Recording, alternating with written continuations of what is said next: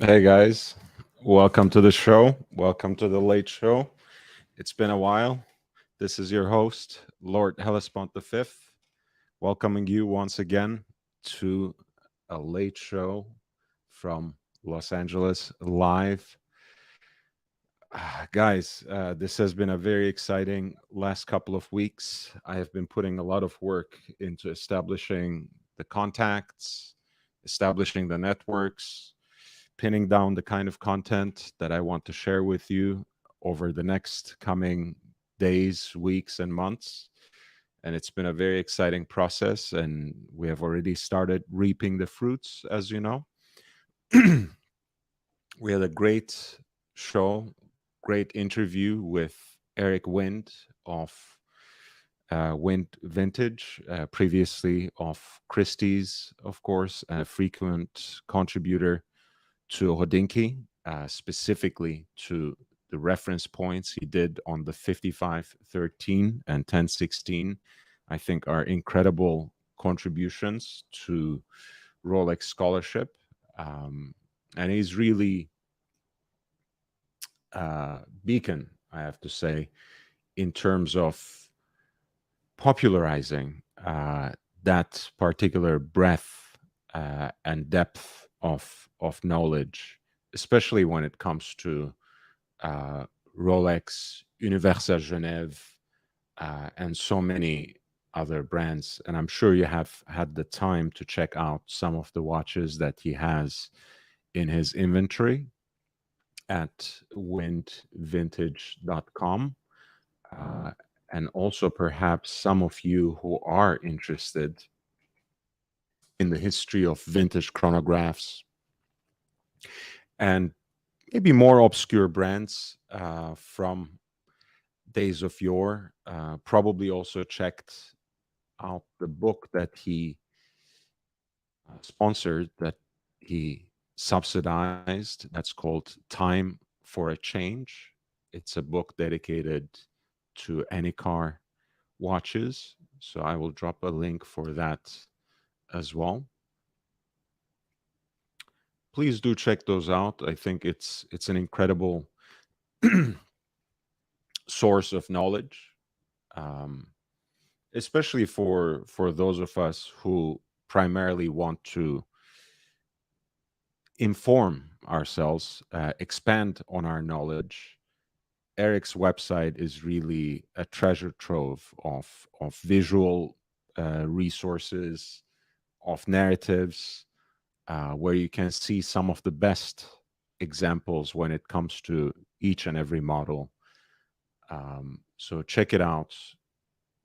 At least you will have, uh, spared some good time for your own edification, if nothing else.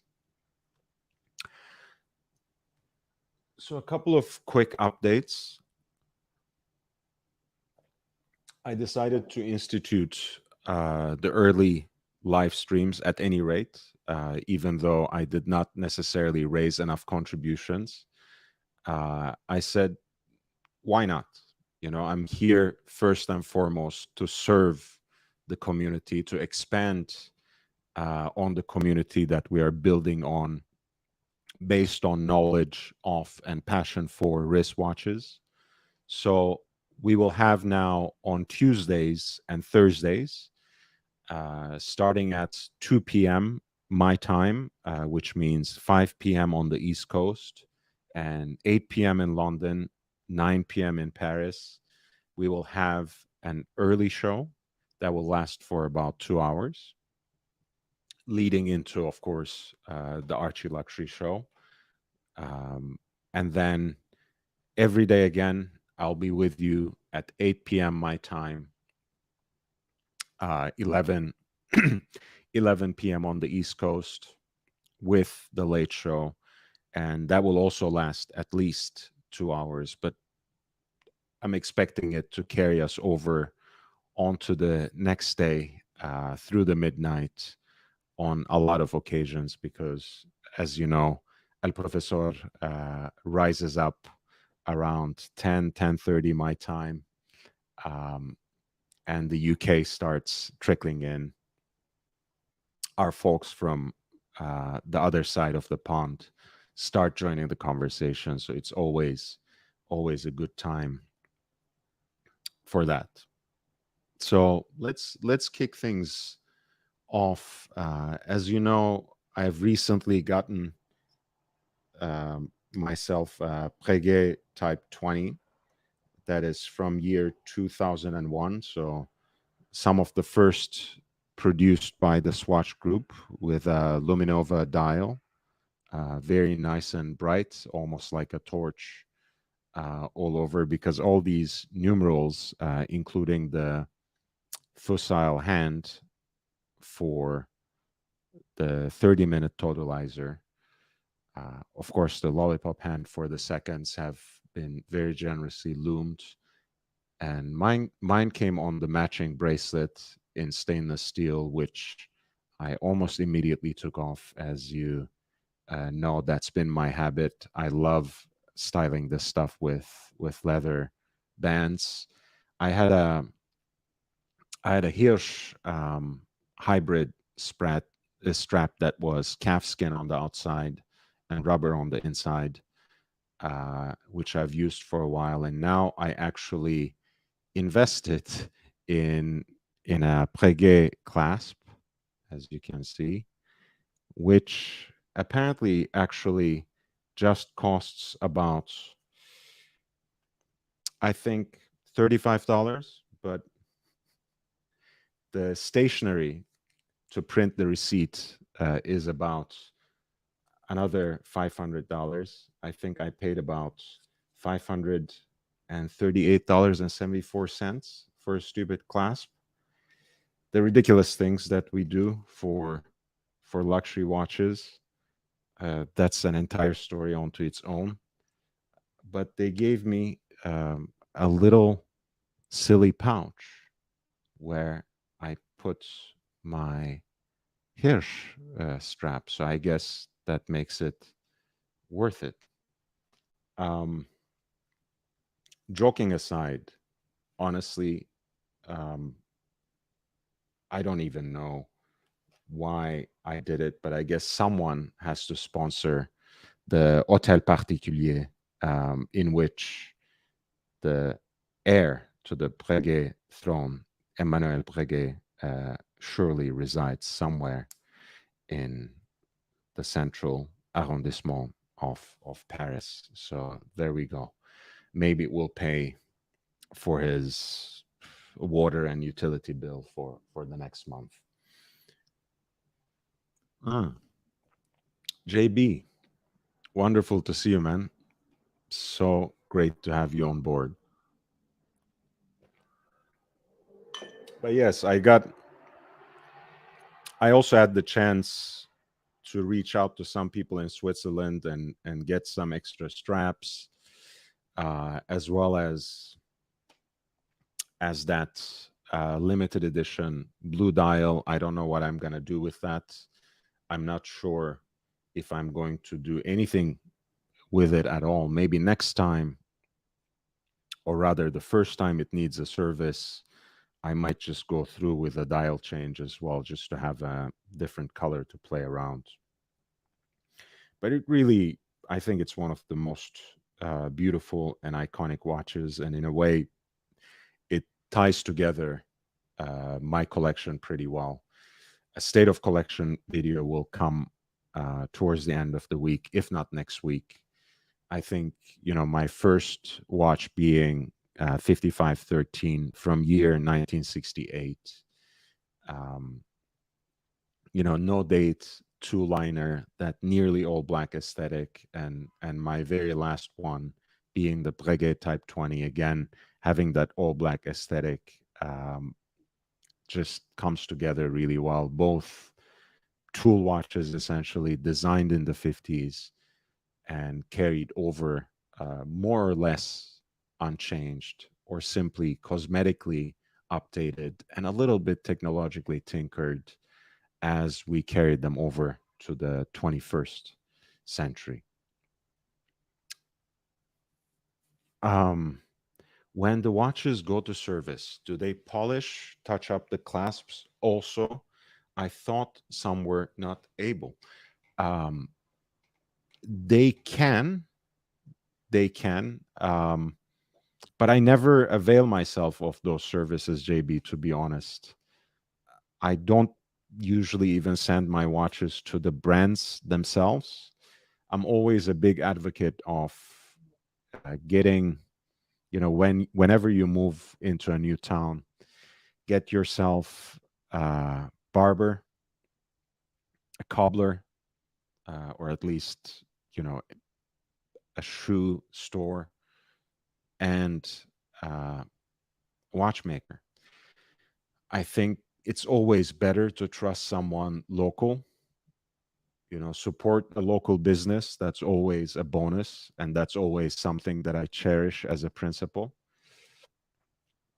But more importantly, you have that one-to-one contact so you can actually communicate exactly what you want with the person who is actually going to open up your watch and pay particular attention to each and every piece and each and every one of your requests.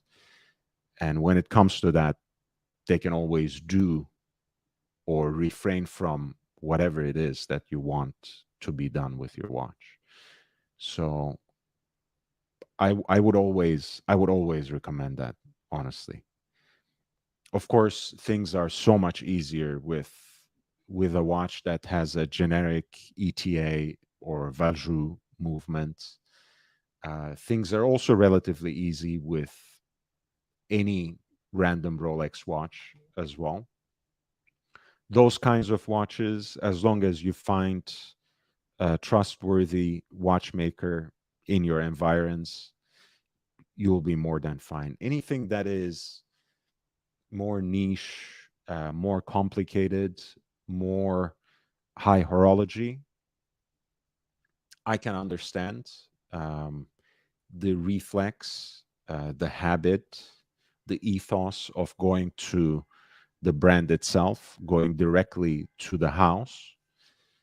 But even then, I think if you have someone reliable, someone skilled, someone who is experienced, uh, preferably with decades of experience under their belt, it's not like they can service a Rolex three-hander and then suddenly they're out of their depth when they see a Jaeger-LeCoultre, right? It really isn't like that. I'm not saying just take your, Patek Perpetual Calendar or IWC, JLC Perpetual Calendar to any random watchmaker in your neighborhood, but um, don't simply take everything to the brand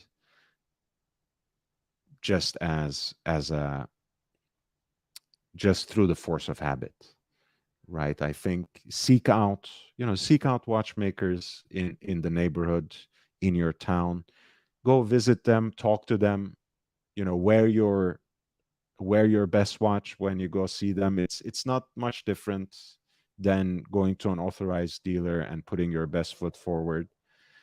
Um, Talk to them. A lot of times they are much more open and much more interested and much more invested in talking about watches than the random sales associate. So uh, make friends with your local watchmaker, and they can help you with just about anything, not just Rolex and Omega or anything else that has perhaps an ETA and Valjoux movement, but also things that are a little more complicated as well.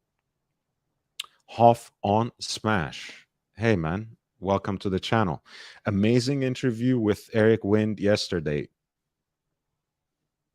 Thank you. Thank you. And most of the credit should go to Eric Wind, who very happily and generously obliged my invitation and gave us that hour of conversation that had amazing depth of knowledge and just his passion for watches running throughout.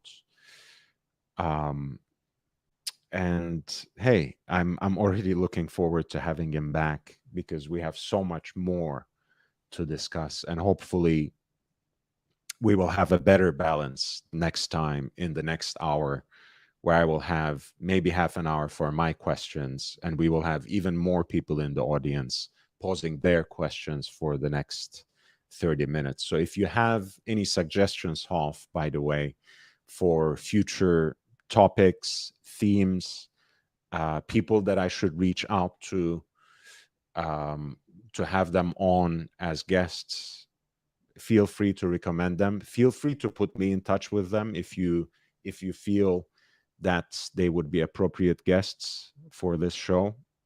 Um, this is an open platform, and I would love to have someone, or at least a topic of your choosing, for a future interview.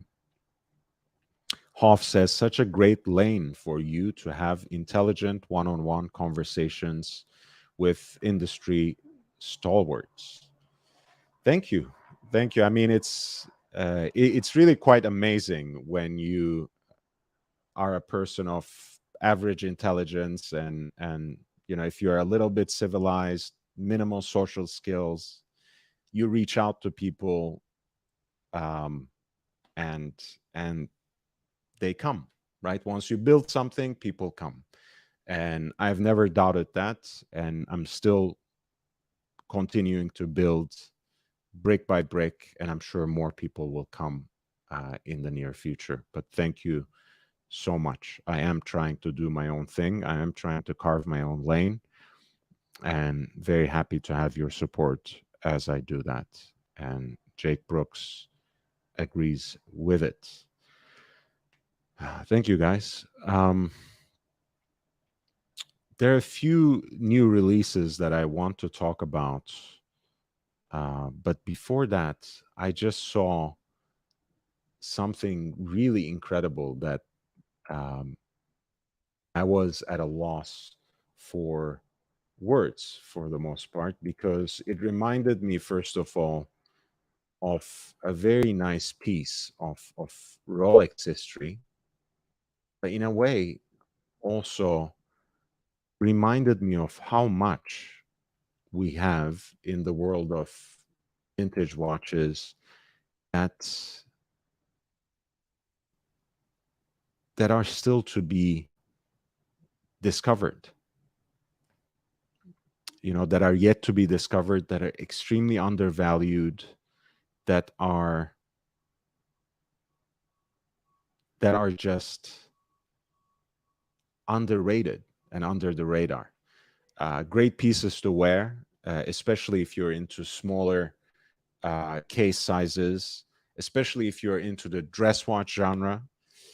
And this is something that I saw on the Instagram.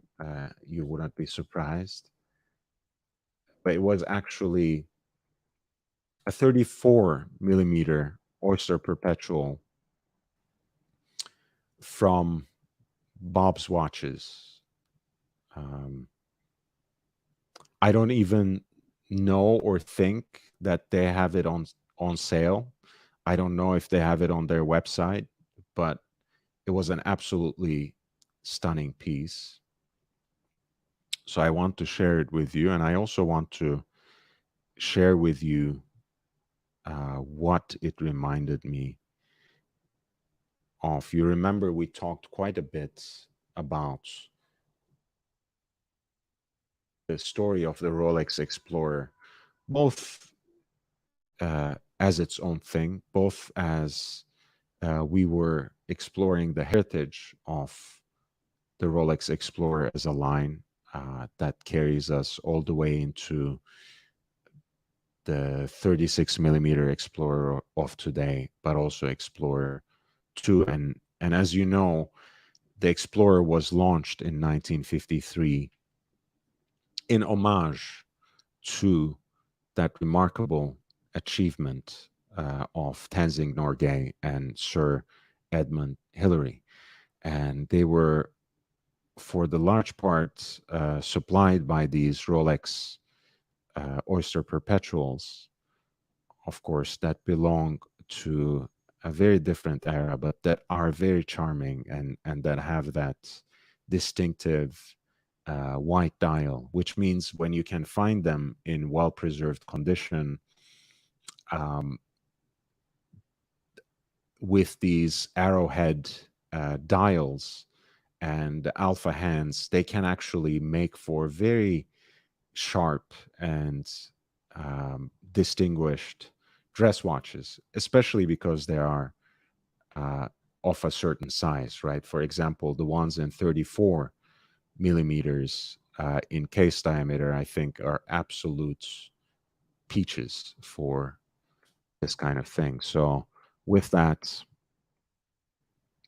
I came across this particular piece today, which is vintage Oyster Perpetual, 34 millimeters, acrylic crystal, of course, that same distinctive arrowhead dial.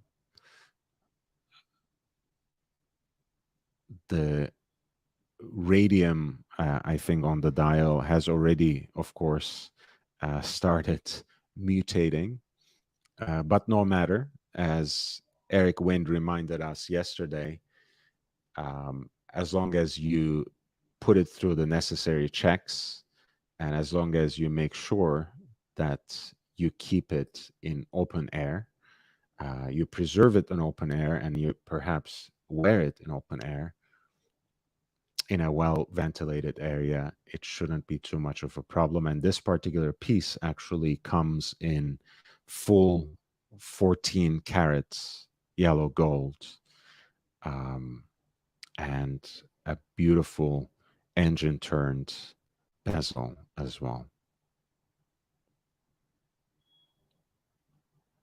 Oh, I'm sorry. In this case, apparently the it should be then late 60s. It is actually tritium on the hands and the markers,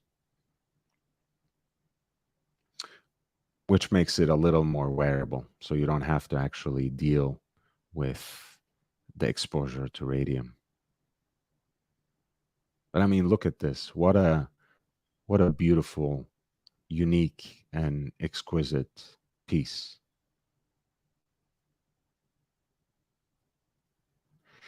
And JB says my Aqua Terra may have got some design points from this Explorer. Yeah, I mean, this is pre-Explorer in a sense, right? This is an Oyster Perpetual that was quite popular as a utilitarian piece in the 50s. Remember, again, at that point in time, even sporty, even utilitarian watches were of a smaller proportion, of a smaller size. Um, but this is a piece from mid to late 60s, I'm assuming, because it already has tritium uh, tritium material as loom, both on the hands and index markers. Send me a picture of your Aqua Terra, please, on the Instagram, and I'll share that as well.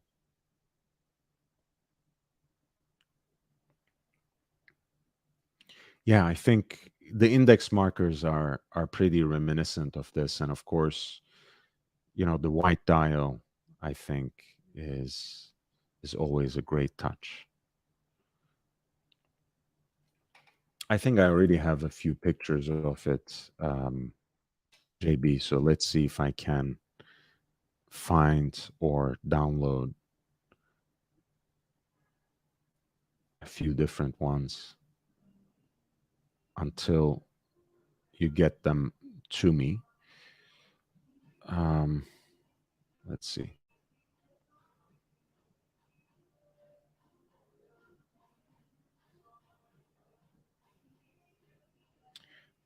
Yeah, I see the cigarette you were smoking the other day. Ah, there we go. Oh, it's a whole video, in fact. All right, let's download it if I can.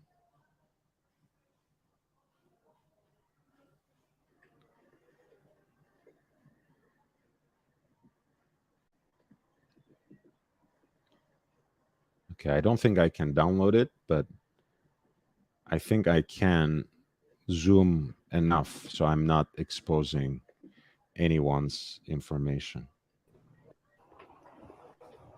Yeah, there it is. I think these particular Aqua Terras are very underrated. Great sports watch for the everyday.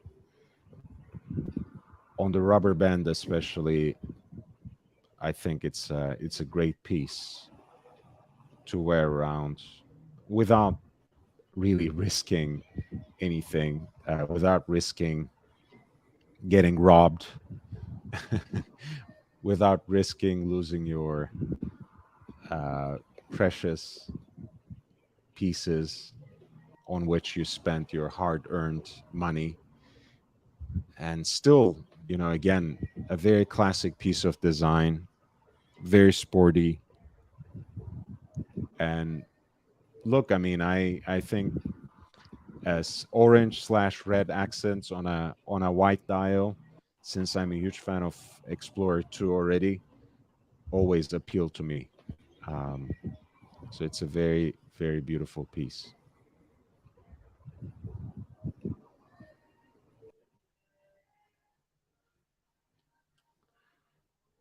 Yeah, going back to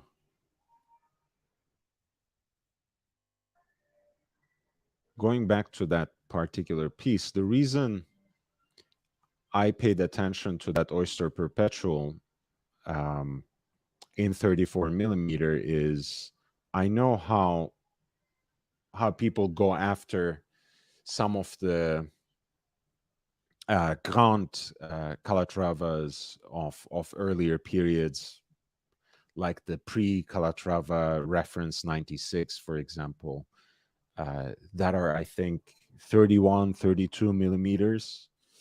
And I appreciate them. I like them as incredibly collectible and beautiful watches. But I think, as a dress watch or as a dressy watch to wear for the everyday, when it comes to this particular period, I would much rather go with an Oyster Perpetual, and you can actually find them in gold like this as well. So if you insist on having uh, a dress watch in precious metal, these may well be it.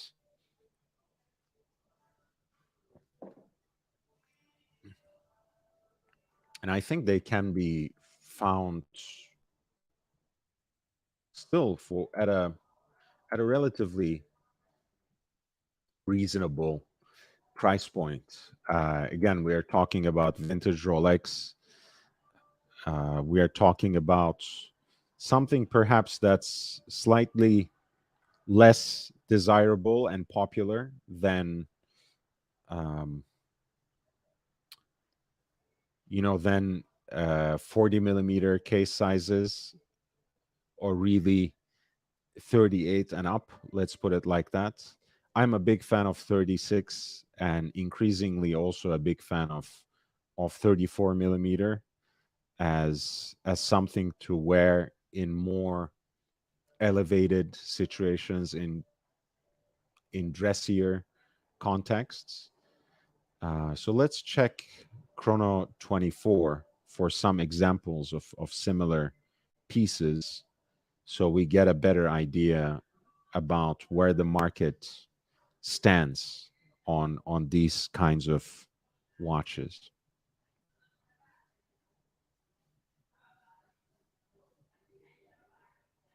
Like, there we go. For example, this is a 6085. Um, of course, the condition is not as beautiful as that piece that Bob's Watches has selected. Um, I particularly detest when the loom gets this greenish color over time. But sometimes looking at pieces that are not as desirable, that have not aged as gracefully, as some of the better examples, is just as much of an education as looking at the best examples. This is a piece that has really not aged well. You know, I'm not even getting into the uh, stains and the fading on the dial itself. It's just a little. It's leaving a little bit to desired. But hey, I love the effort by the particular seller, by the particular dealer. I think he chose a green strap specifically to catch that green luminous material from the dial. A, for the effort, but this is not the kind of thing we're looking for. I particularly narrowed the search down to pieces that are either in yellow gold or in rose gold. There we go. This is a piece with Dauphine hands, or you can call them sword hands as well in English, with stick markers, right, rather than the arrowhead. So it has maybe a little more of a traditional vibe. I think arrowhead is a little sportier, in fact. So this can be also quite desirable for the right person. The lugs look all right. You know, they're not really shaved down or ground down to a toothpick. Altogether, quite a decent condition.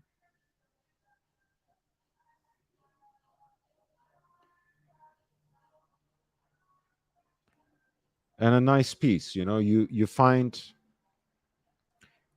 a matching gold Rolex buckle for this, put it on a nice strap of your choosing, and you have a beautiful dress watch that is unexpected, right? That you simply won't see on another person's wrist. And it still carries a lot of history with it.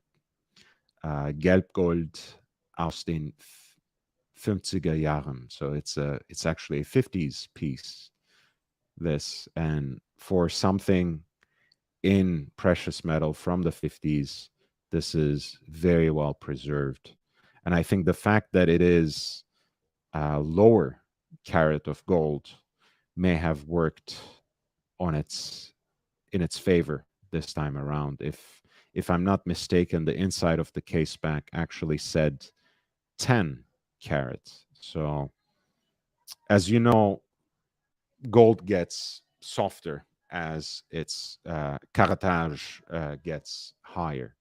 So in fact, this kind of piece may well be something quite quite ideal for the kind of situation that we are talking about, where you would want to wear a precious metal watch, but maybe you want something that is less precious in terms of its wear, right? That's a little more reliable, that can still take a little bit of a beating. And certainly this Rolex would take a better beating than a Calatrava of the same period. I can assure you of that. Messaging matters. Hey man, I'm back. I am back. I'm just enjoying a cigar and talking about some vintage watches. We were looking at Oyster Perpetuals from 50s and 60s as alternatives to dress watches of our day. And I was saying they are great options, especially if you are open minded, if you don't mind something that is a little smaller, 34 millimeters specifically.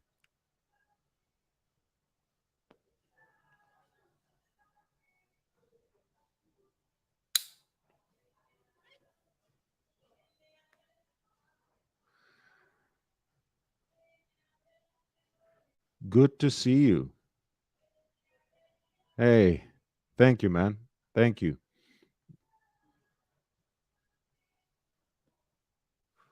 I actually have a lead for you. Good to see you. If you're still interested in getting a Breguet Type 20, just send me an email and I'll send you the link. I think it should still be available. Let me check in the background so I don't give you any false promises.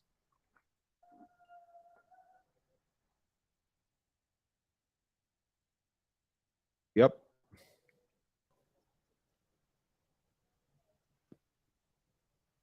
still available.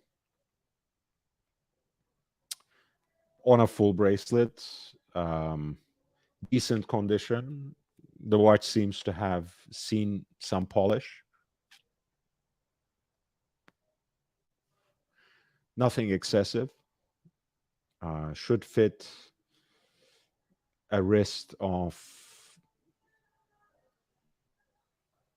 I don't know if they have that detail, but it should be, I'm guessing it should be all right. If not, hey, we already know the story. Breguet would be ripping you off for another bracelet, but we'll see. So we were looking at oyster perpetuals. In the meantime, there's here's an oyster precision that has a black dial, which I think is actually, maybe for this kind of watch, maybe the more classical option, because that white is a very pure white, makes it a little sportier. In this case, this can be an even better tuxedo watch. You know, you see the beautiful movement here. 34 millimeters, 19 millimeter lug width.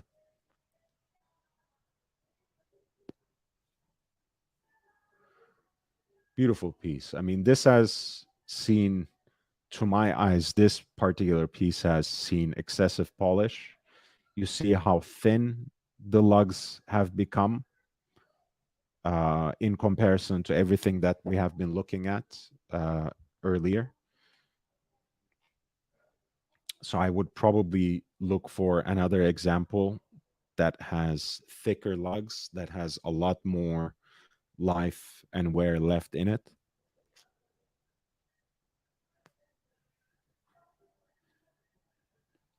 But just to see what is out there, right? So you can actually find oyster precisions from the same period and oyster perpetuals that have a black dial as well.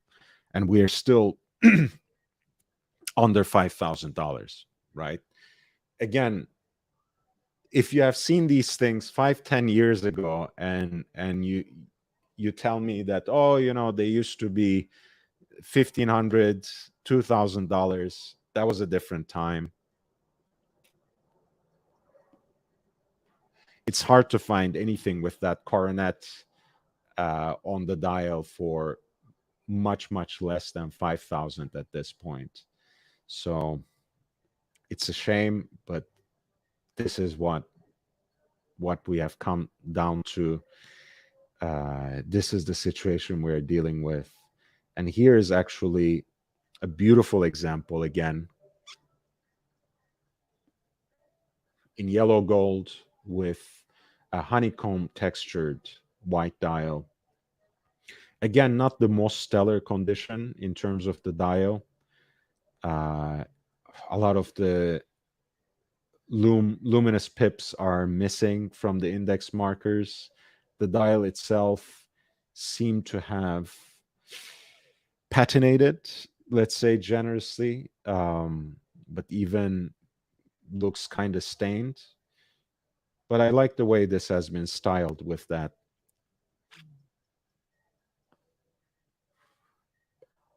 light brown tan suede strap with cross stitching. It really gives a very unique look to this watch. But yeah, that honeycomb dial is absolutely amazing. I mean, you find something like this in stellar condition, it's an absolute peach of a pickup.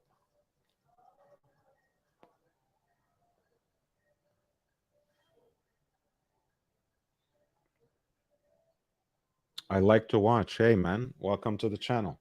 Love to see you here. So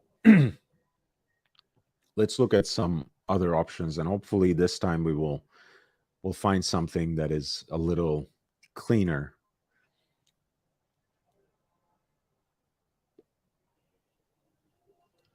There we go. This would be a stellar dress watch.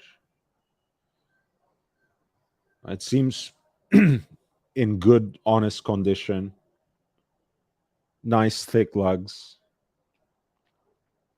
A little bit of a more, silver slash champagne dial. A little bit of spotting on that dial, right? Which is not unexpected, not unseen. What of in watches of this age, right? Remember, again, this is from 1959. People usually have worn these things to bits,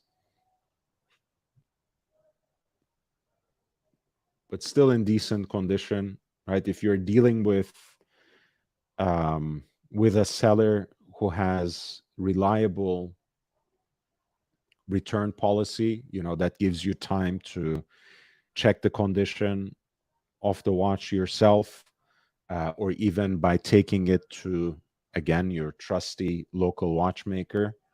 This could be the kind of calculated risk you can take, right? From the pictures, it looks like it might be okay. Maybe you will think that the dial is actually not what you want when you take a closer look, in which case, again, the best thing is to get a watch like this from someone you can trust face to face, or from, again, a trustworthy, established, professional dealer who has a reliable return policy that gives you at least 3 full days to assess the condition of the watch.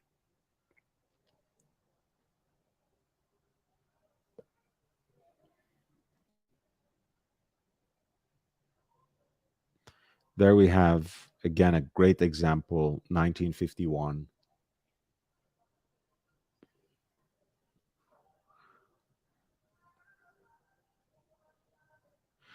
And I think that large coronet is absolutely charming. The way the whole arrowhead design, I think, is quite amazing. And this is a two-tone version, of course, which from the presentation seems very familiar to me. It might be a dealer. Oh yeah, these guys are in Beverly Hills. Lovely shop, lovely shop, great people, and a very old school approach. Again, um, it's something that is hard and harder to come by, but it still exists. Now we are getting warmer. This is a honeycomb dial in a relatively well preserved condition. Of course, the luminous material has started, well, perhaps has completed already its aging, but the case has a lot of life left in it. Um, the back, as you see, is beautiful. These are very charming watches, I think, and can, again, for the right person, be very nice dress watches.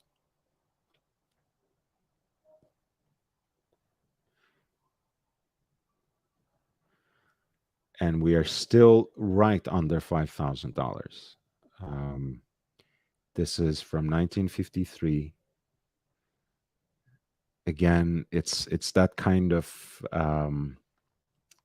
fading of the luminous material that I'm not particularly fond of myself. You know, that greenish hue I find rather intolerable, but the honeycomb dial might be a point of compromise. Again, you have a beautiful yellow gold case, nice little contrast with that engine turned bezel, um, which seems to have been polished and not necessarily well, I have to say. So again, not a watch in impeccable condition, but something that can still see some use.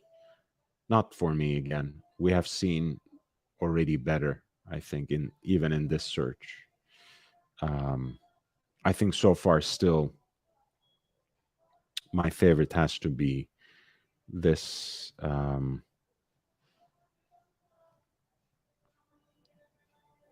this particular piece we have seen with the Dauphine hands and the stick markers. Where are we? There we go, the 50s piece.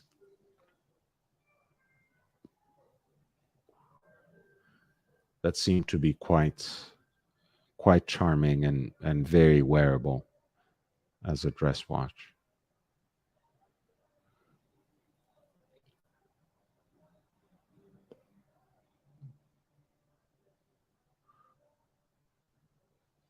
Oh, this has a lot of spotting.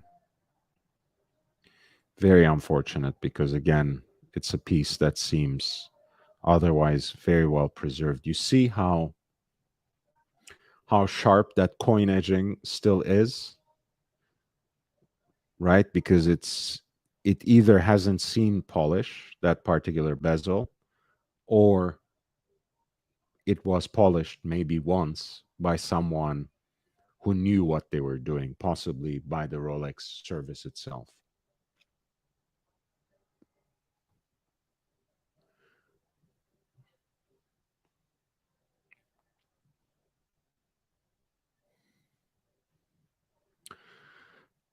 What about examples that cost a little more? What can we see in terms of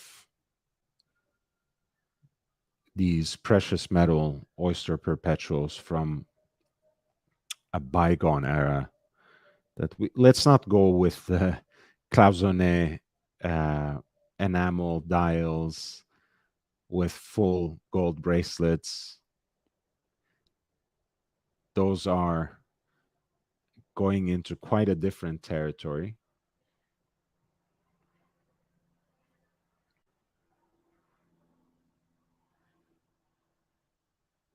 Wow.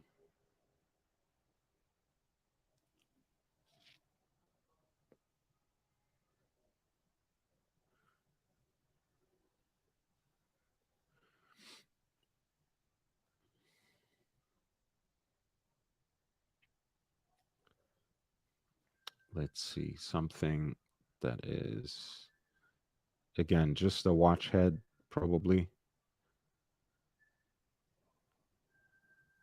That is what we're looking for, but look how beautiful this is.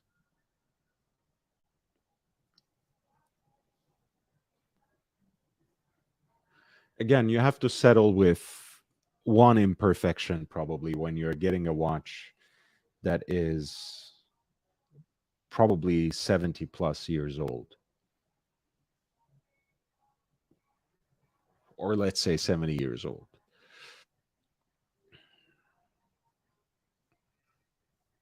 But that was a piece with the full guarantee and the chronometer certification, full bracelet,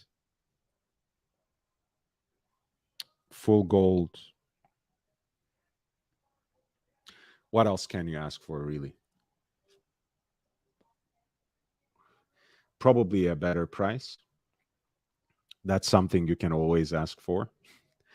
That's something you always have to negotiate. We always haggle. We always ask for a discount. But this is a beautiful bubble back from year 1960. And with that arrowhead dial and the Dauphine hands on its full matching bracelet. It's quite a beautiful watch.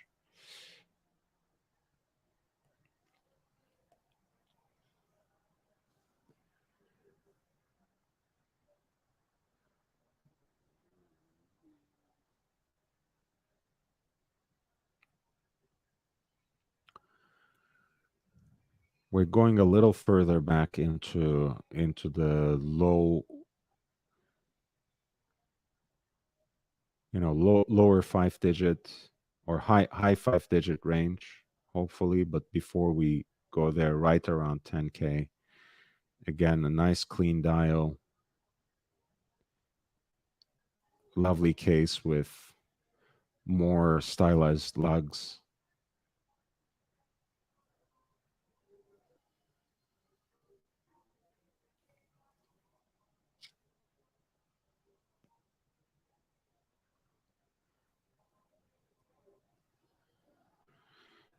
Some tropical dial situation going on. You guys know I'm not a huge fan of that. Um, let's see. How about this?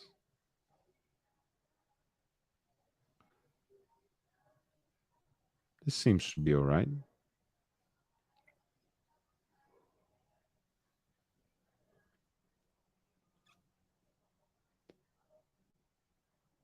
'60s piece, nice, well preserved bezel. Acceptable dial. Would probably choose something other than lime green for the strap. But again, lovely Oyster Perpetual from yesteryear.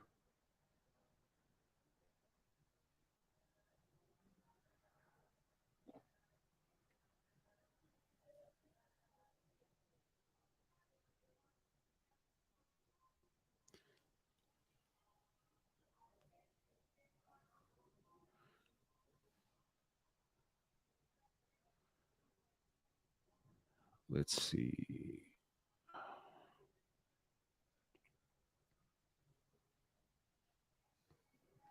This is a nice little example, a 65, 64, if I'm not mistaken.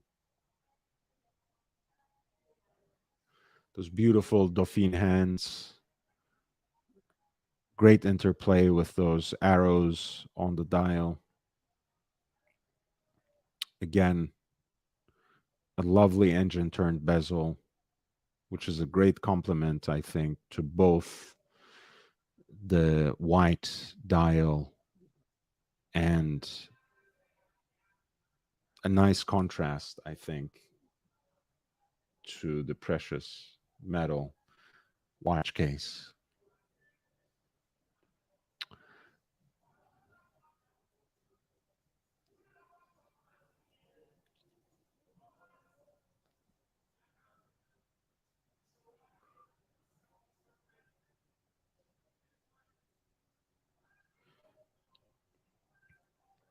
Again, the luminous material seems more corroded than faded in this case, which to me at least makes the watch less desirable.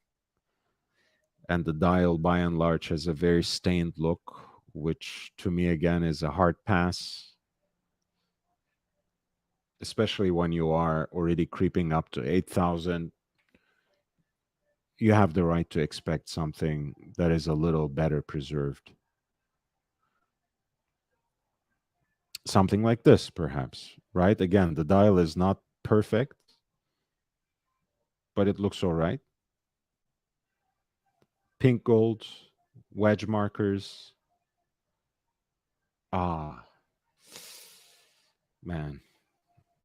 Again, it looks more spotted and damaged than anything else, the dial. Someone else would try to tell you it's tropical, but I would say once again, a hard pass.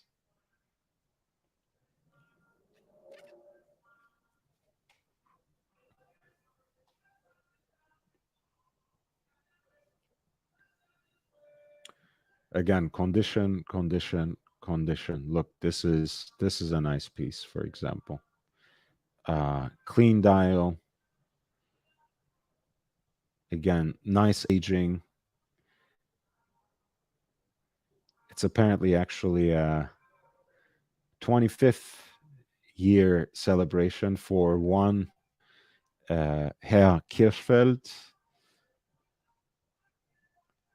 zum 25-jährigen Jubiläum. 25th in recognition, in celebration of his 25th year with, I'm guessing, Coca-Cola, Germany. And what a beautiful watch. Again, I like anything and everything with a nice story to go with it. It doesn't really have to be connected to a celebrity. I would rather have something like this and in great condition than something that seems absolutely tattered and polished to bits. Great, box from the period, matching buckle, and a lovely engraved caseback that actually is quite iconic. And trust me, no one is gonna fake to celebrate the 25th year anniversary of one Herr Kirschfeld. It's nice. Big George, New York. Just watched the Eric Wind interview. Great stuff. Jump on, man. I miss you. Why don't you come on to the show anymore? The link is pinned there. I'm gonna send it out again for anyone who wants to jump on. Again, we don't have to necessarily stick to the same topic. I can change gears if someone would like to jump on and talk about whatever you want to talk about once you are here on the panel. And this is in fact an unpolished watch, and I would believe them because look at how sharp those lugs are. You see, and you can see the hallmark there for the gold as well. Phew, this is a good watch. I hope this is not one of those watches that will disappear after I end the live stream. Huh? I might want this one for myself. Let me add it to the notepad.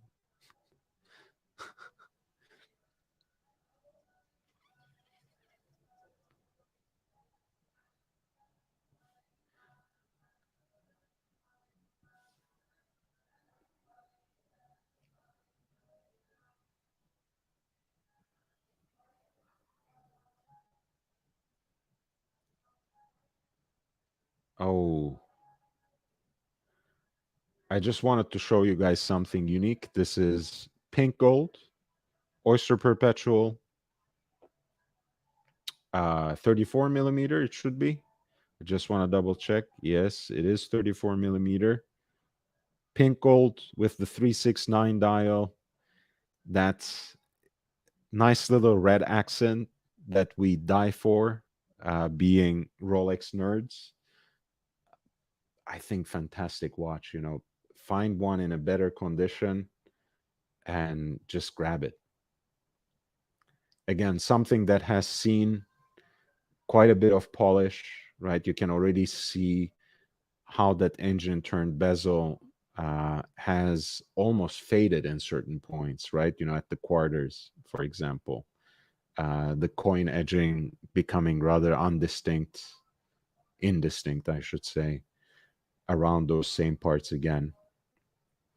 The dial itself has some sort of a stained look.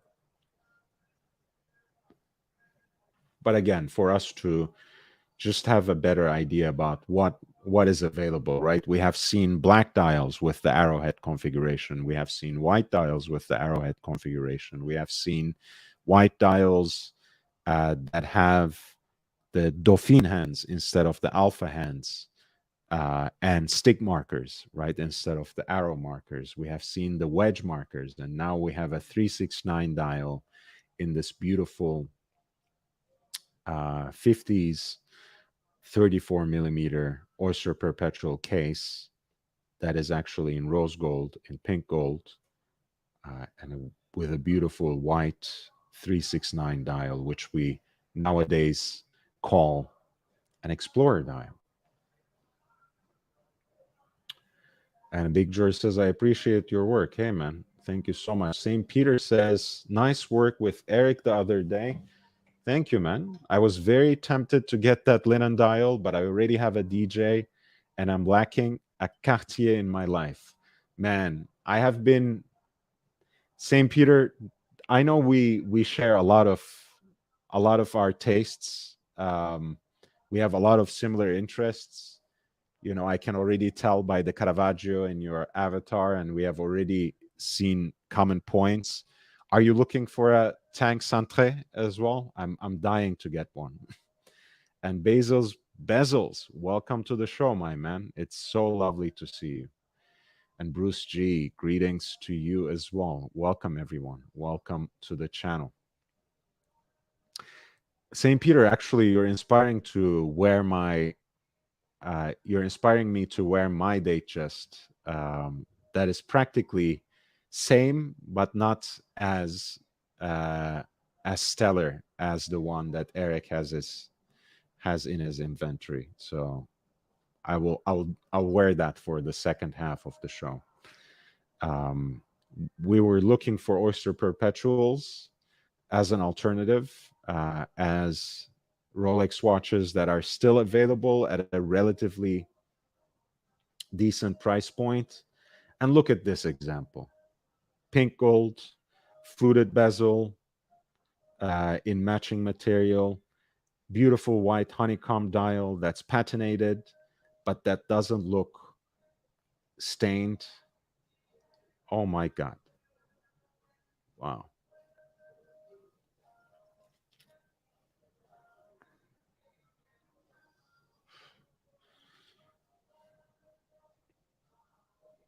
Lovely bubble back. What a great watch. Radium dial, of course, 1954. Buyer beware. But still, very charming. Let's take a few more looks. There we go. This is a yellow gold example of the honeycomb dial. Arrowhead configuration. Again, that nice oversized coronet at 12 o'clock. Dauphine hands instead of the alpha. I actually kind of like the fact that the fixtures of the dial and the hands started taking on that pinkish hue from oxidization. That is a lovely transition from the fluted bezel and the case, which still is mostly yellow.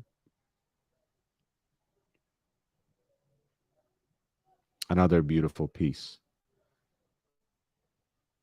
And you can already see how sharp it looks, the way they put it on that glossy gator band, that glossy croc band. Would be an impeccable dress watch on the right person, and in a very great, desirable condition as well. 1954.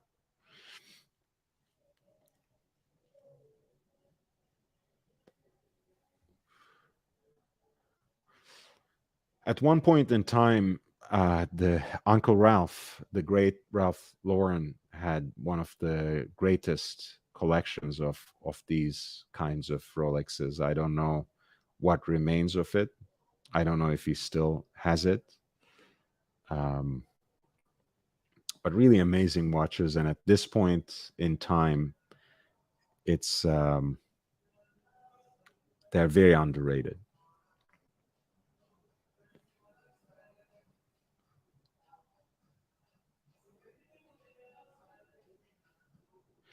Another 25-year service for Coca-Cola Export Company, 1959. Frank de Rook. I'm guessing it's a Dutch gentleman or a Flemish gentleman. 6584 in 14 karat yellow gold. Great piece, 1959. And with those wedge markers at the quarters.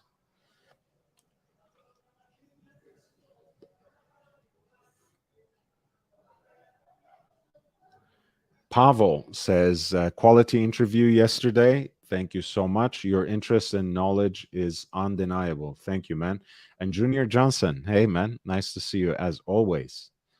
And St. Peter says, Centré by far is my favorite quartier, but I'm going for Américain since that is in my budget.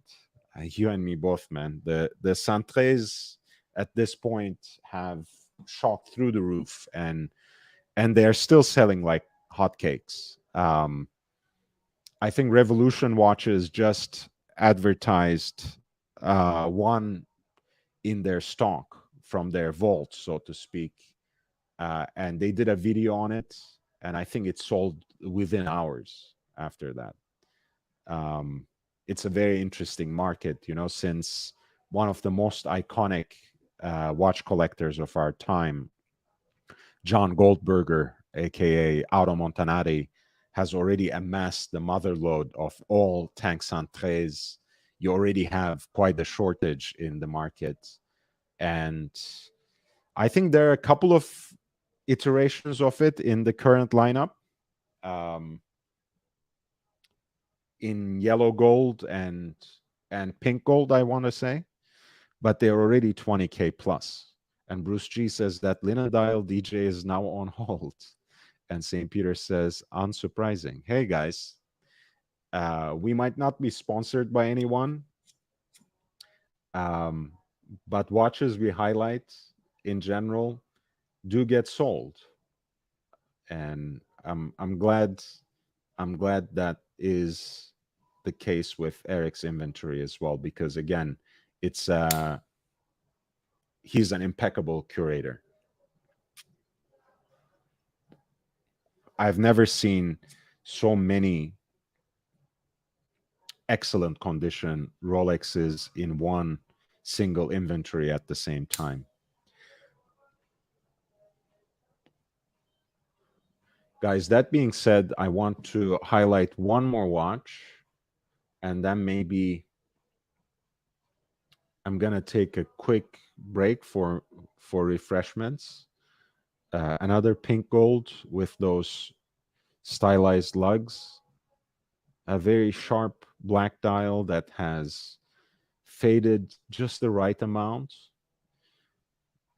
And that dark brown croc strap, I think, picks that up beautifully. And as you see, the strap is an original Rolex strap too. That can't hurt.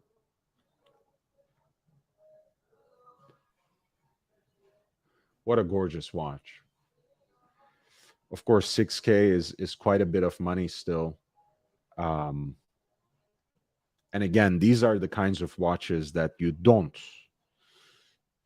get as an investment, right? This is a piece that you buy to wear.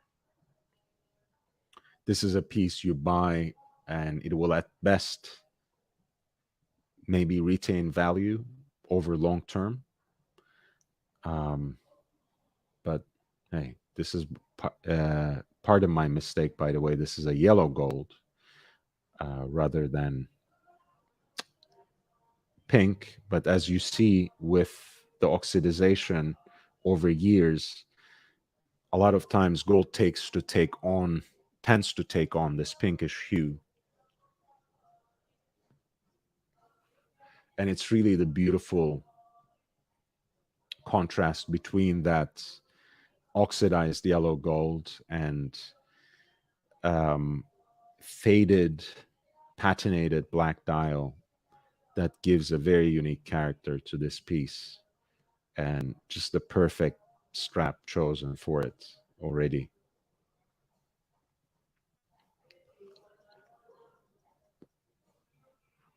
All right, before we go forward, guys, I will ask you to hit the like button. Um, please support the channel in any way you can.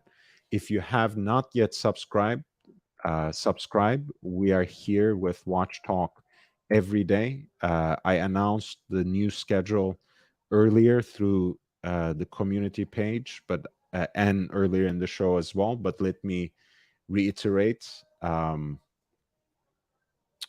this is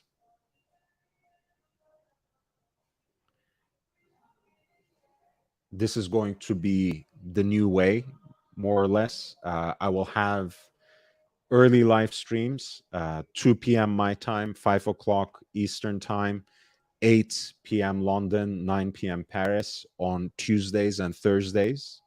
I'll continue to have the late shows starting at 8 p.m. my time every day. Um, they will last at least for 2 hours. And a lot of times they will carry us still into midnight. A lot of times they will still last longer than those 2 hours, but I wanted to divide them up a little bit so I can reach different sorts of audiences from different parts of the world, from different parts of the Americas at the very least. So I hope you understand that. But again, as long as there's interest, as long as people keep contributing and pushing the show forward, pushing the agenda forward in the chat, I'll be more than happy to oblige. I'll be more than happy to have a longer show. So subscribe if you haven't. Hit the like button if you haven't already. It really helps, gives me that little bit of exposure. And spread the word, guys. Send the link to your friends. Tell everyone. Share it on other platforms. Increasingly, there's content that's more shareable. That 1 hour interview format is, I think, a great introduction to the channel for many. I have a lot of content that I created over the last few months that are less than 10 minutes. I'm sure you already have some of your favorites marked up in the watches and style section, in bits and pieces that I pick up from Rolex history specifically, but from horological history, about the brand identity in the past and the present of Omega, for example, is another piece. Check it out, guys, and share with others. It would be great help. If you do that, that's the best way you can help me, and that's the best way you can help this show. But you also know that before I get to 1,000 subscribers, before I can get this channel monetized, there are already a couple of ways that you can use to help the channel, that you can uh, use to contribute in different ways, if you're able, of course. And I've just actually posted the links in the chat. I have, as you know, a PayPal, which is connected to my primary point of contact, lordhellespontv@gmail.com, lordhellespontv@gmail.com. So if you want personalized content, if you have a topic that you want me to explore, whether it be the genealogy of a particular model, a deeper dive into the history of your favorite brand, or perhaps you need guidance for your next watch purchase, you can always send me an email at lordhellespontv@gmail.com with a small contribution. I would be more than happy to create unique content that's tailored toward your needs. I also have a Cash App, which is $LHVVV, $LHVVV. And again, the Patreon account, which you can access by clicking the link I just posted. The same information is available in the crawling ticker and in the video description. Any contribution, as you know, goes directly back to the channel and is reflected in the quality and quantity of content in this channel. First and foremost, it allows me to dedicate more time onto the channel. It allows me to get new equipment so I can create different kinds of content for you. Increasingly, there will be exclusive interviews that you won't find anywhere so easily, that will entertain your questions as well. So please just contribute in any way you can. And this is a channel that's completely autonomous. That's not beholden to any industry interests, that's not sponsored, and thus actually guided by any gray market profiteers. It's a channel that is entirely at the behest of its audience. You know how much I care about every single one of you. You know how I attend to all your questions. You know how I take on board all your suggestions. So please contribute to the channel in any way you can. And most importantly, just send the link out, share it far and wide, and also follow me on Instagram so I can actually expand this community. I've sent the link out right there. All right, guys, so let me just take a second here and refresh myself, get a drink of water. It's been quite a ride today, quite a long day. I will leave you with Yngwie Malmsteen and his unique way of displaying his Rolex collection. They're rumored to be mostly fakes, but you be the judge. You can perhaps see some of them while he's shredding away in his videos, in his concerts. So you can verify the authenticity of the Rolex that he wears that way. I'll be right back.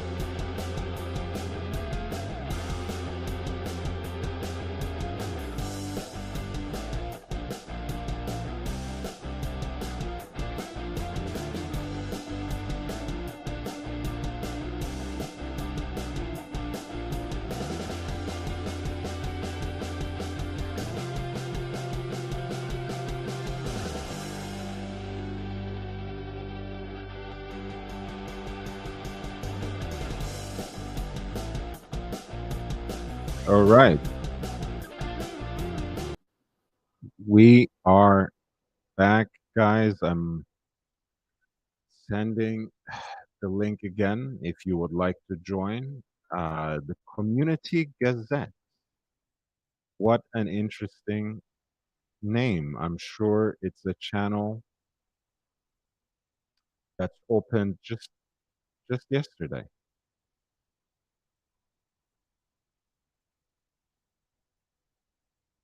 No, it's been around.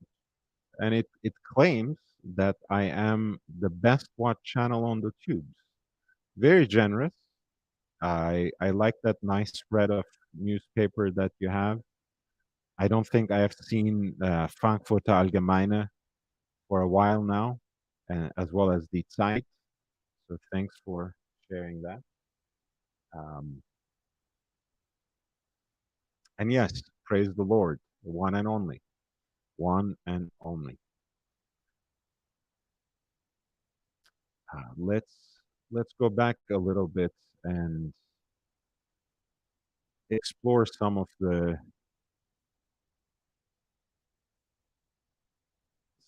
things that I've been putting together on the Instagram account.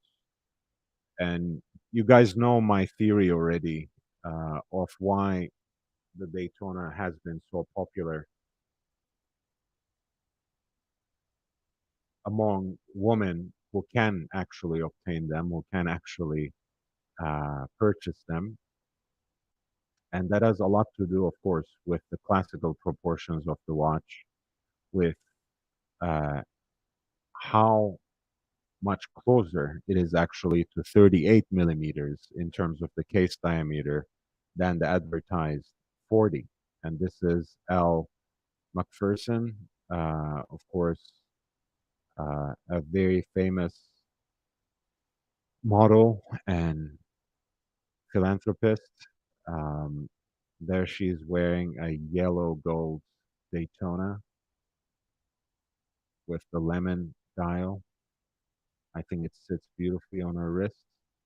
And as a lot of women do, she's wearing it quite loose, as if it were a piece of jewelry more than a utilitarian wristwatch, and more power to her. And there she's wearing a black, black, black GMT Master from the pre-ceramic configuration. Again, it's a great look. I think I love Rolex professional watches, Rolex sports watches on women. Um, I came across a few different looks, uh, one of which is probably the most unique I have seen. I had never seen someone using the wrist strap of a driving glove as a strap for their watch. But there we go. I think it's a great look, and somehow that choice of a Mocha GMT, of an 18 karat uh, root beer GMT with that faded bronze dial, and the way it plays with all the other colors on this shot, I think is quite beautiful and unique. But once again, you see how what is essentially a luxurious sports watch uh, just fits so well.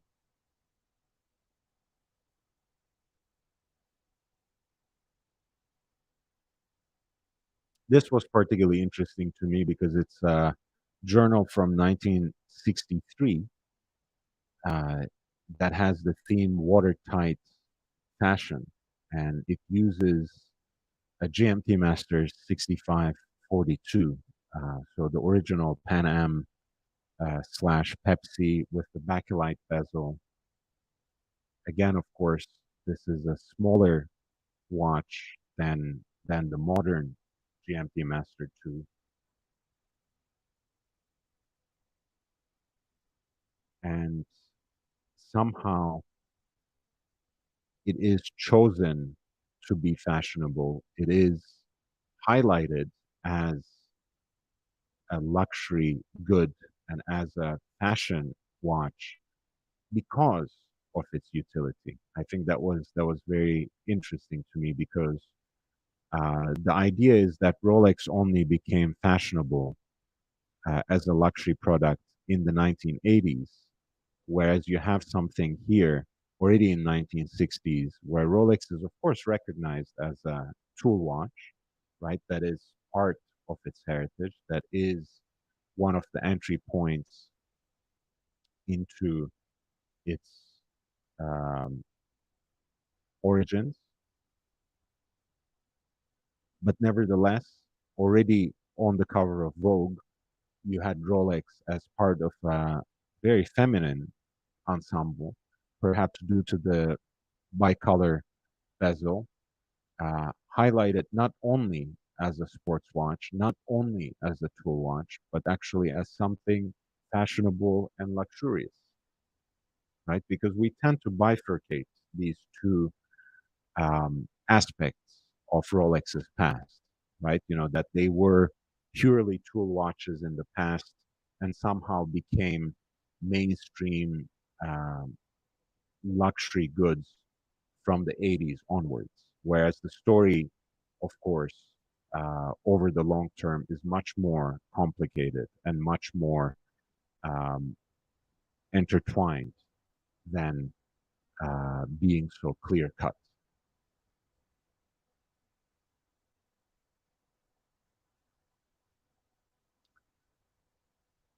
And of course, Sofia Vergara,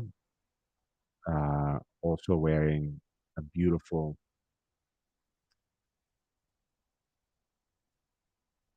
yellow gold Daytona here. I think this is on one of the Greek islands. Um, she looks incredible with those Van Cleef Arpels earrings and all her other jewelry as well. But of course, what catches our attention, if we can take our eyes away from the cutouts, is the yellow gold Daytona with that John Player special configuration, right? The black dial against the yellow gold chronograph with the modern red accents as well. 116528. What a great watch and equally beautiful on a woman's wrist as it is on a man's wrist.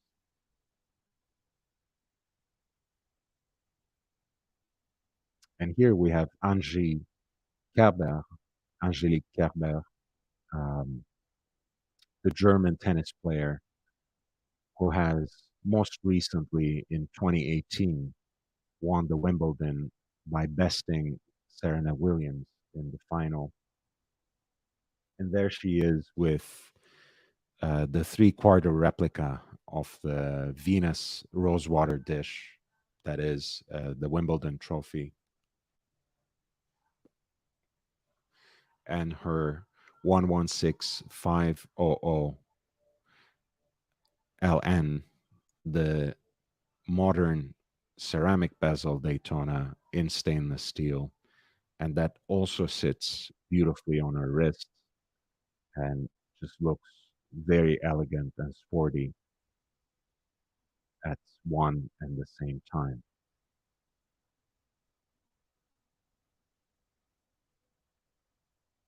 And St. Peter says, watch over glove is my look for the upcoming winter season for sure. Exactly.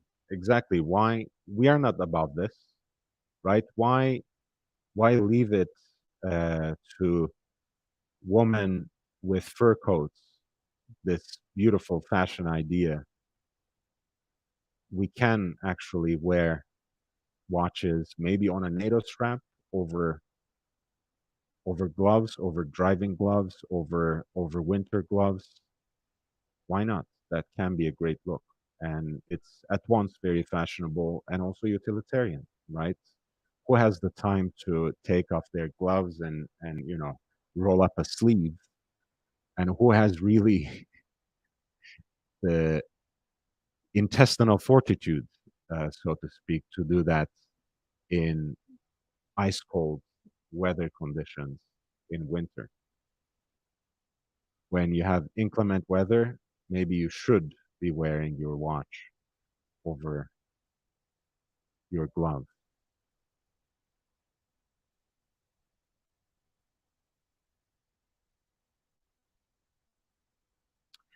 And also, this is a watch and a look that I have been really yearning for more and more as time goes by. Because as you know, before Oyster Flex, a lot of the precious metal Daytonas have had the option uh, of of leather strap with the matching deployant buckle. And I think that's just a great look again, especially for something like the Daytona, which is one of Rolex's most elegantly designed and most classically proportioned watches. Um, I kind of feel that it almost belongs on a leather strap. I know a lot of people feel very strongly about their oyster bracelets, especially with Rolex professional watches, especially with the sports models. But I think for a classic chronograph such as Daytona, the leather strap just works. And the fact that Rolex had that option with the matching end links as well um, is something that should make a comeback. I think it something like this belongs on the Rolex lineup. As much as I love the Oyster Flex and as much as I indulge in that cognitive dissonance between precious metal and the rubber strap, I think at least for the Daytona, they ought to bring it back. They ought to bring back this particular look they had in the earlier generation, where you had precious metal Daytonas on leather straps and matching deployant buckles. And here, I think A-Rod really is serving as a great ambassador for that look and for that particular configuration.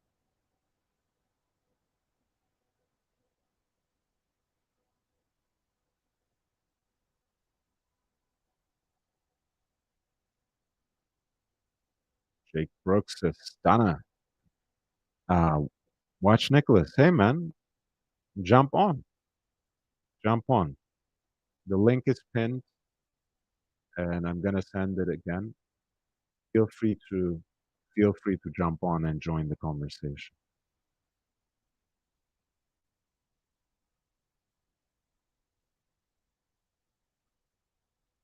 Now, I have in mind some recent releases that we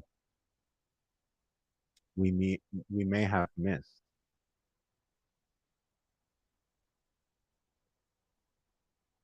in the last few days.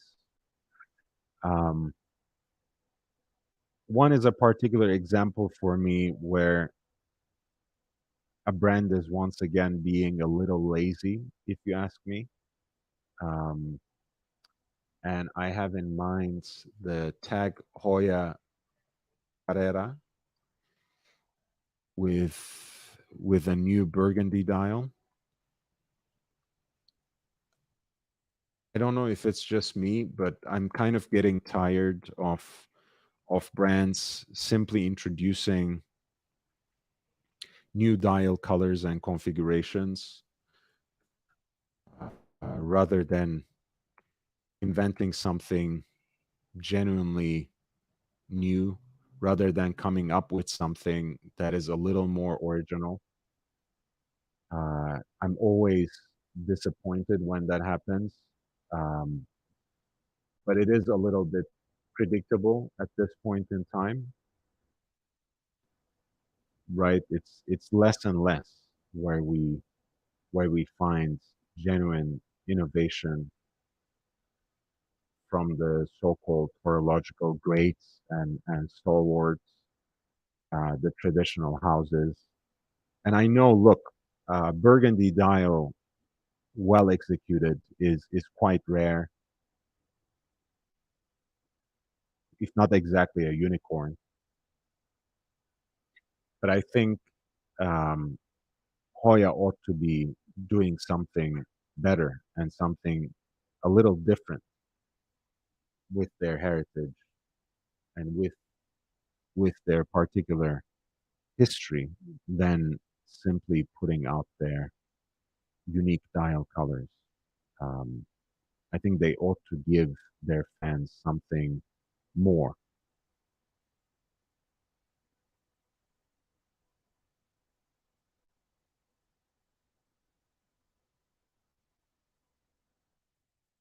Let's see if that watch actually comes with anything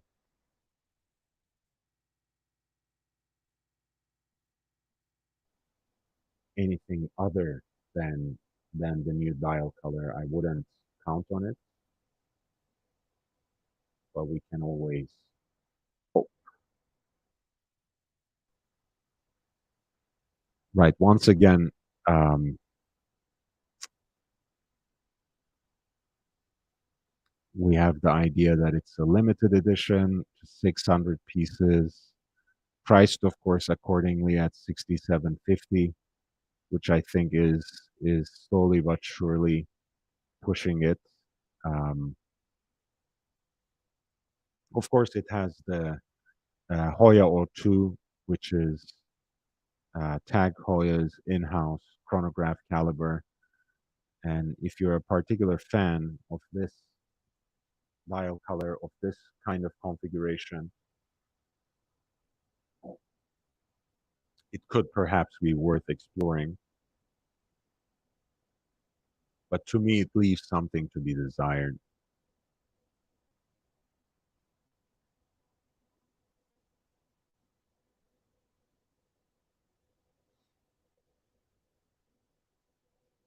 And of course, one of the nice things about the Carrera, and especially in these sorts of editions where it just carries the Hoya brand on the dial, um, is that it is a piece of classical design, right? If you have been a fan of Hoya chronographs, it's good to have that original logo. It's good to have those classical proportions. It's great to have an in-house movement. Um, and you have something that stays true to its own heritage and still offers something new. And of course, the cynic in me, the doubter in me, says that it's just a dial color. Uh, they should be doing either something different or producing something that is perhaps a better reproduction of of their own heritage and designs. But at this point in time, we will just have to do with um, with this particular piece that offers a little bit of a different flavor for the Hoya Carrera and specifically um, for those of us who have been looking for a red dial, which again is not easy to come by. And of course, you can see the fine print for yourself. Um, since this is a Hodinkee write-up, and Hodinkee is in part owned by LVMH, um, this is this counts as an advertorial as much as an editorial.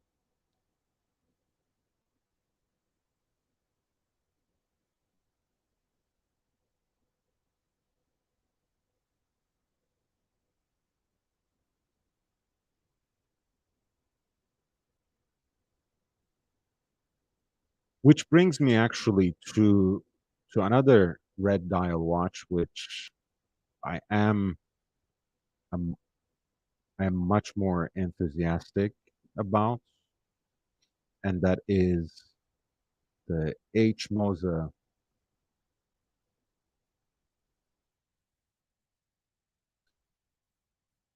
that comes in this beautiful red fumé dial.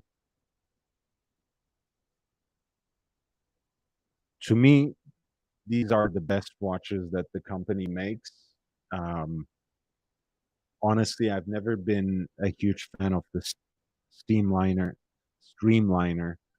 I've never been a huge fan of the more gimmicky and clickbaity releases that they come up with once every so often. I wish they would stick to this sort of watchmaking at its best. You see how nicely the movement is finished. That skeletonized rotor, which at once evinces the high horological provenance of the watch and somehow gives that unique bit of sporty and dynamic flavor to what is otherwise a beautiful classical watch. The rubber strap, I think, in this case, accentuates that feel that this is something that abides by classical codes of design, but brings something of a young blood into the game, brings something sportier and more dynamic to the table.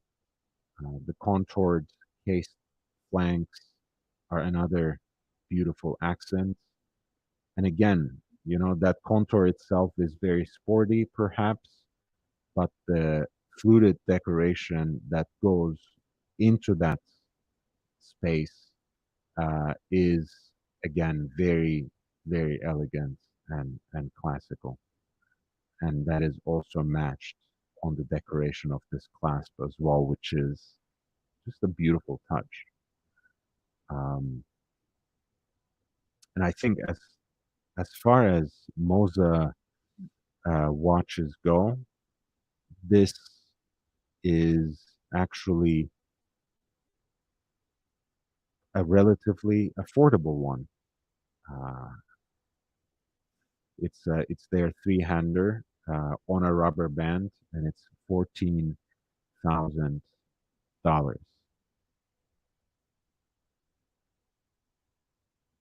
Again, it's not exactly um, chump change. It's not exactly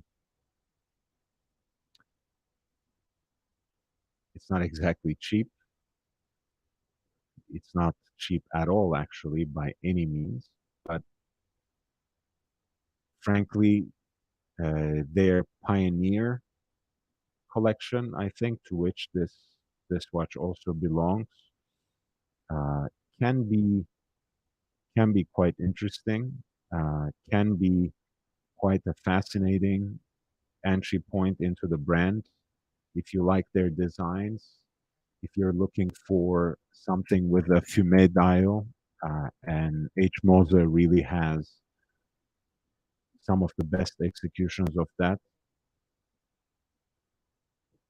If you're looking for a time-only watch that properly belongs to high horology, but offers something that is a little more experimental, that is a little more dynamic, that is a little um, that has a younger energy, that has a more uh, stylistic vibe, you can hardly do better than this particular piece, which is the Pioneer Center Seconds, right under 13,000 Swiss francs.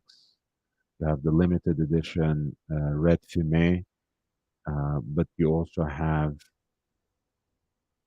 sorry, that's not a limited edition. Sorry, you have the Red Fumé, you have the Blue Lagoon with that matching strap, which kind of looks like a canvas material, I think.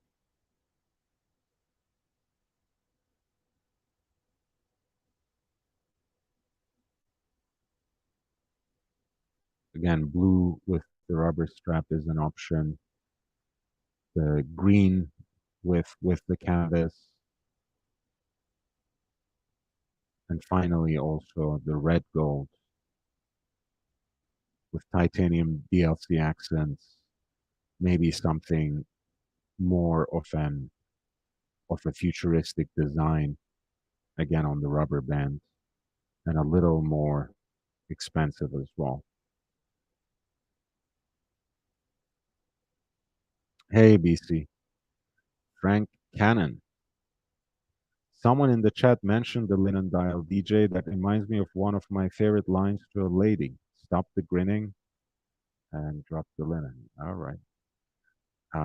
St. Peter says, I love the Streamliner. I know it's a polarizing design, but I think it is timeless in that it could pass as from the future and from the past.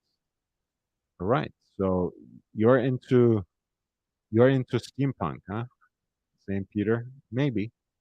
Maybe. I think it's I don't know. Educate me, St. Peter. What I can see the futuristic angle, right? Um, let's look at the flyback chronograph option. I can see the futuristic angle.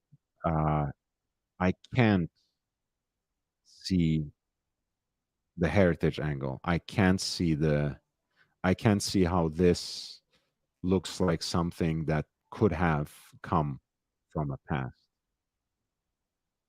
Maybe the dial design, maybe the bracelet design, but the case to me just sticks out like a sore thumb. And it might be just me. I don't know, but I just can't get on board with this. I think it's quite an eyesore.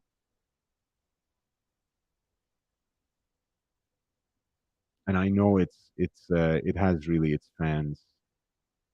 Um, I know a lot of people swear by H. Moser period, but especially this particular model. And I know it's a lovely and unique execution of the chronograph. Um, Still, I can't find a way of justifying this particular piece.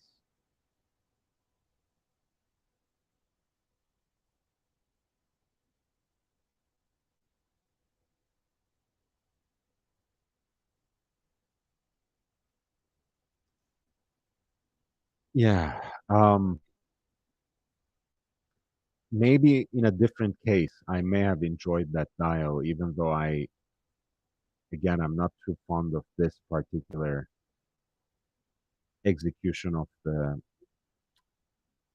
syringe hands. But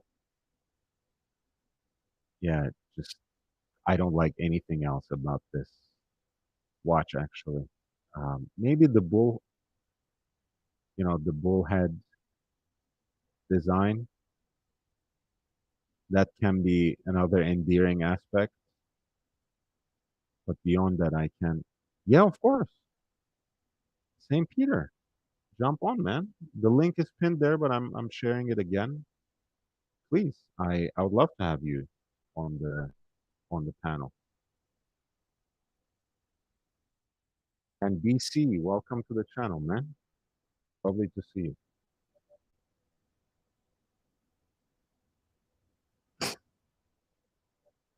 Sorry for the noise, guys. Just give me 1 second.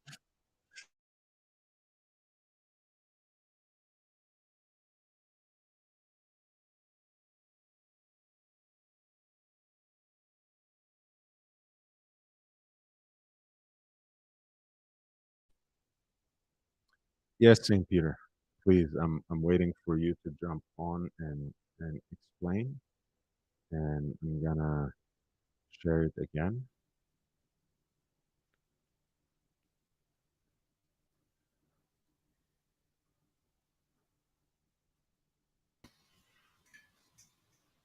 Hey, St. Peter, how are you?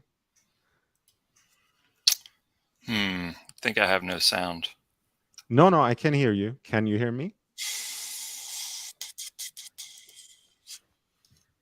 We can hear you.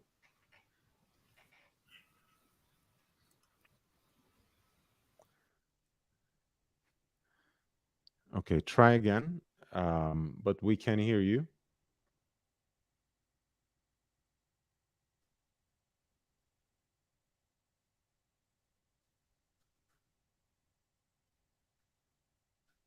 I just wanted to write that.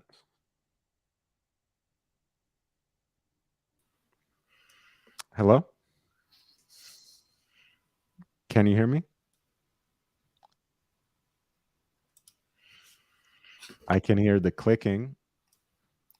Can you hear me now? Yeah, I can hear you. I could hear you from the beginning. Can you hear me? Yeah, sorry. So what I had a speaker set, so I wanted to make sure I didn't have the feedback thing going. But yeah, it's No worries. the first time I've been on StreamYard, so I'm not familiar with the interface. But there's like so many of these like watch tube, watch YouTube streams, and every once in a while I'm like, oh man, am I gonna like jump on and like talk to like Timmy or like hop on and like talk to Lord or like any one of these guys? And I just feel like because of our chatter back and forth, it was like, oh, okay, I feel like this is the right time. It takes a while, right? You got to build up the courage to Thank you, man. to do these things. But so yeah. Anyway, with this, like, I know I said like, oh, I'm going to I'm gonna like try to justify my position with this. So Please. I will say that when I first saw this piece, it was very I was like, man, I don't know. Like this case is like it's really weird. Like it's got this kind of I almost wanted to describe it as like it's got this like alien like sci-fi thing. Like it's very difficult for me to kind of really dissect it and to talk about it in like a really particular kind of design language because of how just because of the shape of it, because of the shape of the links, because of how the links flow into the case and like all of this stuff. There's like all this stuff Hmm. happening on the dial. But I think specifically with like the chronos, I think there's this kind of thing that's like and I'm not really a vintage expert and I don't have this whole encyclopedic knowledge of all these vintage chronographs, and I can't say like, okay, this, whatever this racing track or this racing minute track or like I don't even know the technical terminology, but Hmm. there is this like I get this kind of like 70s like retro like late 60s like early 70s vibe, like almost like these Omega, like these kind of like Omega watches. Sorry, I wish I had more reference points to list, but it's very evocative of like a different era of time to me. Like it doesn't seem like it's actually from a really contemporary time. And I think that's because the designers, like when they made this thing, they thought like, okay, we don't just want to make another Nautilus, like we don't just want to make another Royal Oak, like we Hmm. have to we're going to make a truly integrated bracelet sports watch, but we're going to do it in a way that is totally totally new, and it's kind of our own design language. And I think Moser in general, and I get a lot of the criticism with them, but I think in general they're willing to kind of take risks and do stuff that sometimes is, you could argue is like it's kind of a joke, and they even incorporate that into their whole approach. But Right. in doing that, there's a risk factor, and I think if in talking about like art making, music, Hmm. any kind of creative venture, when you say, all right, I'm going to take this risk and I'm going to do this thing, it could be a complete failure and a total flop, or it could be a success, or it could be an initial flop and then in the future it grows on people. And my experience with this thing is that I first saw it and I was like, man, that is a weird watch. I don't know Hmm. how to respond to this. Like it doesn't look like what I think a watch should look like. And over time, and especially after I saw the videos with it, and Tim Masso does these amazing videos where like he Of course. rotates the watch, he shows it on his wrist, he does it, he did this thing specifically with this watch where he put his finger under the bracelet and he would just drag his finger back and forth under the bracelet, and you could see these links articulating in a way where I was like, holy shit, like there are not many watch bracelets that look like that, and that for me was kind of a turning point, aside from like all the horology, like all the amazing mechanical aspects of it that make it keep time that way. So Mhm. I apologize, I know I've been going on and on, but I just wanted to say make that point specifically about this one.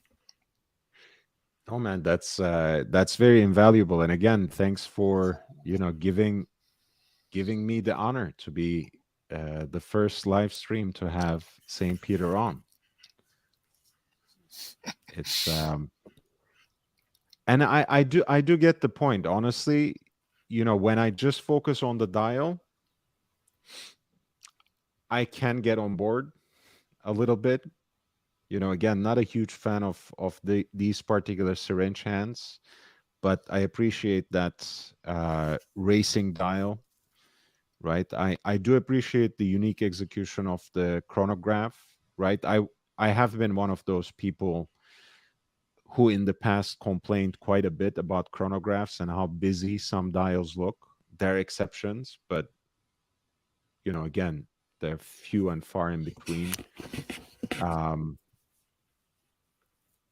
but yeah, I like the fact that they have just reduced it to a center seconds and a chronograph seconds um, configuration, and I do like the bull's head design with the pushers as well.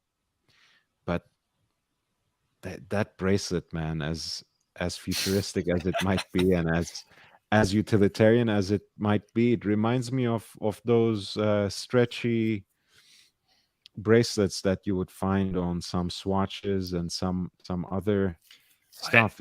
I It's just absolutely I totally get what you're saying in terms of like that aesthetic. And I one thing that I didn't talk about, and I'm coming in here being like, oh, I'm like talking about how I love the design of this watch, etc. This is so far out of my price point. Like I'm nowhere near being able to get near a piece like this at this point in time in my life. I don't know if I ever will be. I mean, like I like looking at really highly complicated, fussed over um, timepieces all the time, and really critiquing them and scrutinizing them as design and art objects. And as someone Mhm. who like studied art, works in architecture and design, like I feel like I can do that, right? Like Yeah. I'm not one of the people who can go out and just buy one of these things right now. But I also think that's an interesting thing about this hobby specifically, is that Mhm. from the standpoint of like, okay, who can actually own these objects? Who could get the attention of, let's say, the brand ambassadors, or even in some cases, the owners of the company, right? It's like if you're a person who comes from a means where you can actually get that attention, your access to the whole process is different. But it, I think it we also can just say, actually, you know what, like we can talk about these things, right? Of course. And I mean, also, just looking at this movement, right? Right. It's like, I get it. Like, okay, the bracelet's weird, like the case is weird. Like, I won't deny that for a second. I know it's not everybody's cup of tea, but I mean, this is incredible engineering, and I the agree. I have just felt like there have been some people, in the community that have had very strong opinions about this brand specifically, who have, you know, extensive collections, a lot of know-how, etc., but like maybe a little bit more conservative taste. And Mhm. in my opinion, they've kind of gone to, and I don't mean to group you in with them by any means. I'm just saying, when I've heard other people with this particular design say, oh yeah, I know, it's so weird. It's ugly, this and that, and then I kind of look at their collections and I look at what they normally gravitate towards. It's like, yeah, okay, it's impressive. It's hype pieces. It's a lot of stuff that people would say that's a nice watch or that's an expensive watch. But they never really. Most of the people who I've heard kind of critique this, they don't have much in their collection that's kind of in the avant-garde, Hmm. or a little outside of that kind of standard, I mean, I don't want to use the word cookie cutter, but in this hobby, there kind of is a lot of that, right? Especially with bigger Absolutely. brands, that are making close to 1 million watches a year, etc. So yeah, it's a tough one, right? It's like I kind of think about the Streamliner like more of a design object than a watch. Like it Hmm. is a watch, but for me, it's exciting and it's intriguing from the standpoint of being an exercise in design. Um, and I think one of the things that attracts me to it is that I know it's not to everyone's taste. And I feel like this is gonna be one of those pieces in the future. If it survives and if the brand continues to push it, it may end up becoming one of those kind of cult Hmm. classics. But I if they think I have also stop making it, it may become a cult classic as well. I have two takes on this. One, I think ultimately Moser is an acquired taste, and I am in the process of acquiring it. I'm much more interested in their three-handers, and I think overall they have a good balance, right? They actually, for all their gimmicky marketing campaigns and now streetwear collaborations and whatever, they actually have pretty tasteful stuff in their catalog. And when it comes to this movement, I was gonna make an off-color comment, and I will still do that. I think some women just look better from the back, and Right, and right. Yeah, yeah, yeah. Sure. this is that, right? I think Yeah.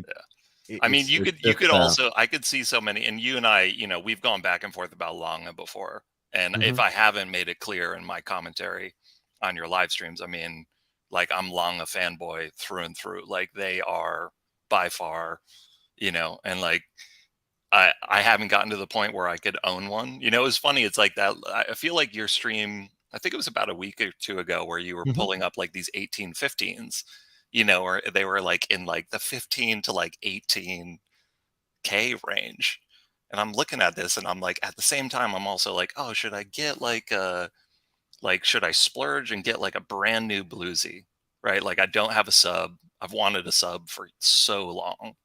And I'm like, oh, do I just get like this new bluesy, right? And like with the tax in New York and all this stuff, I'm like, oh, this is like a 16,000. It's like a sixteen thousand That's dollar right. watch, right? And so I'm like, oh wait, so I'm in a position right now where like I thought like, oh, I'm not going to be in a position to get into Longa for, I mean, Lord knows how many decades, right? But it's actually like, but I'm actually like, oh, I could get a brand, I could get a brand new Rolex, or I could buy like a used Longa, and like it's in the same price range, Right, you know? especially if you're looking at a dress watch, right? At an entry-level dress watch from Lange, which again does not have a complicated movement, but has the same principles of workmanship applied everywhere else on the watch. And the thing I was gonna say about this movement, beyond the fact that it looks even better than how the watch looks from the front, is I've spoken about this on this channel. One of the things that attracts me to hand wound chronographs is how, like you said, they are really works of art, right? It's one of those instances in modern watchmaking where, in fact, aesthetics takes the center stage, whereas utility would dictate an automatic movement. Of course, here you have such a beautiful execution of an automatic chronograph movement where the rotor does not disrupt your vision at all. So you have the utility of a modern automatic chronograph movement, column wheel, and all the other fixins, but you have that retro aesthetic of a beautifully executed and hand finished caliber that looks like a hand wound chronograph caliber. You know what I mean? So it's actually a beautiful piece in many ways. It's just the case shape and the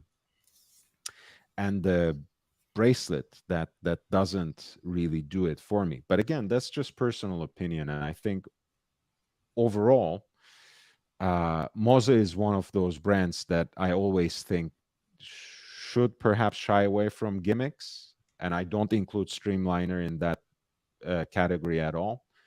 But I think perhaps because they have less of the heritage and are really trying to carve their own niche, perhaps they do need some of these inventive forms of marketing to get ahead of their competition. Perhaps that is their way of barking vigorously, so to speak, like a smaller dog, whereas Rolex is like a Bernese mountain dog, right? It doesn't need to howl, it doesn't need to bark. It can just sit around, lazily during, for the entire day, without needing to grab your attention. Whereas Moza has to bark and has to make up for what it doesn't have. See, I wonder about that with this particular line in general, because it seems like the secondary market for pretty much all Streamliner models is very strong. And I know there's been a lot of chatter just in general in the watch kind of world about, oh, well, everybody's just riding the Nautilus coattails, right? Like this is all just Royal Oak and Nautilus hype. And it's like, I mean, I haven't been paying that close attention to these references specifically, again, because of what I talked about before, and the fact that it's like, this just is not exactly something that I'm going to get into anytime Mhm. soon. I mean, I hope it's around in the future. I hope it evolves and it becomes, more refined. And maybe when there's a time in the future, it seems like it's a right thing to me. Maybe I'll get into it. It's funny. Like before I hopped on, I was texting with a friend of mine who he old friend of mine, knew him before either one of us were into watches, but he had actually commissioned me to design and build some furniture for him, Mm, because at one point in time that was something I was doing just kind of for myself, and he had seen some pieces that I made just for myself, and he was like, I want you to build for me. Right, I want you to do this stuff for me. And nice. I was so green that I didn't know how to price it. Right, like I had no idea. I was like, okay, whatever, I charged him. I mean, he got an amazing value for the work that I did. um but I ended up building this relationship in the process where, like, I did this work for him, and we've stayed in touch. And at the time, neither one of us were really into watches, but we both have kind of grown to get into them in the future. And he bought he did this thing. He bought like some big Panerai. It was like one of his first more expensive watch purchases, let's put it that way. And Hmm. he talks about it regretfully, like, oh man, I made this amateur move. Like, he bought this like giant Panerai, right? And it had like amazing water resistance and all this stuff. But I think he just quickly realized, like, oh, this is like, it's just not that elegant, and like it doesn't really work, et cetera, et cetera. But we kind of kept our dialogue going, and he ended up buying he bought that Moser that Hodinky wrote that article about. Like, it was basically the same reference that you had on earlier. And Pioneer, yeah, Pioneer yeah, yeah. technical I thing. I think it was the exact same one that they had in that article, like that exact same reference. And he sent me a picture of it, and my first reaction to it was like, because I think that has like a DLC case, right? The one that was on Hodinky, it had like I think that just has a steel case. It's the blue dial that has the oh, DLC. that's right. I think he got the blue one. Sorry. DLC gold combo. This is it. Yeah, I think his is just steel. I don't think he got the gold one. Might be mistaken, but yeah, that's it. I'm pretty Ah, sure that's the one. That's the one that he got. Um, and you know, my first reaction was like, you know, DLC was kind of. I still don't know how I feel about that, right? As a finish, because a mhm. lot of brands are still doing this, but we don't really know how this stuff is going to age, right? Because the technology that they're using to apply this finish nowadays it's actually quite different than the way they used to do it. And I think this is one of those processes that as time goes on, it actually keeps improving, right? And the long Yes, term, you know, absolutely. the long so from a vintage and like a collectability standpoint, it's really hard to know, you know, like what is this going to look like compared to, you know, a Submariner or a GMT that was produced the exact same year, you know, 30, 40, 50 years from now. And it's really hard to know that. But you know, my comment to him was we we were catching up and I hadn't talked to him in a while, and I asked him like, hey, do you still have that Moser? Because he was so excited when he got it, he had to send me a picture of it, and he said, yeah, I have it. And I just encouraged him just to keep it. I was like, don't sell it. Just like keep this thing, you know. Yeah. um I don't know if that is I don't know if that's, for me it's like acquiring objects like this, it takes so long and it takes so much thought, like so much thought and energy, and just frankly like value of like my work and my efforts that go into like buying these things. Yeah. um Same. Same. I sometimes go through years, for some pieces. I agonize, I research, I study, I chase after the best example that my money can get, or my particular budget for that watch specifically. Um, Look, I think I made a little video based, like, using Karl Lagerfeld's DLC coded A series Royal Oak as a jumping point, and I think DLCs have claimed their place by now, and especially with the improved techniques, they get much less wear, and much less unattractive wear, I should say. And listen, I mean, if it's a personal piece, also, I think it has a certain charm the way DLC ages as well. I don't know if you have seen Lagerfeld's Royal Oak that went on auction I earlier did, this yeah, year. yeah, I know that one. It looks like the coating on that, I never handled it, so it's so hard to tell from this photograph because we're so zoomed in here, you know, like I assume this is some type of a macro lens or something. And I know you could Mhm. get even more macro than that, but it looks like it looks to me like parts of it are kind of breaking away, almost like in chip form, you Yeah. know? And the thing that's surprising to me about that is like I have a PVD coated, and I'm not hip enough to these processes to understand what the difference between DLC and PVD is. I think they're pretty similar processes, but like I have a PVD coated watch that I wore pretty much every day for like 5 years, and I was amazed as a metal worker, like a metal artisan that hand applies finishes to metal Hmm. professionally. I was blown away at how durable the finish was. You know, I because it looks black, like it looks like blackened steel or like a black patina that you would put on bronze or steel. And I wore this watch every day, a stainless watch, 316 stainless watch every day for 5 years. And the only areas that the coating wore off were the sharp edges. So mm, in the case of a Royal Oak, though, there are a lot of those, right? Because right. it's the nature. This is Exactly. this Yeah. is a PVD, by the way, which stands for physical vapor deposition, whereas Right. DLC is diamond-like coating. Right. But diamond And like coating, is it a physical vapor deposition process? That's the question. because that's what I don't know. I don't know if they're the same thing and they just have different terminologies.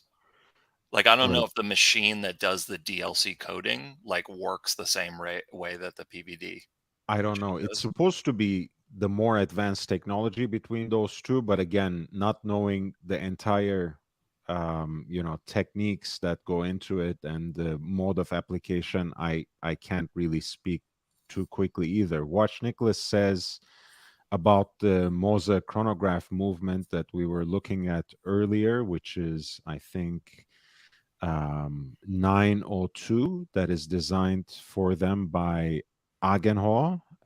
Agengraph is the name of the movement as well. That is pretty, Watch Nicholas says, but some punters claim poor quality control. I don't know. I don't know what Interesting. to say about that. I don't know what to make of that. I guess the poor quality control thing really where the brand puts the money where their mouth is with the warranty. Right? Like that's one of the things with like these brands that give you if they're going to give you a 5-year or a 10-year warranty, QC, yeah, maybe if you look at it with a loop, you see a few little defects in the Mhm. finishing, but from an investment standpoint, not as resale, but just for actually using the object, like if it works for 10 years, like doesn't really matter. So I'm curious to hear like the quality control stuff specifically with Moser. Is it just that some pieces have more defects than other ones, or do their watches actually fail mechanically and then Honestly, I wouldn't take anyone's word positively or negatively. Sometimes, some brands get, like, one person says something, and especially when it's something negative, sometimes people embrace it. So, like, for example, the way, I'm like a not going to like a defend, sharp like a I'm not sharp going to sharp I'm not going bracelet to on like an Omega Speedmaster or something like that? No, I'm not even going to talk about that person. But for example, Archie has horrible experience with Audemars Piguet, and I'm not going to defend Audemars Piguet myself. I have a Hmm. lot of very strong and negative feelings, especially at this point in time, against the brand. But for example, he says that, yeah, these pieces are very unreliable. They're too frail. You can't wear them every day. Sure enough, you're not supposed to wear, uh, your Royal Oak, which has a lot of the characteristics of an ultra thin dress watch rather than a robust sports watch every day with the same careless abandon as you wear your Rolex sports watch. Sure enough, but that doesn't mean that they will fall apart if you were to wear one, you know, every other day for a year. Same thing with the Nautilus, again, which is a design that I don't particularly like, which I think is one of the most overhyped watches of all time, and it really has about maybe 6 7 years of history. That particular hype Nautilus enjoyed. Um, but again, El Professor was saying this, like, you can't wear the damn thing. It will fall apart on your wrist. It really is not that bad.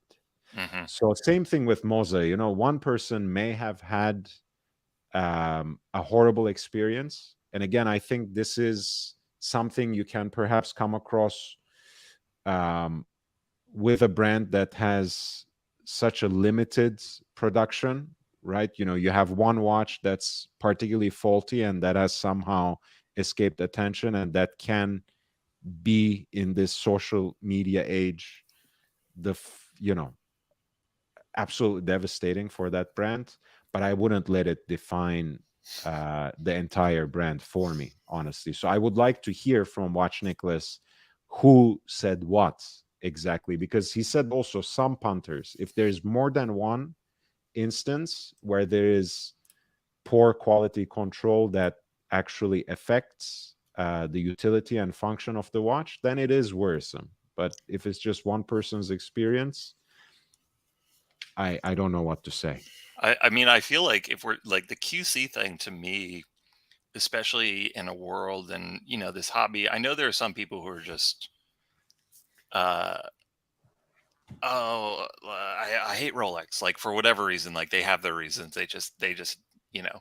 And the two types that I've found that like hate Rolex are they're either like hyper fanboys of other brands, or they're really really high end collectors that buy independents, Hmm. like, and they're collecting super handmade watches.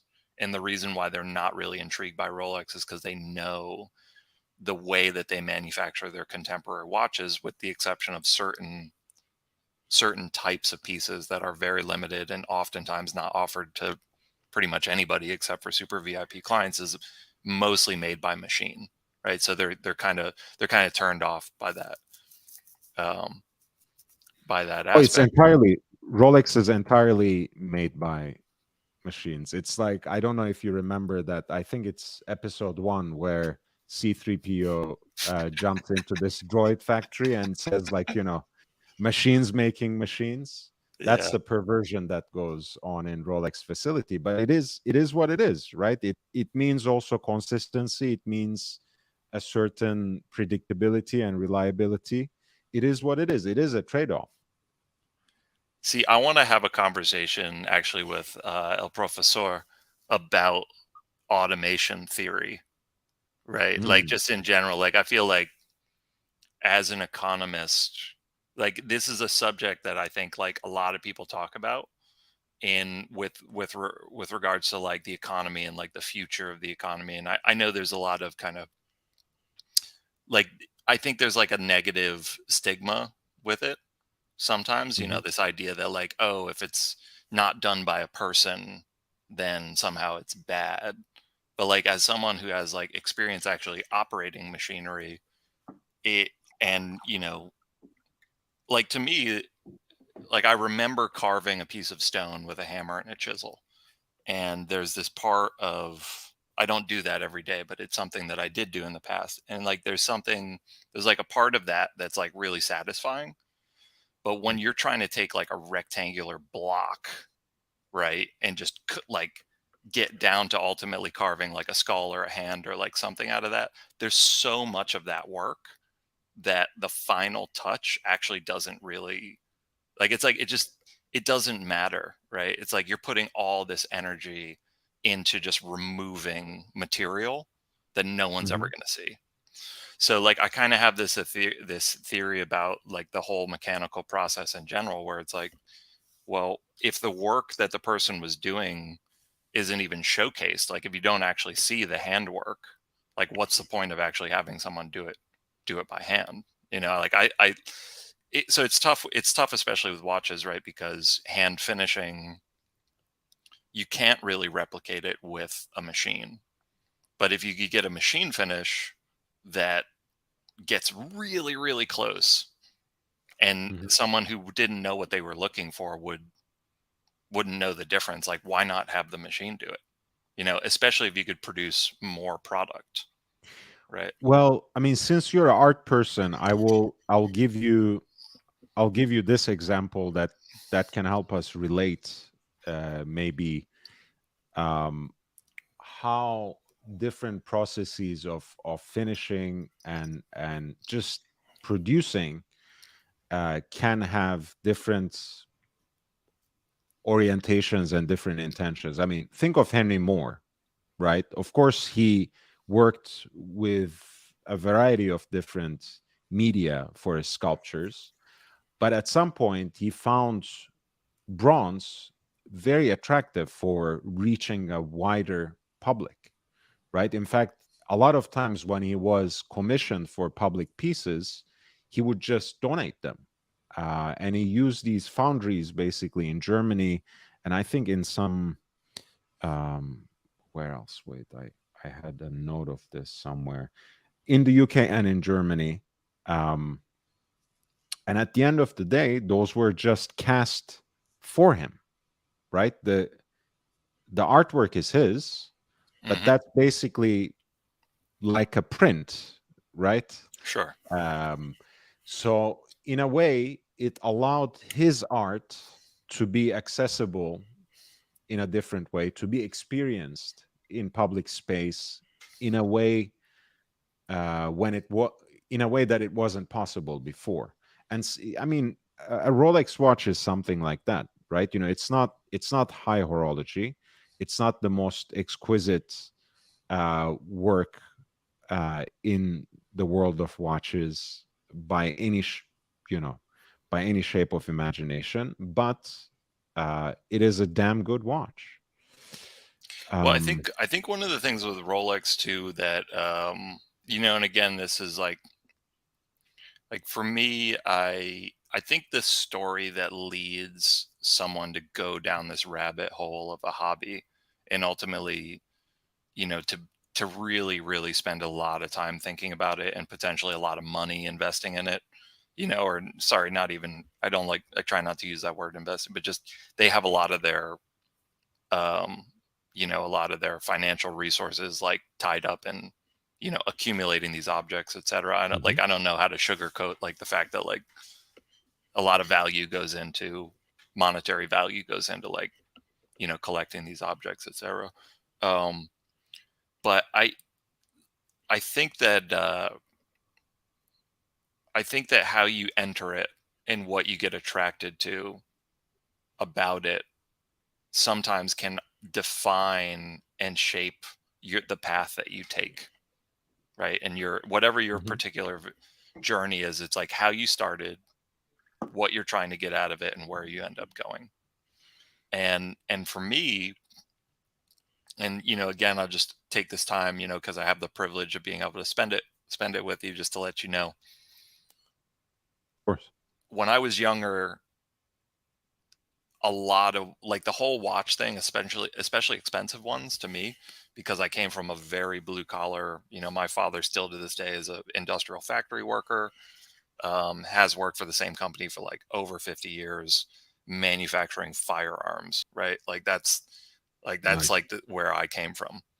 And never, he was a Harley biker who he would take apart his 66 shovel head and rebuild it, you know, every couple of years, take the whole thing apart So, and rebuild it every couple of like a years. he's like a real life Mike the Snake, your father. Actually, it's funny, like I I Mike the Snake, it's almost like if he wasn't so California, I would see more connections, but like, you know, my people are from the East Coast, so it's like he definitely has that California kind of like, I don't know. It's like I've never talked to Mike directly before, but I've listened to him a Right. lot on all these various streams and stuff. And like I think So He's got a West Coast thing going on, you know. so let's see if real life Mike the Snake, who is a hater, not a lover. As much as I know the East Coast, because I spent more time and I have more of an affinity to the East Coast than California, just to put it out there. Sure, sure. Yeah, no problem. But just curious, why is that, you know? I also like the only reason why I'm asking is because like I'm trying to get the Lord story as well, you know. Like I don't Uh know your whole, like I haven't paid attention to like your whole story particular, but why I know you said why you used to live in New York, right? But now you're right. in LA. Why am I here, or why Yeah, do I just think that well, I mean, I think they're two question. I think the two questions are connected, to be honest, to some extent. You know. yeah, look, I mean, when I first arrived in this country, which was 2003, I landed in New York City. And frankly, all I knew about New York City until then, which was a place that I had only visited once and for 2 days, I think. Um, it was mostly from films, right? So for me, New York City before I arrived, or when I arrived, it was a movie set. But it Interesting. also it Yeah. also became a place where I came of age, where I really learned a lot. Uh, everything I know about life, I learned in New York City more than more than my own country. So it's a place where I hold really dear. Um, it's a place that that really introduced me to the streets in a way that I knew very little back home.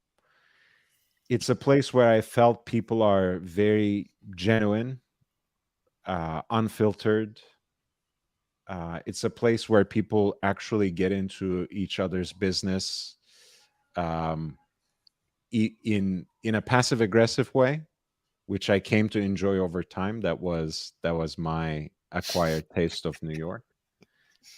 Sorry, Um, which borough? I'll let you continue, but which boroughs were you in? I was mostly in Queens and uptown Manhattan, Nice. so near Harlem specifically. That's Um, pretty. Yeah, it's pretty uptown. Doesn't get much more uptown than that.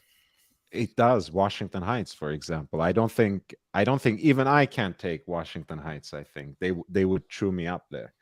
I just Um, remember driving there and I was like, holy shit, these hills are insane. Like there are really steep streets there, like nowhere else in the city. Like if it's snowy, if it's icy, like if you don't know what you're doing driving around up there, it's bad. Like oh yeah. you can slide around, it's like I'm not missing the black ice. I can tell you that. there's Um, not listen, man, like I know there's a lot of people that are, they're like skeptical of climate change and all this stuff, but it has not been like those winters that mm, I know, because I moved to the city in 2004 mhm, and I have been here ever since. So I know those winters, right? I know like the winters that you've experienced, like the brutal colds, tons of snow just accumulating, like the piles of garbage on the sidewalk that don't get collected because the sanitation guys are plowing and then they mm, get covered with snow and then it's like frozen garbage that gets like more garbage piled on top of it. It's crazy. Like I tell people about that and they're like, how can that be real? But like when the snow and the ice is really bad, I have seen that in New York, but that has not happened in a very long time. And interesting. whatever, call me if you want to call me whatever you want to call me, like someone who believes in climate change.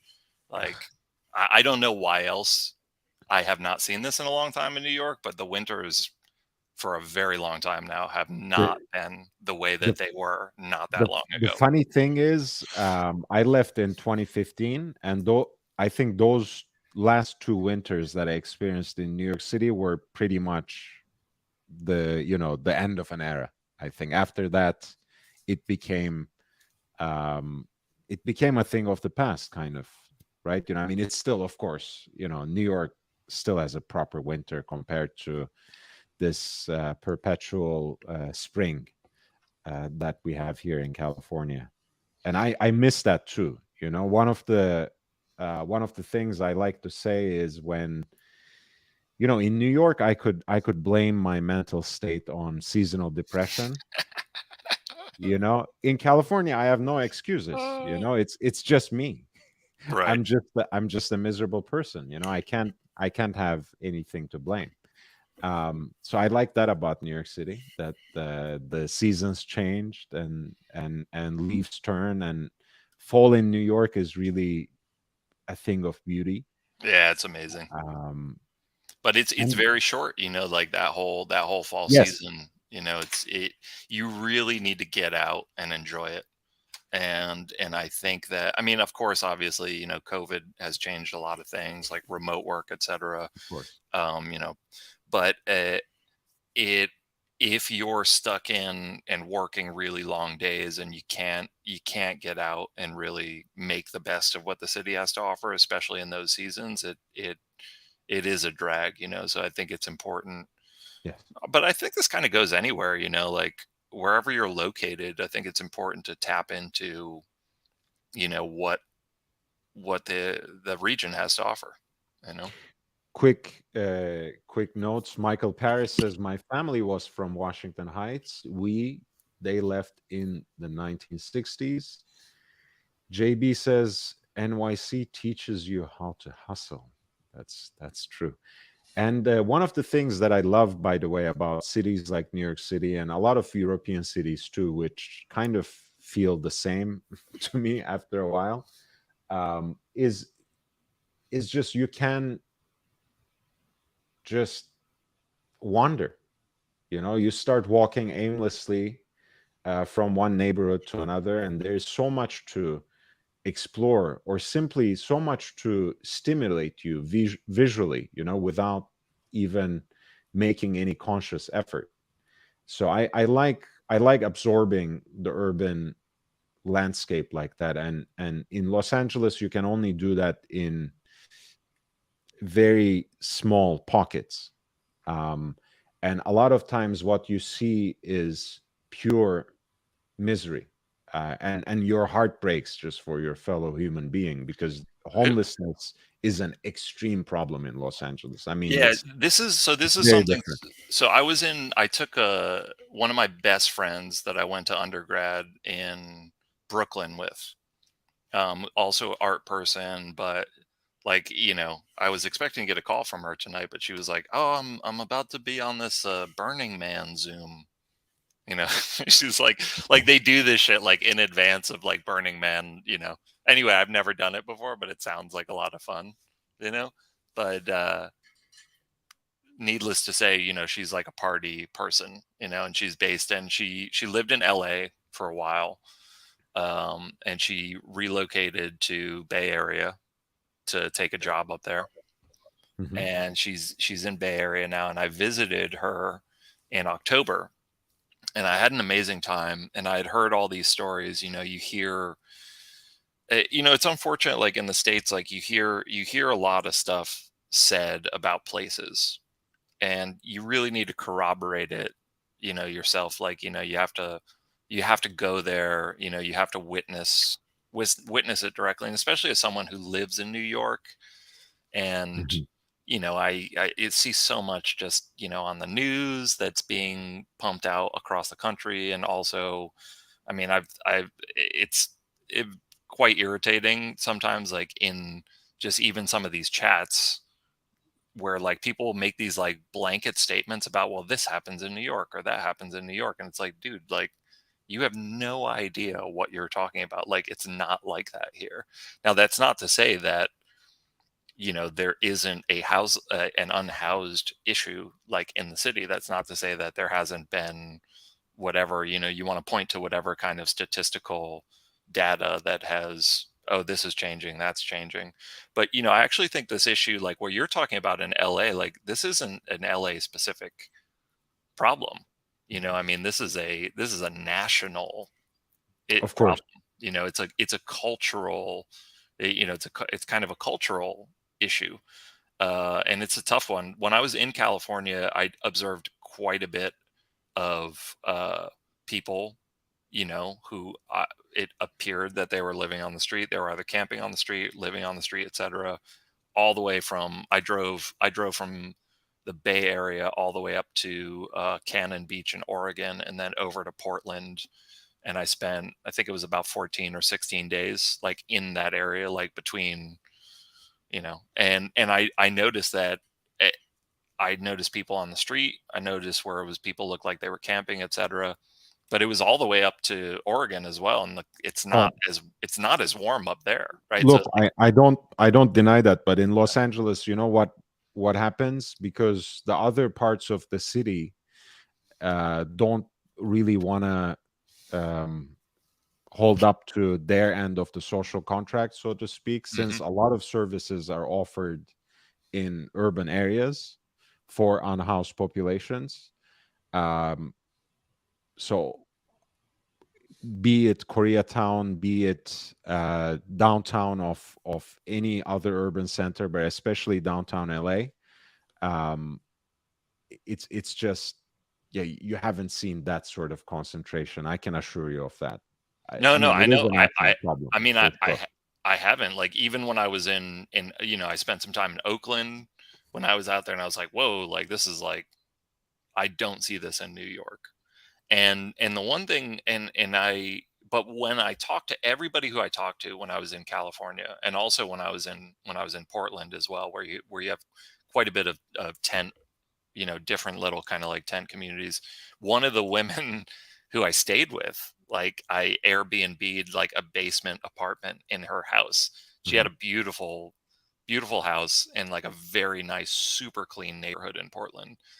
Told me a whole story about her daughter, who she ended up introducing me to a daughter, but like at one point in time they had a falling out. She was living on the street, this whole thing, and she was telling me about her experience, that her daughter ultimately had confessed to her about, what she had to do as being like this unhoused person, like living on the street, etc. But Hmm. I kept asking people, like, so what, like, you guys talk about this? Like, what are you going to do? What's the, what do you think you ever have a conversation about how to alleviate this problem, etc.? And I honestly, I didn't get many responses about how to solve the problem. So it seemed like it was this thing that was just like, it's there, right? It's an issue. It seems to be increasing and getting worse. I'm Look, sure I will. everybody has an opinion about how to deal with it, but it's like, Actually, I mean, it's basically a taboo.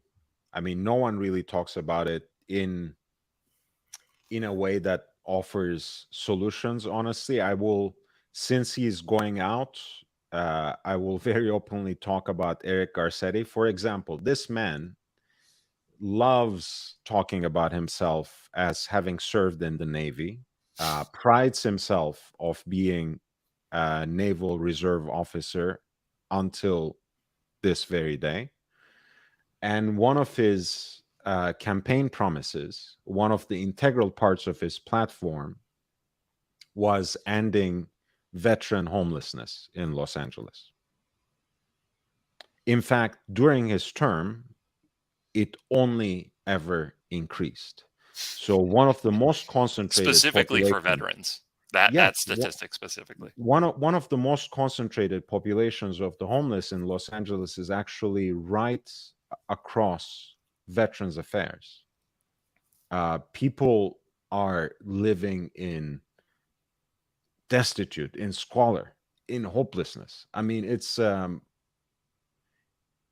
these are the people who were deployed abroad to defend their country, right? These are the people who have given everything to their country. These are the people who should be thanked, right? If we live in this country that is uh, chauvinistic to an excess, militaristic to a fault, and this is how we treat our veterans, imagine people who are in fact completely abandoned by the state and are just not cared for anyways, not even rhetorically, not even as a campaign gesture or promise. So to me, that has been that is a story that actually explains the whole situation, where you can actually make a promise, um, where you can have this as an issue that is an integral part of your political campaign, and you won't deliver on it in any way, and you will still be failing upward. Offered an Right. ambassadorship to India, one of the But biggest economies in the world, right? This guy is going to now take an ambassadorship, and he was actually trying to run for presidency in yeah. the last cycle. I mean, imagine the chutzpah.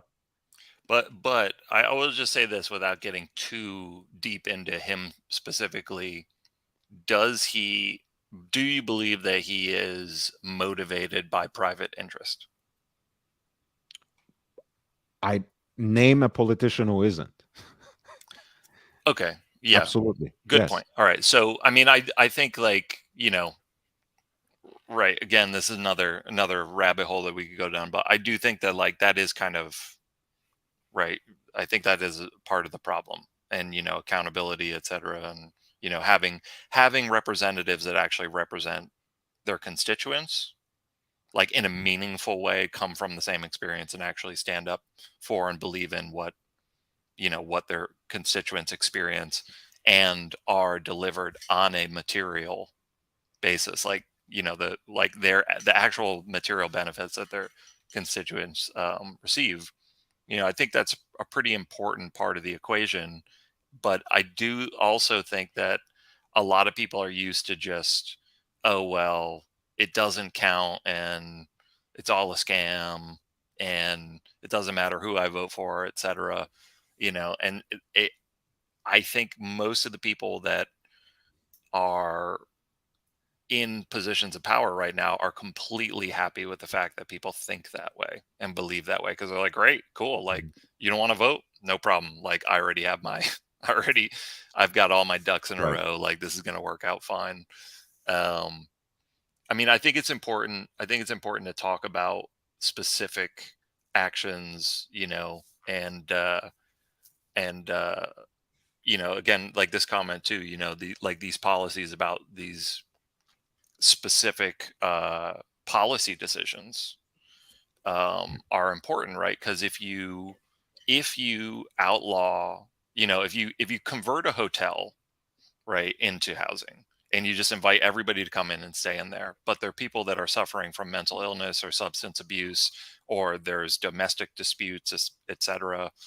I mean, I've heard stories about volunteers, people who have worked in these places, that there's just been a couple living in a unit, so they were invited in to live in essentially a converted motel or hotel housing, so they're not on the street anymore, but it's still a violent relationship, right? Like the two of Of course. these two of these unfortunate individuals who now are not on the street, they're housed in a hotel, they still need a counselor, right, to assist them. Same thing if it's a substance abuse issue, etc., or a mental health issue. So it's not just about providing the housing for them, but like you also have to have the counseling and mental health, and all the different. It's a multifaceted kind of solution. But specifically, the issue that I think affects everybody is like the housing stock thing, and Right. just being someone who works in construction. Like, I work in very high end construction. For years I did 1% penthouses in skyscrapers in Manhattan, etc. The company I work for has been moving in the direction of doing more commercial work, tech companies, international law firms, etc., fit outs of midtown, multi tens of thousands square feet office spaces, etc. And the reason why we've gravitated towards that work is because it's like it gets done faster and we get paid faster. Mhm. Sometimes it's less challenging in terms of like the design or the aesthetic, etc. But like the work just gets done faster, so it's actually better for the contractor. Um, and I love to showcase all the work that I've done for, like, the 1% penthouses, etc., and like really artisan stuff like staircases, skylights, doors, all this stuff that you would build a dwelling to have, that are as fussed over as like a Swiss timepiece, for example.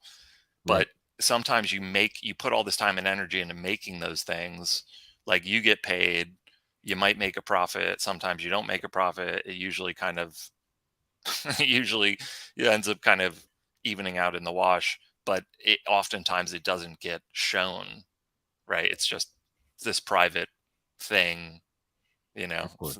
It's not like selling a product, etc. Um, but So it being in that industry, and sorry, I just will make this one last point before, sure. but I hear a lot of people say, okay, there's a labor shortage and there's a housing shortage, and it's like, well, like if we just built more housing, we would be creating jobs by building the housing, you know? That's true. I think this country is in dire need of infrastructure and housing, and both can be ways of creating jobs. And like you said, well, I mean, look, I don't want to get too metaphysical or philosophical about it, but one way of making the point that you made about people who are actually unhoused, also suffering from serious substance abuse problems, serious psychological problems. A lot of the veteran unhoused people are obviously suffering from PTSD, among many other things. Ultimately, a house or an apartment or a residential unit doesn't equal a home, right? Giving people a home is a much more profound issue and a much more multidimensional issue than providing them with some lodging or shelter. But that is a fundamental human right. right? We have to start somewhere. Um, I and totally we agree have with to you. give people Yeah. shelter. Um, but shifting gears back again to the world of watches, and I know you treasure these things as aesthetic objects. They're also wearable works of art at any level, really. Again, there are so many different ways of also appreciating art, right? From penny prints to original pieces. What do you have in your uh, collection, or what is your daily watch? What is your daily wear? Right. So I sent, I think, I don't know if you recall, but like the that PVD piece I was telling you about was like the Hmm. first mechanical watch that I got from this company called De Facto, which is this really small bright micro brand from, I think the owner is based out of Berlin, but they manufacture the cases in Folsheim, I believe. And it's this guy, Raphael Ickler, and he just makes these super minimal, like Bauhaus. Yeah, yeah, that's it right there. So the piece that I have, it's the Eins Incognito. Yeah, that's the one. All So right. Yeah. so it has but going even further back, right? It's funny. I've been listening to. Have you checked out Wrist Check podcast by any chance? No, I have not. Tell me. Tell It's me more pretty about it. new. I think they just did 30 episodes so far. So Hmm. it's like three New York based watch folk essentially, and they Hmm. invite different people onto their format is kind of like it's a room, it's a couch. They usually have one between one and I think two or three guests on at a time, and they'll just have a conversation. They go around the room, everybody shows the watch they're wearing, and then they ask the guest about their kind of path. And I thought it was like crazy. Like today, they brought up the guy who they had on was a filmmaker, and one of the first watches he talked about was this like crazy Jurassic Park plastic dinosaur watch, like like it was like the head of the watch like looked like a dinosaur head, and it was like a kid's watch, right? And he talked about this experience when he was a kid and he couldn't have it, but he ended up getting it at a later point in time. And they brought up these they were like, oh yeah, that's like those Burger King Rugrats watches. And I've been thinking like, man, like when I finally start like talking to people like either on stream or like professionally, am I going to talk about these Rugrats watches? Because I collected them in high school, and I collected them because I could buy them at Burger King, and they were these crazy colors. I had one that was bright neon orange, and another one that was like bright slime green, and think I had one that was blue, and I would just wear them with whatever insane weirdo high school student outfit I was wearing at the time. Mm. But I wore them a lot, and I collected them. And eventually I was like, these are cheesy. Like, I can't wear these anymore. My style changed. And I totally forgot about them. And I'm pretty sure they're all gone. I don't think I have them anymore, um, because I've moved so many times. And like, I don't think anybody from my family has kept them because they're so cheap. But like, I actually collected those. So that was like the first thing. And then I told you I came from like this very working class, like biker background. My dad was Hmm. he never wore watches. So I didn't grow up with any of this stuff, but I was around machines growing up. And when I was in my 20s, I think I was like mid 20s, Hmm. um, I started noticing in fashion magazines like, oh, okay, they were slimmer, lower profile.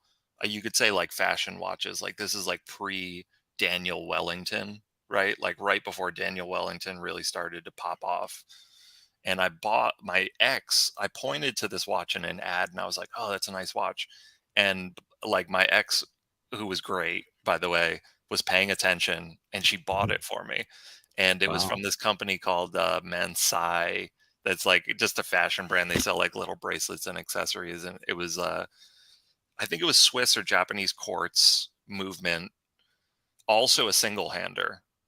And I wore that thing basically until the battery wore out, and I stopped wearing it. And I never got the battery changed, because after I started wearing it, I was like, man, I actually like wearing watches. And so it was like this whole experience where I'm like, I wear it every day. Like now it's like when I go out, I put a watch on, right? And I didn't know anything about all the heritage brands. Like I knew like, oh yeah, Rolex, that's everyone knows that's a fancy rich person's watch, etc., whatever. But I didn't know anything about the history. And around the same time, Mhm. like I kind of bought this. My dad gave me $600 cash for my birthday, because he wouldn't know what to get me as a gift, so he just gave me the cash. And I was like, perfect, boom, bought this watch. That's nifty. 600 bucks. I was like, perfect, boom. I bought it for my 30th birthday, and I will always think of him, right? Like he didn't gift me the watch, but he enabled me to get the watch. And I think just that year in my life, it's like a big year, right? You turn 30 years old, etc. So now the one that I have, it's the exact reverse of what you're seeing now. So the entire dial is printed in super luminova. It's all white, and the Mhm. indexes and the skeletonized hand are black. And it really, really glows. Like I've walked into like dark bars, and the thing is just this glowing blue color. And people are like, "Whoa, Nice. what's up with your watch?" And I bought it at a point in time that I didn't even realize people geeked out over Loom, right? Like I didn't know people geeking out over Loom was a thing. I thought the white dial looked cooler than the black dial. So I got the white dial and I got it and I was like, whoa, the whole thing glows in the dark. Like that's cool. And years later I realized like, oh shit, this is like people geek out over this Loom stuff. Right. So now it's like, okay, it's a inexpensive micro brand. It was $600, but like the 28242 movement in it, like those movements cost about 300, right? So it's like from a value standpoint, like I actually think it's a pretty awesome value. Like their prices have Of gone up. course.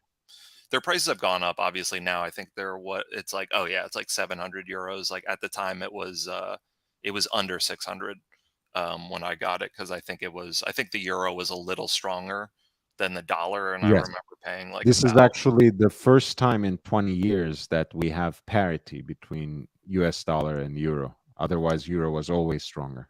It's crazy. It's a good time for vacationing shoppers. It really is. So It really is. this is the watch. I wore this for 5 years, man. And at one point in time, the case was compromised and a bunch of moisture. I looked in the dial one day and I saw condensation in there, and I was like, uh-oh, this is not good. And I ended up sending it back, even though any competent watchmaker could replace this movement. I Yes. sent it back to Germany because I was like, I don't know, man. I really like, I just want the guy who built this watch to like, I want the company who made this watch to service it, right? Okay. But I didn't want to spend the money shipping it. I looked at FedEx and it was like 150 or $200, whatever. I was like, fuck that, man. I spent $600 on this watch. So I shipped it through the postal service, the US Postal Service. And Why not? well, exactly. Why not? Right. I love the postal service, but it got hung up and I thought it was lost. And I started to file a claim. I shipped it with enough insurance because I was like, all right, let's see if the postal service turns out.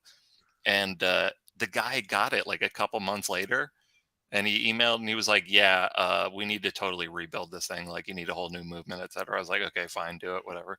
He's like, oh, you want a new strap? It's like, yeah, sure, give me a new strap, but the whole deal. And he sent it back to me. And so it's like, I just love this thing. It's like, yeah, I think I can't remember what the service was. It was like a couple $100, but it was cheaper than I think it was cheaper than me buying the movement. Somehow it ended up being cheaper. Um, Yeah. and I got a whole new movement, and it's still ticking, and I still wear it from time to time. But I realized like in the 5 years that I was wearing this, I was like, man, I need to up my game. I started looking at companies like Nomos because it's like, all right, it's not Rolex prices, made in Germany, really high quality, a lot of in-house movements. I like the Bauhaus aesthetic. I like the minimal kind of thing. But but then I was like looking at Nomos and I was like, all right, so the Nomos, like, and I kind of still want to get an Autobahn. And the Mhm. Autobahns, like even in the second hand, they hold their value pretty well. And I think they sell for like 45 or 4,700 or something like that. Let's see what it says here. Yeah, it's like, yeah, they're pretty expensive. They're like, plus tax, like it's up there, and they retain their value pretty well from what I've seen secondhand. And so I'm like, okay, am I gonna buy one of these and then have to wait longer? And eventually I was like, fuck this. Like, I'm just gonna finally, I'm like, I'm going to the AD, right? Hmm. And this is like 2020, December 2020, um, when already there's all this talk. And I remember reading an article around the same time I got the de facto, when I was like 30. And it wasn't Hmm. until I walked into the AD on my 36th birthday, and I had wanted a sub basically since I was like 31, 32 somehow. I remember reading this article where it was like the Submariner. It works in all occasions. Like, you could wear it with a suit, you could wear it with a, and I was just immediately captivated by it. I was like, dude, this watch is sick. Like, I have to get one of these. But I had been plugged into watch YouTube online, the whole deal. And everyone's talking about, you can't get these things. You got to build a relationship with the AD, or you got to go gray market, etc., or you got to like look for a vintage deal, whatever, whatever. And it was like December of 2020 that I'm going in there. So the market was so strong. All the production was still slowed down because of the pandemic. There was just a massive supply and demand issue. So it was really like one of the hardest times. So I went in there, and I went into one of the Manhattan authorized dealers, and I walked in the door. Sales associate walks up to me, immediately greets me like, "Hey, what can I help you with?" This is the first time I've gone into a high-end Swiss authorized dealer after years of just, oh, how do I deal with myself in this situation? So I'm all nervous, but at the same time, I'm like, oh, I'm interested in Rolex products. It's like, Hmm. I'm like, oh, okay, cool. You know what kind of models you're into? And I'm like, oh yeah, I'm like, I don't know, like Datejust, Explorer, Submariner. I didn't want to just say I only want a Submariner date, right? Because I knew that, like, I'd heard so many stories about people walking in being like, yeah, it doesn't really work that way. And basically the way it ended up working is they offered to take a 100% deposit for me for a Datejust, and they allowed me to essentially tell them exactly what model I wanted. So she was like, okay, what dial do you want? What bezel do you want? What bracelet do you want? It wasn't like, oh, we're going to do, but she was like, okay, this is how it works. Like, you can give me this deposit. It's 100% refundable. We can't give you a schedule for delivery. That's how it works. But I was able to say, I want this model with this dial, with this bezel, with this Hmm. bracelet. And I was like, great. And I was like, yeah, it's my birthday. Like, I'm really excited. And it took 7 months for me to get my watch. And I had followed up once or twice. And one Hmm. of the follow-ups was about the fact that I was interested in looking at some Cartier, right? Because Okay. I wanted to let them know that, like, this wasn't just a one and done thing. And the other one was about me saying, I want to get the case back engraved. Like, I'm serious about getting the case back engraved. And it was after, I think, the case back engraving contact where they were like, okay, we have your watch. Like, it's going to be here in like 2 weeks. Did you get it factory engraved? So this is the thing. I said, I want to get it engraved. I want to come in and talk to you about the engraving. I didn't talk about when I bought it, right? When Mm. I put in the deposit. I Yeah. had I had changed my mind about it. And then when I came in, I said, hey, I still want to do this, but I wasn't really, at the time, the design wasn't finished. So me being like a nerd about this stuff, like, I did a whole 3D CAD design of what I want to get done, but I didn't have it prepared at the time. So I just went in and picked it up, and I was like super happy. And I was like, this is great. I'm so excited. And so that was a 41 millimeter Datejust Oyster smooth bezel rhodium dial that basically is my daily, but I'm particular about, like, I don't really wear it out unless on special occasions for a number of different reasons. So Now, is this a Datejust 2 or just a Datejust? It's what they call the 41 now. So Okay. the two, I can't remember when they stopped selling those, but it looks very similar to that. But the main difference between the two and what they call the 41s now is they changed the case proportions. And Okay. I think the dial, I can't remember what the difference between the actual dimensions of the dial. I haven't actually held a two in hand, so I can't tell you. But if you look at the photographs online of the two versus the current 41 from the catalog, which it's still the same 1 to 6300 from the catalog, the Hmm. indices are slimmer, right? So like if you look at like Yeah. the Datejust 2, I think like the bezel looks a little bit bigger and the case looks like, just when you look at it, it looks like the case is chunkier and it looks like the indices are thicker. I And think it's basically the same sort of redesigning that went into the new Submariner cases, new 41s in general. I think it's a better proportioned design overall. that's what it feels like to me. And you know, I have to be honest, man. It's like for years I was like, I gotta get a sub, I gotta get a sub. And I'm not saying like I won't get one. Like that's the next one on my list from that particular manufacturer, or possibly a Sea Dweller. Hmm. But I it's like I just had this experience where like especially the modern pieces, like the new their bracelet quality and just like the whole finish, like the thing is like it's got all this mirror polish all over. My biggest problem with the thing is it scratches so easy. It's like it's hard to wear it without, and I don't like baby it, right? I just go about my day. And it's like, but I realize like, okay, what does it matter? Like I'm getting this thing engraved, like I'm gonna have it forever. I'm gonna pass it down to my family. Like the idea of I would only sell this if I was in an emergency situation where I was like, I need this money right now. Right. And but like just wearing it and having it has been, it's completely changed my opinion about the brand in so many different ways. Like I always knew they were this great, this like they're great. Everybody wants them, but like once you actually put one on your wrist, and especially the quality of like how the new bracelets are manufactured, they're just so solid, and it's just hard to deny like how well of an object, like how nicely produced it is of a Hmm. thing. So it's totally changed my opinion about the brand, and I don't regret for a second that I decided to get this model over saying no, I can only get this one particular super hype sports model.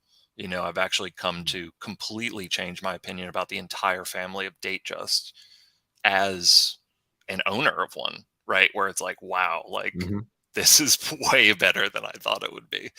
And Man, I it's mean, they just are actually for everyday wear. The modern ones too, of course, but like vintage, they just I think can take you through most situations. And I come from the other end of the spectrum, right? I don't care that much about like how robust and well built the new bracelets might feel. For me, I'm fine with the jingly jangly dribbly. um I just think as a style, whether it's on the Jubilee or with the fluted bezel or oyster with the smooth bezel, I think those are the two configurations that go well with each other. I think a date just, thanks to the oyster case as well, can take you through most situations. Of course, it can be the modern ones are shinier. The modern ones, I feel, uh, take wear in a less charming way, if you ask me. Um, like you said, they get scratches, whereas vintage Rolexes just get character. sure. um, It's so perfectly finished, though. I mean, like, as a guy right. who has polished, like, I have polished stainless steel. I have spent probably hundreds of hours of my life mirror polishing stainless steel. Now, I've done it on an architectural scale where I'm polishing stuff that's the size of a handrail or a door, so it's different, right? But I know, like, I scrutinize mirror polished surfaces by looking at their optical reflective quality. So the reflection that you see on the surface and how distorted it is, Hmm. and even a surface that has been polished with a buffing wheel, oftentimes if it's a poor quality polish, if you look closely enough, you'll see a wavy, it's hard to describe. It's like it's a ripply kind of micro wavy surface. And that's basically when you skip a step where you don't, it's like this whole concept of black polishing, the way that the watchmakers polish this stuff by hand, where they're taking it through all these steps to get it to a mirror finish. Yeah, that's the one right there, the last one you just went on. Yeah, that's the one. Yeah.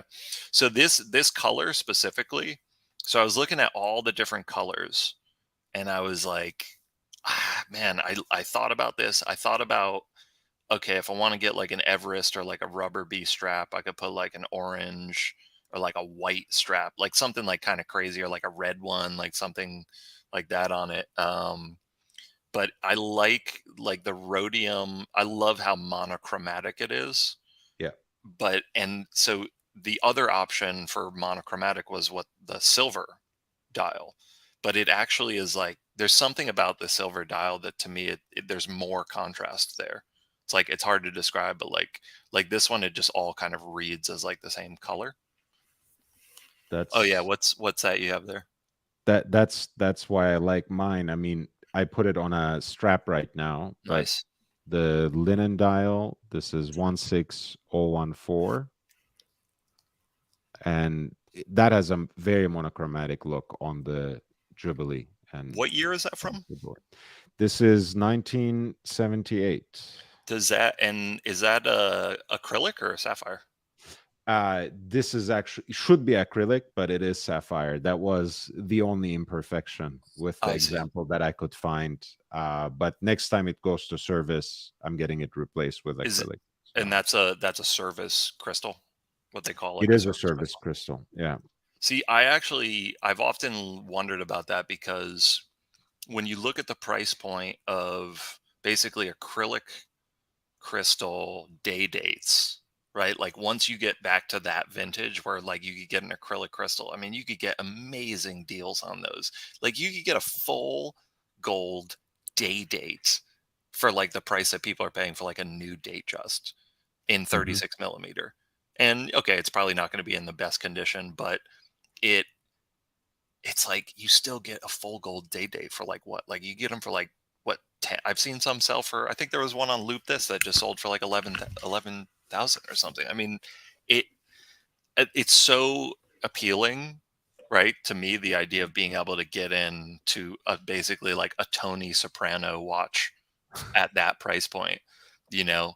And but when I see those super thick acrylic crystals, I know you don't see that when you look at the face, but it's something about looking at the side view, like the profile of the watch, where it sticks up so much that Oh, I don't know that, why. It's like that's maybe my that's what I like about it. yeah. We call them among vintage collectors. We call them top hats because of the way they stick Uh, up.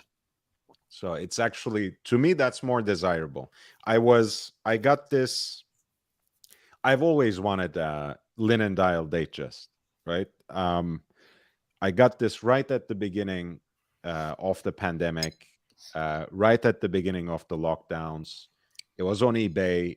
Everything about it was right. I sent like a whole list of questions to the seller. He told me all these, all the details, and he said it actually has a replacement sapphire crystal. And I was like, fuck. yeah, shit. And then I started thinking, look, I mean, this is 30 to 50 when Nice. all is said and done. Yeah. Let me just pick this up. Next time it goes to service, I can source a nice acrylic, period correct crystal, and it will be 99%, right? Almost perfect. So it's fine. I bit the bullet, and it's one of the. Oh my god. I mean, like this that number, like thinking of that value, I just think it's an amazing value. You know, because for such an iconic piece that's so wearable. You got the bracelet with it also, or was it? Yeah, it's right here actually. I'm Yeah. gonna, since I'm gonna do a state of the collection thing, I'm gonna put it back on soon. Yeah, I have a, let me show you the little video I have. Oh, I forgot to mention one actually important piece, which actually is more the daily, because it doesn't scream the maker as much, which is I bought a Corona Tokyo, Nice. the Chronograph 2, which was a 500 piece limited edition that sold out in like 7 minutes. And Okay. I just Very like, I good. was watching these videos online, and they I was like, oh, this brand's kind of cool. And these companies, like, they develop these kind of cult followings, and they do these launches. And I was like, ah, fuck it, I'll try. Right. And like, I actually got it. And then I was like, oh shit, I wasn't really anticipating getting this. Right. Like, I thought, like, oh, I'm not going to get it. And it's like, oh, fuck. But, I actually like, I love it. My only problem with it is that it's too thick. But I had an issue where the Okay. I imagine they probably won't hear about this, but like, I dropped it like within the first 2 weeks that I got it, Ooh. and I dropped it into like the porcelain sink that I have. Like, it was like Oh. classic, like, took off the leather strap, and I don't know if this has ever happened to you before, but like, the weight of the watch, like, it like pulls its way away from, like, it's hard to describe, but like, it's one of the reasons why sometimes people prefer deployant, right? Because it's a full continuous loop, like, it doesn't like slip away from you. Anyway, the point is, like, yeah, so it was like the black and copper version, the first version of that. And the it so the the minute counter sub dial stopped working. Yeah, that's the one. So the minute counter sub dial stopped working after that. Everything else on the Wow. watch functioned except the minute counter remained in the same position you see it in right now. And I was like, fuck. And then I looked at it, because when I dropped it, I thought, like, oh my God, did I break the crystal? Whatever. I picked it up. I didn't see anything. And it wasn't until the minute counter sub dial stopped working that I remembered, oh shit, I dropped this the other day. And I looked at it, and the lugs are very tiny, but there Hmm. was a little dent. So like, the entire weight of the watch landed on the lug that's on the directly below where the minute counter is.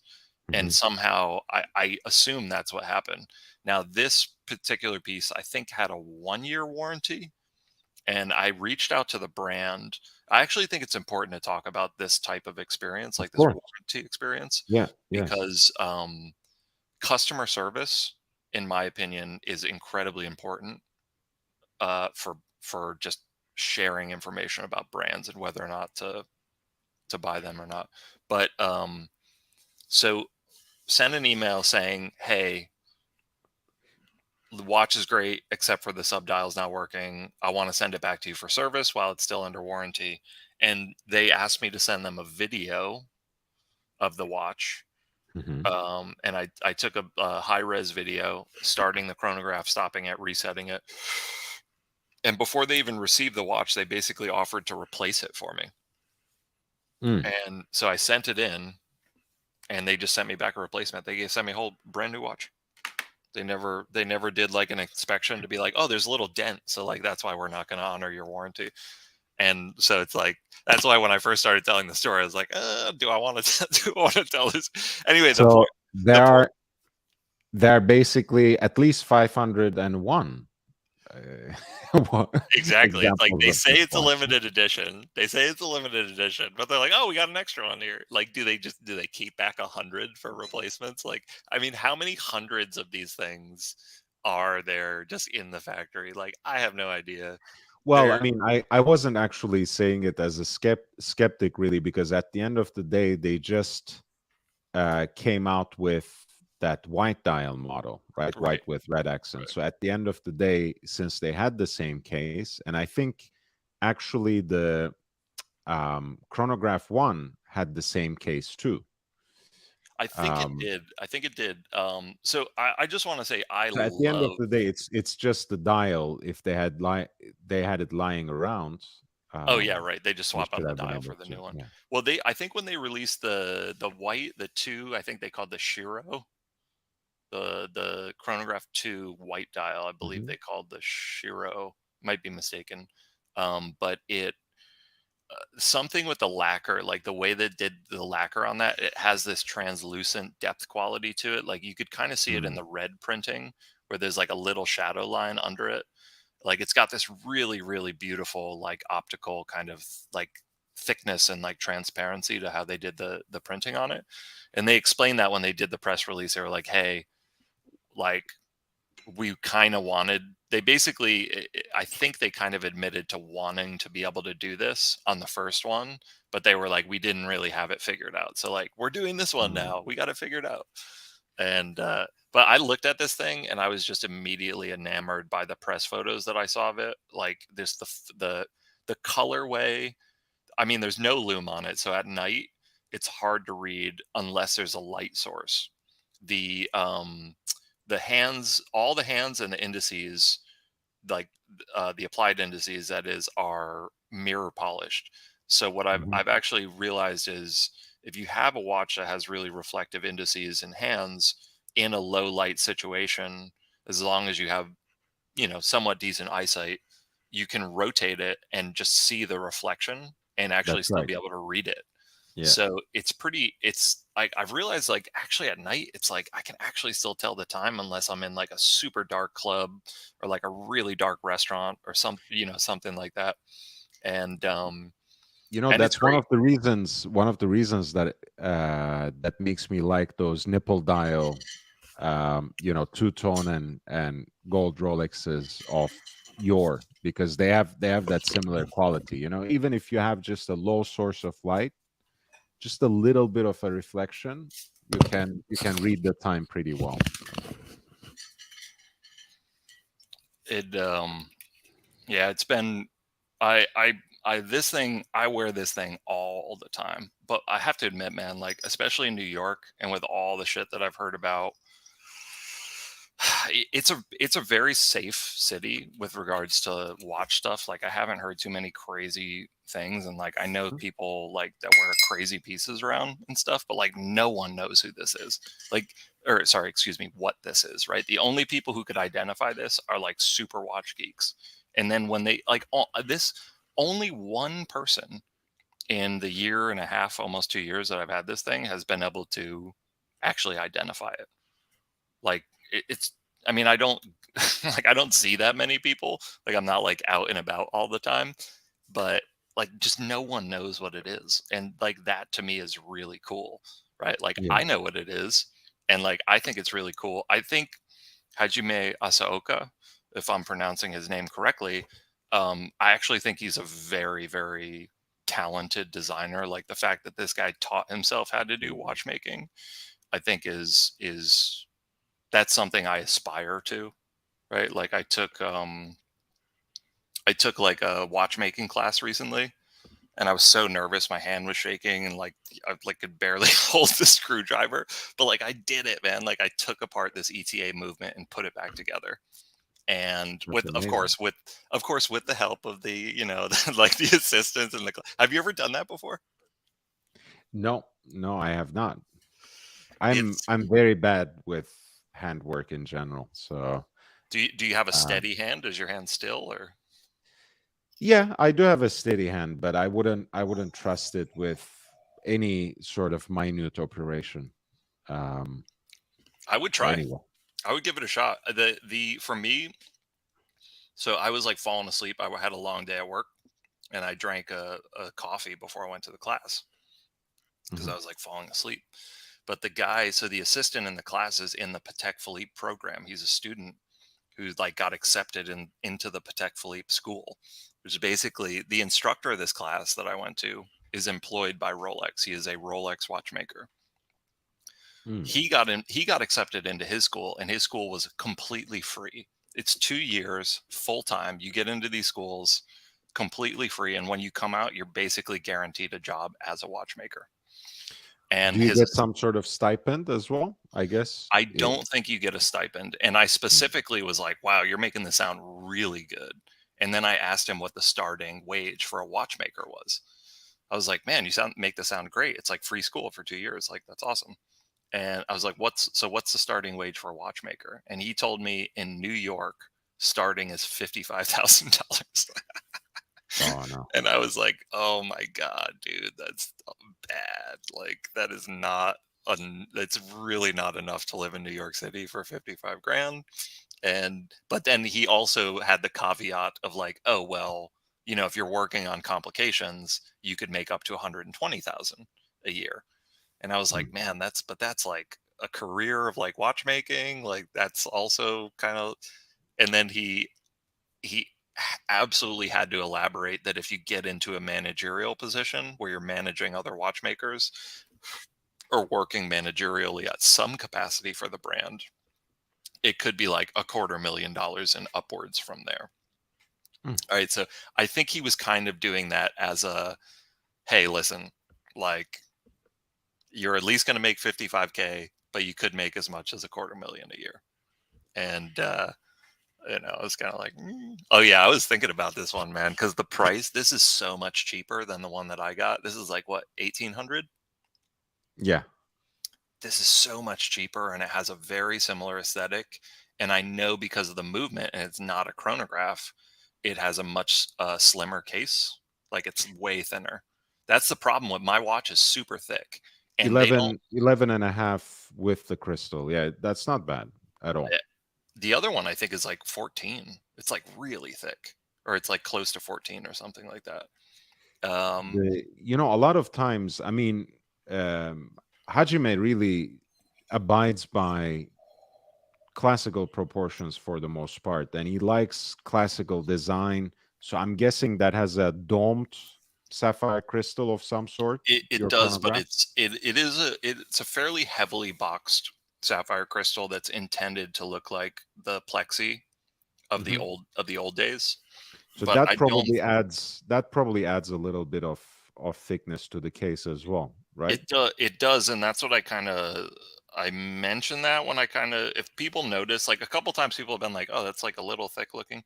So anyway, the point is like this was this experience for me where I got really seduced by these photographs online.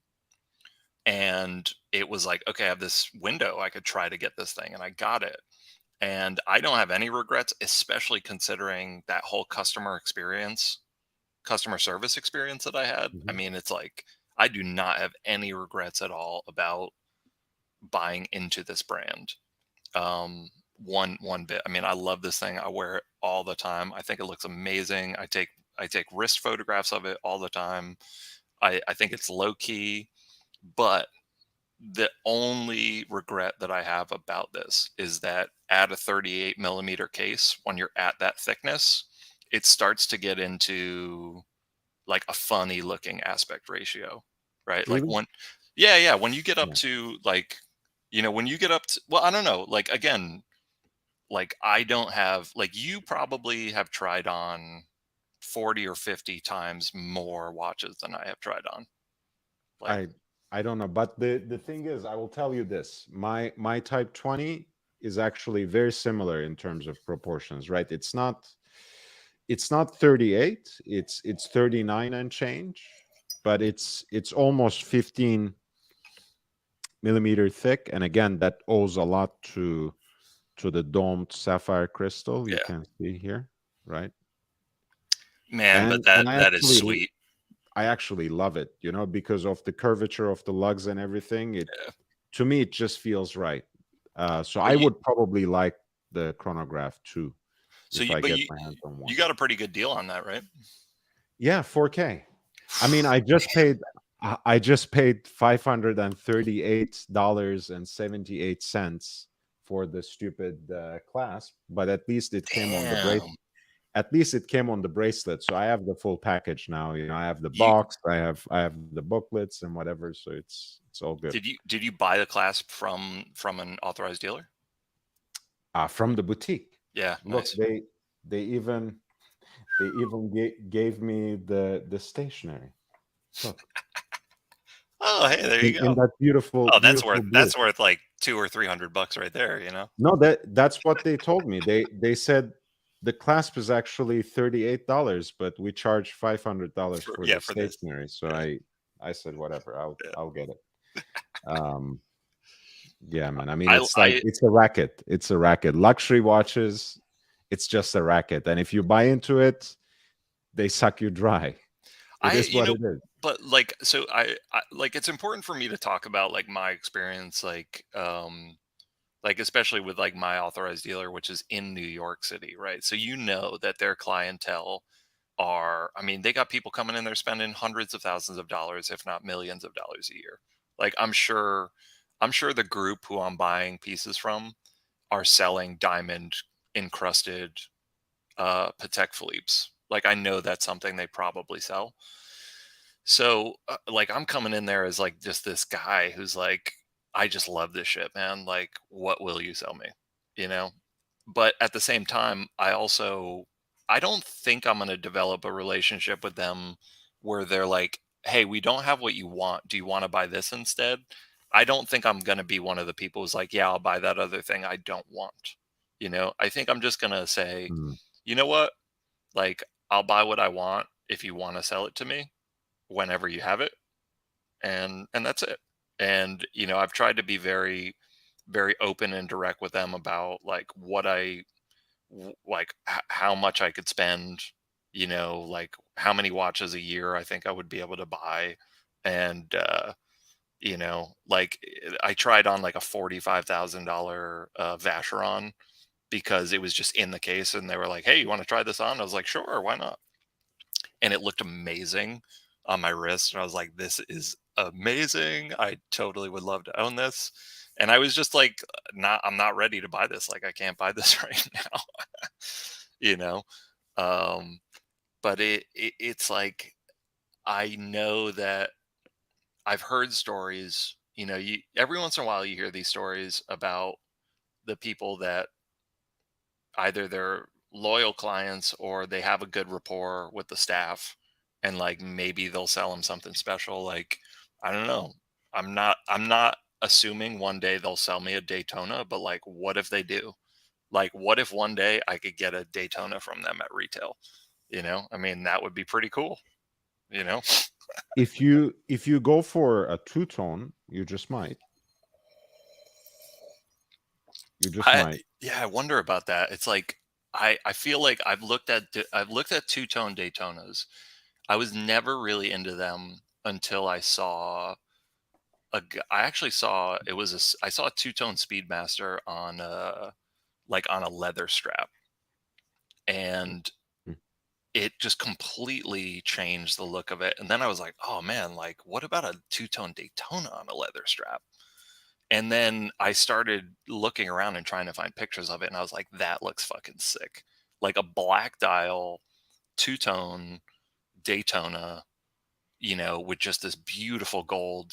Yeah, exactly. Like, well, for starters, that right there looks amazing. I mean, you know, Yeah. if I was ready and the funds were available and they were like, "Hey, you want this thing?" I'd be like, "Yes, absolutely." And I've oftentimes thought about that champagne dial, but I think that first configuration that you pulled up, like that one to me, because if you imagine this without the two-tone bracelet on it and with just a beautiful like alligator leather strap, I mean, that would be Mm. incredibly classy and I think like really dressy looking, and also have 100 meters of water resistance and be a Daytona at the same I I time. I think, the Daytona is such an iconic and classically elegant watch that of all Rolex watches, and I think all of the sports watches from Rolex can be actually worn on a leather strap, but from the current lineup, with all the proportions and case sizes they have, I think it's really the Daytona that truly belongs on a leather strap, and it's actually a great way of toning down a two-tone watch as well. So I think this would be fantastic. Well, you were talking about the just Daytona on leather. I don't know if Mhm. specifically earlier if you were talking about two tone. But you were talking about bringing, Rolex pushing the leather on the Daytona more, right? That was something you were kind of. So basically, in the earlier generation, they didn't have the two tones this way, but everything they had on Oyster Flex now, which is the precious metal Daytonas, they used to have them on leather. So let me see. Now we can do this.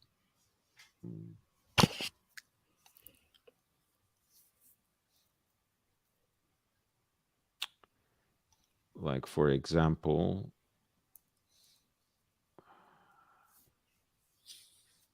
yeah, let's go for. So correct me if I'm wrong. Do these leather strap cases, do they have a non-removable link that prevents you from putting them on a bracelet? Or is that just hearsay? I I don't know actually if you can put it or not, but the thing is, I mean, this would be a full gold bracelet if you want to, right? These are precious metal ones. So they have an end link, just like the Oyster Flex ones have an Yep. end link, Yep. and then the bracelet um, comes with the matching déployant buckle. But is that the same case with the Oyster Flex? Like, is an Oyster Flex case, is that end link that the bracelet is integrated to, is that removable from the watch case? And is the watch case basically essentially the same as a bracelet model, or is it different? The case is the same. I'm sure the end link is not itself like soldered into the case either, so Okay. All right. it should Cool. be it should be removable somehow. I don't know how convenient it is, but I heard um, I heard someone talk about how, I guess, I don't know. I don't know if this is just hearsay also, but I heard that Longa, apparently with the Odysseus, uh, that they started um, permanently attaching the end links, or the, yeah, like the end link that attaches to the case, like to mm. prevent people from putting straps on the Odysseus. But It again, might I be something don't they know. recently started, but because I know people personally who have removed from their steel Odysseus the bracelet and put it on leather straps on different kind of stuff. Um, so it might be something they recently started, but this is not. Again, I've never owned one of these, so I can't tell you for sure. But ultimately, I think the end link is not soldered in. It should be able, you should be able to remove it. But it's just, I don't know. It's just a good look, if you ask me. Um, I think it's a nice. It adds another, I don't know, another level of contrast for me. Especially the recent examples, where you have a ceramic bezel. I think the end link is just very much integral to the design.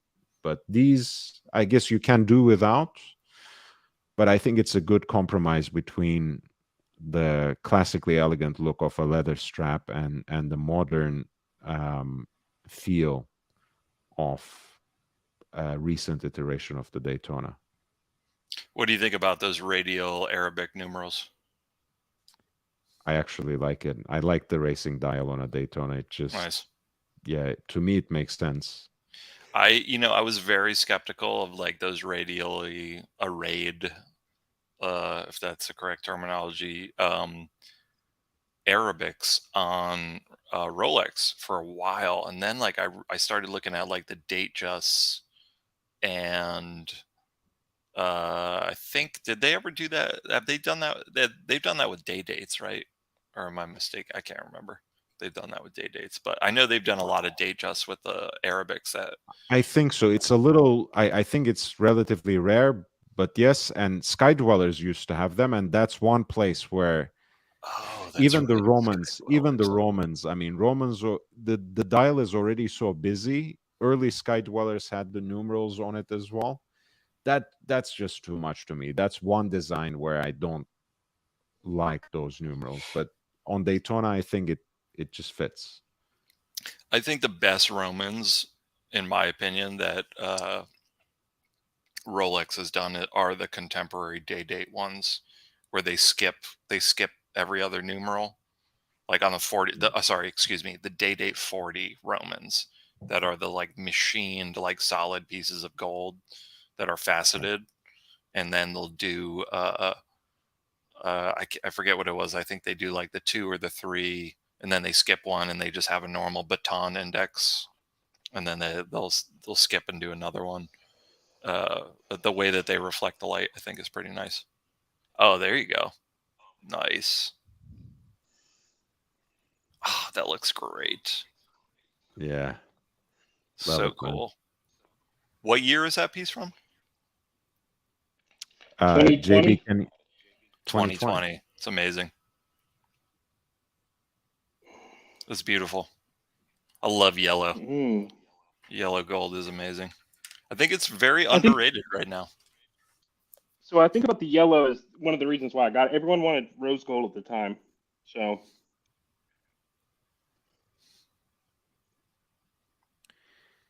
yeah, I think black and gold is a good design. JB, did you specifically want the diamond dial? No, I did not. I mean, I asked for just the regular markers, but when I've wanted this exact dial. There's a book that Rolex, if you get I started reading up on everything, and where the Paul Newman Daytona is, the 62 63 on the very same page, this Daytona was on the other side of that book. So I would see this dial all the time because I would look at that page almost every day. So yeah, it permeated. They planted the seed. Yep. I think it looks great. My only gripe with that type of diamond index is that the way that Rolex does the contemporary baguette diamond index, in my opinion, that they do on. I mean, they do it on the Day-Date. They do it on the Daytona. I just think it looks like a lot more elegant. But I think in general, gem set. I just feel like a gem set Rolex is like a special thing. It's like, you know what I mean? It's just such a special thing.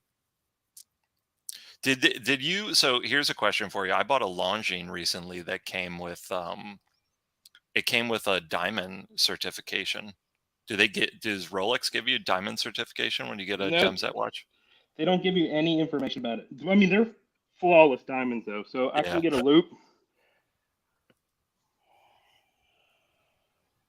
Absolutely. Like when you look at this under a loop, those diamonds, they're the clearer than anything you've probably ever looped. That thing is sweet. They're exactly the same size too. So those are round. Those are brilliant cut, right? Round brilliant cut with like is it 4 prongs? Does each stone have like 4 prongs or? I think so, and it's directly in. So you got concentric circles here on the dial. This is why I like this one, is because when you're in traffic, right, holding the steering wheel, and the sun hits it. I know, it looks great. It's so nice. I mean, like honestly, just seeing, I feel like you have to see these things moving around. You know, seeing photographs, they don't do it justice. Like this particular reference, I've seen on the website so many times. And just seeing it on stream right now, I'm like developing way more appreciation for it. Yeah, it's a beautiful watch. I wear it all the time. I've probably only wound it maybe 5 times since I got it. But yeah, it's amazing. It keeps perfect time. I mean, I don't run the chrono that much, but I'm nerdy enough to look at it like with the time.gov, and so I'll just look at it like once a week and just kind of like make a note of it, and just looking at the subdial, just lining it up just right, and it keeps absolutely perfect time. It's very, very slick, so for the long sleeves, I mean, I almost always have.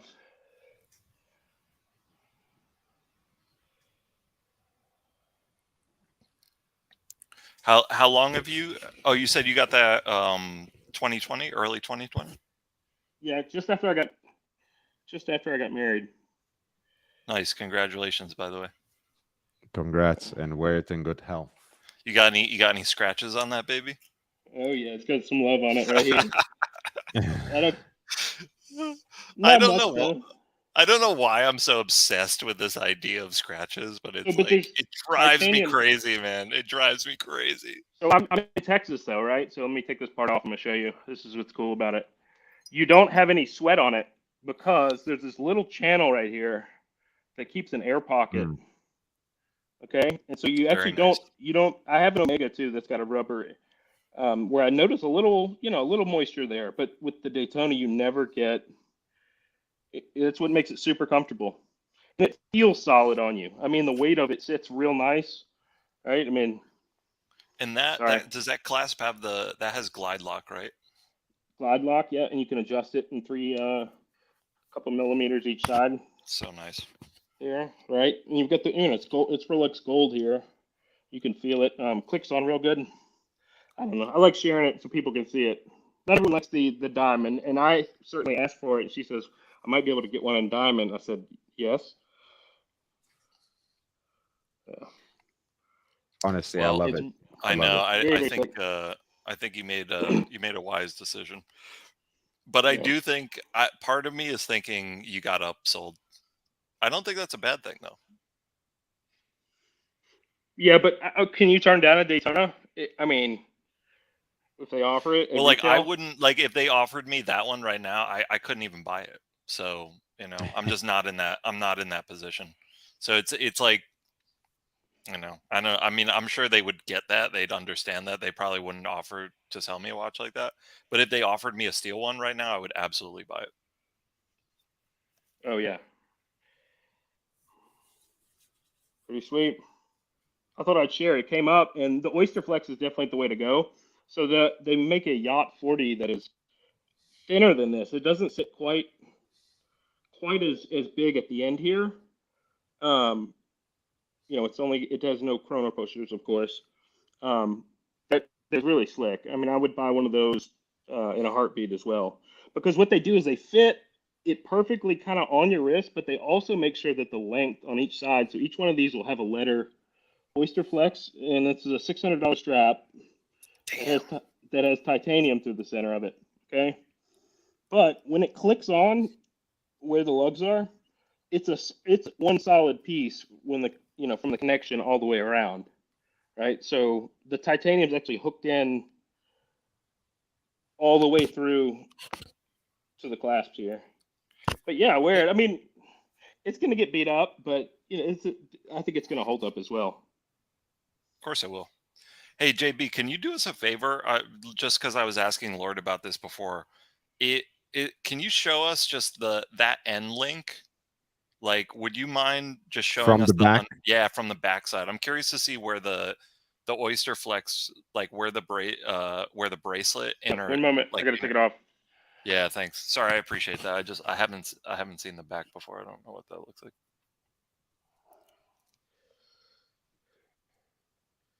Let me bring it up. It's probably hard to video because of it's a continuous. So can you? I can't tell from looking at that. Is that end link removable? I don't think you can't see it, like you can't see the space like you would normally see on something you were changing a strap on. Like you don't see a pin there. So it's really, really tight. Whatever they do, they've probably got to see how close that is. Yeah. Huh. It doesn't seem like you could get in there from the other side. I mean, I'm just telling you, all the way around, it's really flush right there. It's almost like, yeah.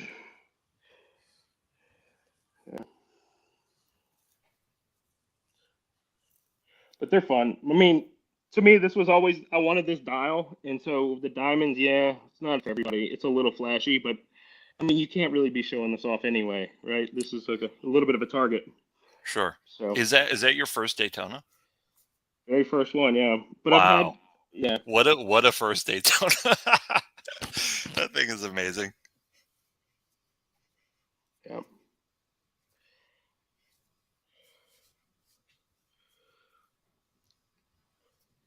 It's good. Lord, I'm gonna finish up. I've got work that's going on right now. So everybody at the stream. I think. All right. Thanks for sharing, JB. Take care, man. All right.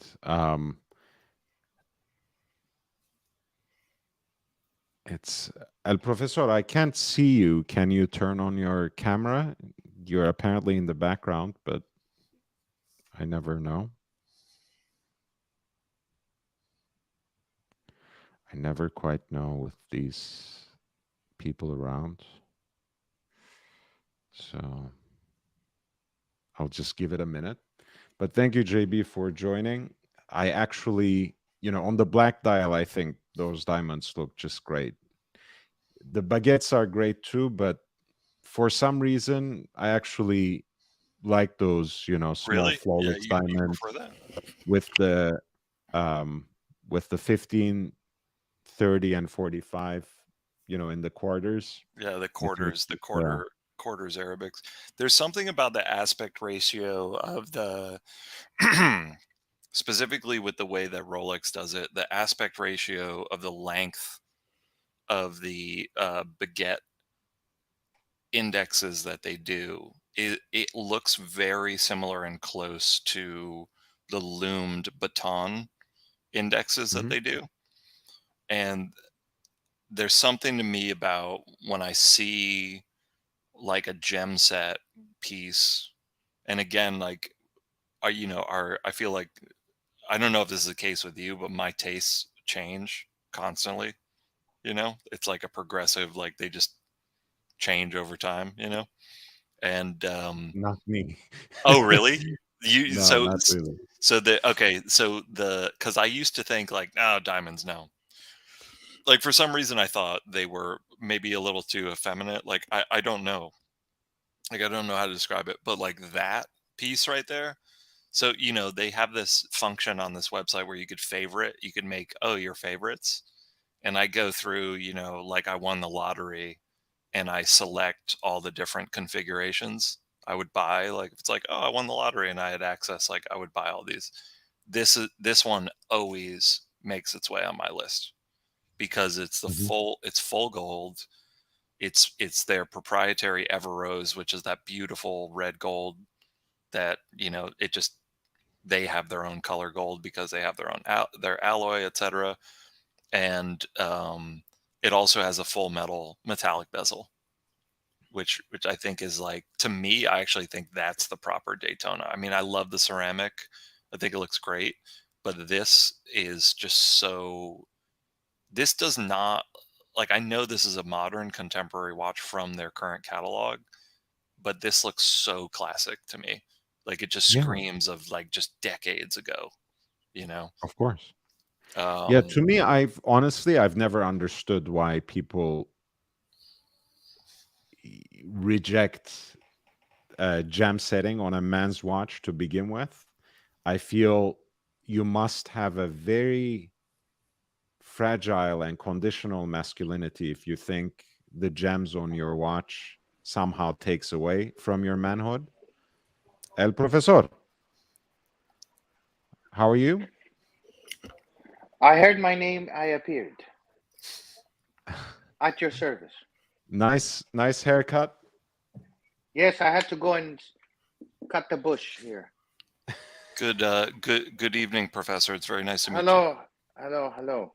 Does it help you battle the heat in the UK a little better, the new haircut? Yes, it does. Yeah, immensely. Yeah. The Brits have no air conditioning. They haven't discovered it. So yeah, unfortunately.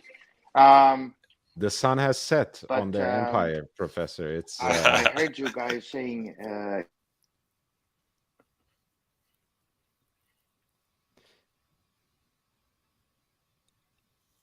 Yeah, I was just saying that I never understood the whole scale resistance to diamonds and gem setting on men's watches to begin with.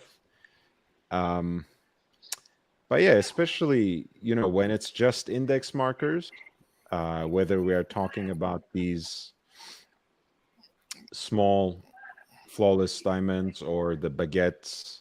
I guess I think it just fits. so. You know, it's like what you were talking about with the high polish, like mirror polished index markers on your chronograph. Mm-hmm.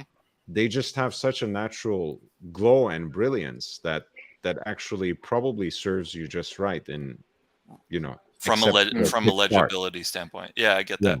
I guess the point, like contrasting this piece to the Everrose one that we saw before, and I think one of the reasons why they charge a premium for the baguette indexes is that if you actually look at them, so all of these stones, and I don't know because I'm not the watchmaker or the designer, but it appears to me that they're all the same size and weight, plus or minus whatever tolerance, you know, for the manufacturing of this.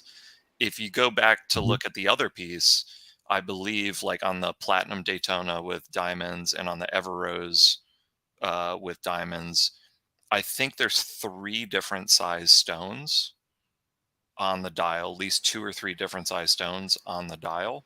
So just strictly speaking from a manufacturing standpoint, there's already added complexity there. And again, I don't want to say this is not beautiful, but when you show me, well, like when I see the other thing with these different length gemstones that are all cut to and polished slightly differently, and they read just visually, they read more like a typical index that you would see on, you know, like a Datejust or like a Day or something like that, because of their aspect ratio. It just seems so much more refined, and so I'm seduced by that. You know, I'm like, those the way they cut those gems on the other one, it literally, for me, it makes the difference between me saying, would I consider a gem set watch and not? So that's my response to your, like what you said before is like, well, I don't know why someone would push back on it. And what I'm saying is like that I have found the way, right? Like the light, I have seen the path. Like the path is like, if the gems are cut a certain way and positioned a certain way. So this is really interesting to me, right? Like when you look at this, and it's something I've observed. I don't know if many people talk about this or it's something that's discussed specifically with contemporary gem set Rolex. Yeah, let me say something about, I think you posed the Professor, you got stuck again, but hopefully you will come back. I don't know if it was as apparent before, but you see the different size.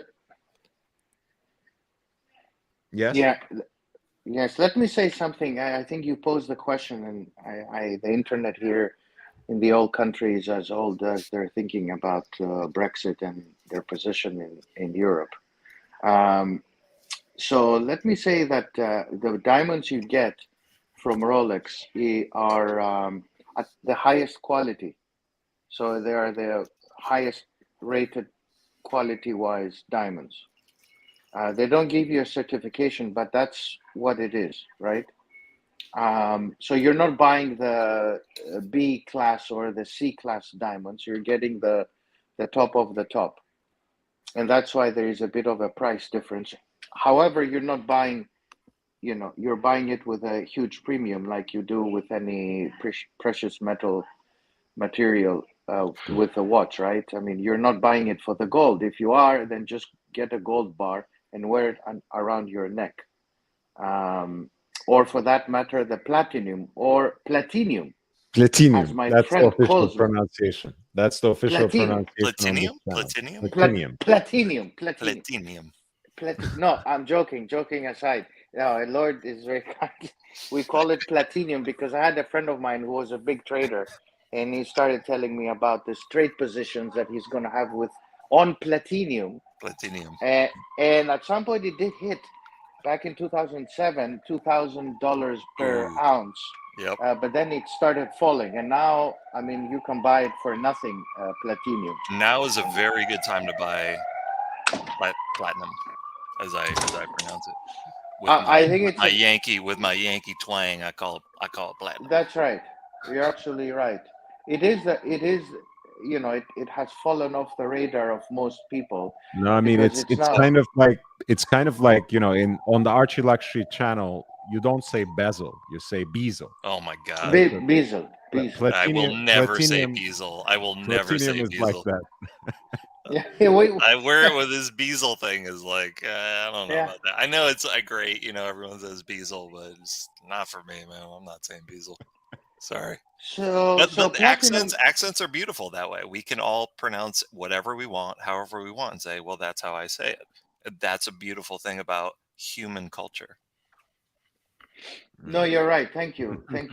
So platinum is priced now what, $800 per troy ounce, and gold is at 17 something, right, per troy ounce. So it's a wonderful material to work with, but also to have. Unfortunately, price-wise, it has gone down quite a bit because of the arrival of palladium, which is used now by the car industry for the convert.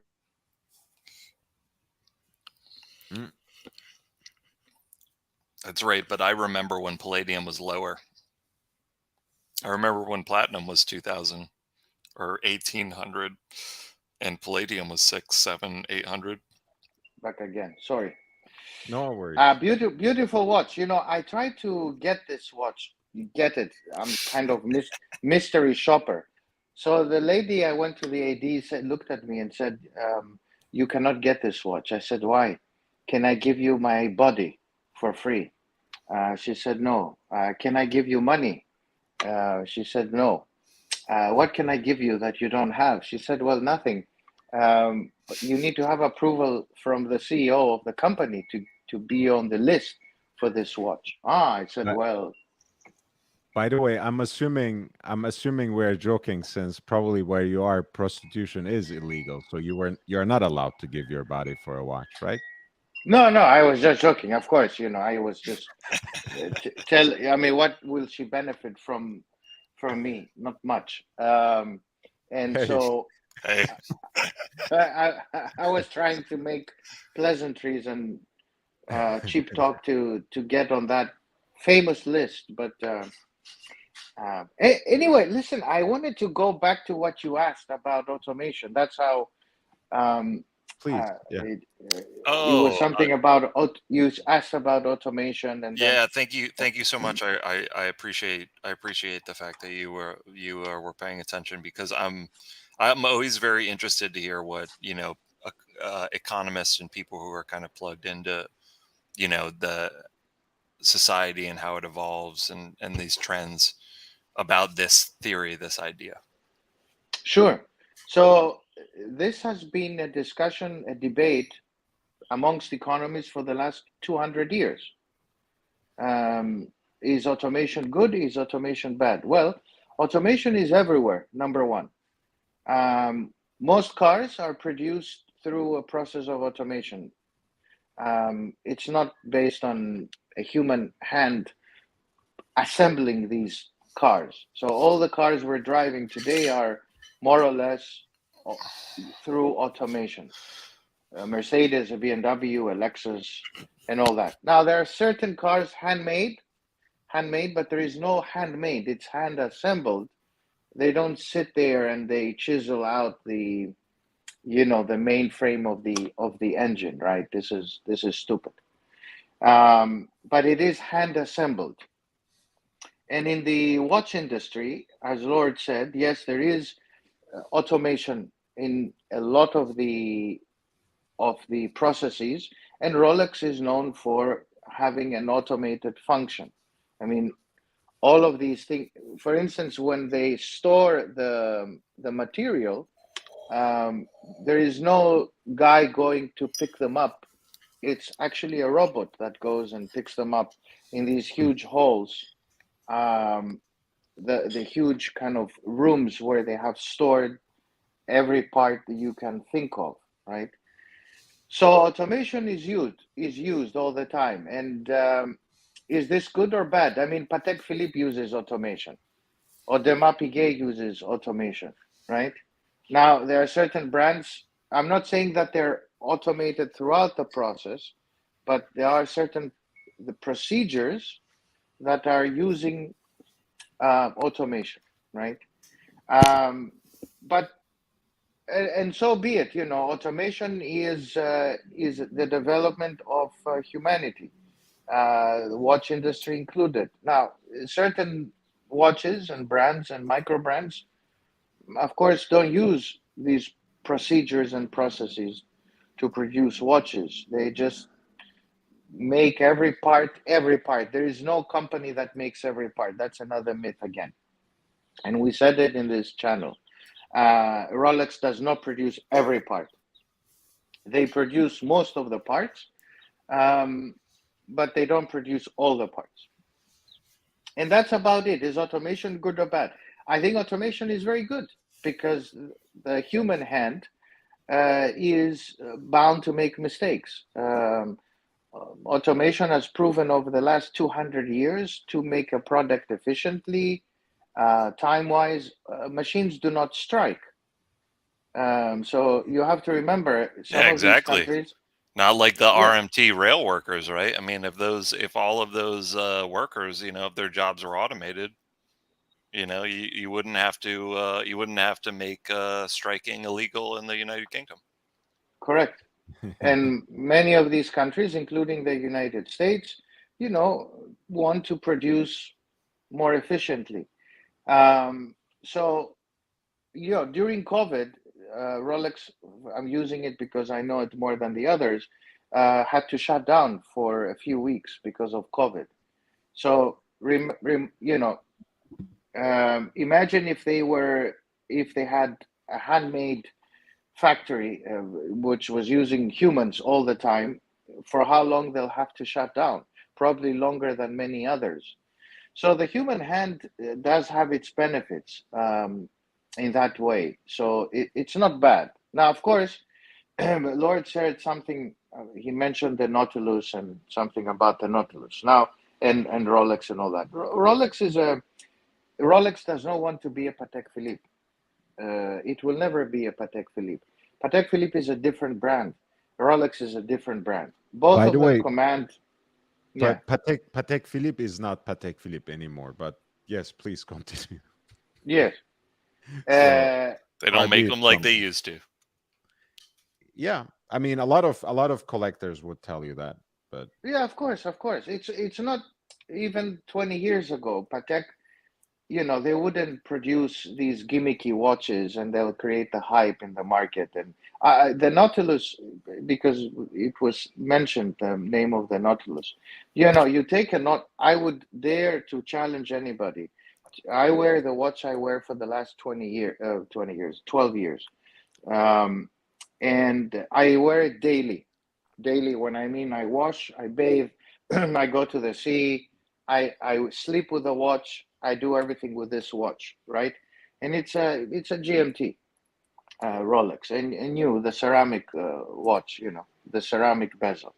So had I worn a Nautilus every day for 12 years, I would be picking up pieces of the Nautilus at year 3 or 4. Did it's not sorry that sorry bad. to interrupt, but just wondering if either one of you gentlemen read the article. I think it was on Hodinkee or one of the blogs. It was the story of the well-loved Nautilus that Yep, ultimately was stolen from the owner. But that's right. before it was stolen, this particular owner actually put it through hell. So just playing devil's advocate, there was someone who did wear this Nautilus every day, and I believe, if I recall correctly, they were a sales associate. They worked for a luxury brand, and they At either Tiffany's. sold. Yeah, They worked at Tiffany, and they sold Patek, or they worked at Patek, or at one of the Patek ADs or something like that. Tiffany's. For how many years did they wear it? Oh, they wore this watch for, well, not as many years as you have worn your watch, but I promise you that they would have continued wearing this watch if it was not stolen from them. And I encourage Yeah, you to read this article because I believe that it like for me, like I've already mentioned this several times tonight before you joined, Professor. So I apologize to Lord for mentioning it again, but I am very like the idea of scratching this perfectly manufactured thing. To me, it's unsettling. Like when I observe new scratches on You go crazy. well, I don't go crazy. I look at them and it's I find that I find myself in it's a deeply philosophical Discussion. conundrum, Can right? I say Because something about that particular watch? I love that man. I enjoyed his writing. I'm glad he wore it basically for every day for about 7 years, I think, because he got it in 2011. It's a Tiffany signed dial, right? So yeah, it's an outrageously Tiffany Nautilus worthy, he wore every day. right? 7 years. But there's something incredible about that story. Someone who wears that watch every day, everywhere, takes it off and puts it in his suit jacket at a watch event. That just doesn't sound right to me. Yeah, I that don't is a know. little I don't know weird. I what mean, happened there. I appreciate the fact that he ran with the Bulls, or whatever. I think there was like I believe he wore that running with the Bulls, right? There was like some story about that. Everything. But Like, can he you imagine the guy who splatters it with beer and ranch sauce in a but music festival would take that watch off at a watch event? I wait mean, a come second. on. What was his explanation as to why he removed the watch at these events? No explanation. Hmm. There's no explanation. Maybe, yeah, I don't know. It doesn't really make sense. I thought he suggested that it was I think he felt pressure from the hype. That was my takeaway from the article as I read it. Now I might not be remembering word for word. Well, I can't remember word for word. I remember being captivated by seeing such a fussed over, coveted, and frankly, as a commodity, a speculative commodity asset, a lusted over object being so well worn and scratched and gouged and everything. I just remember thinking, I have to read this article. Like, what is this story? And I was okay with kind of everything except for it really broke my heart when I heard that it got stolen, like that. Yeah. Yeah. And he will I, never find it, unfortunately, because probably people just removed the dial and chucked the watch away. So Because he put it, even yeah, that dial is probably $250,000 right now. maybe he put it in his pocket to try on another watch. I think before, if it's a watch event.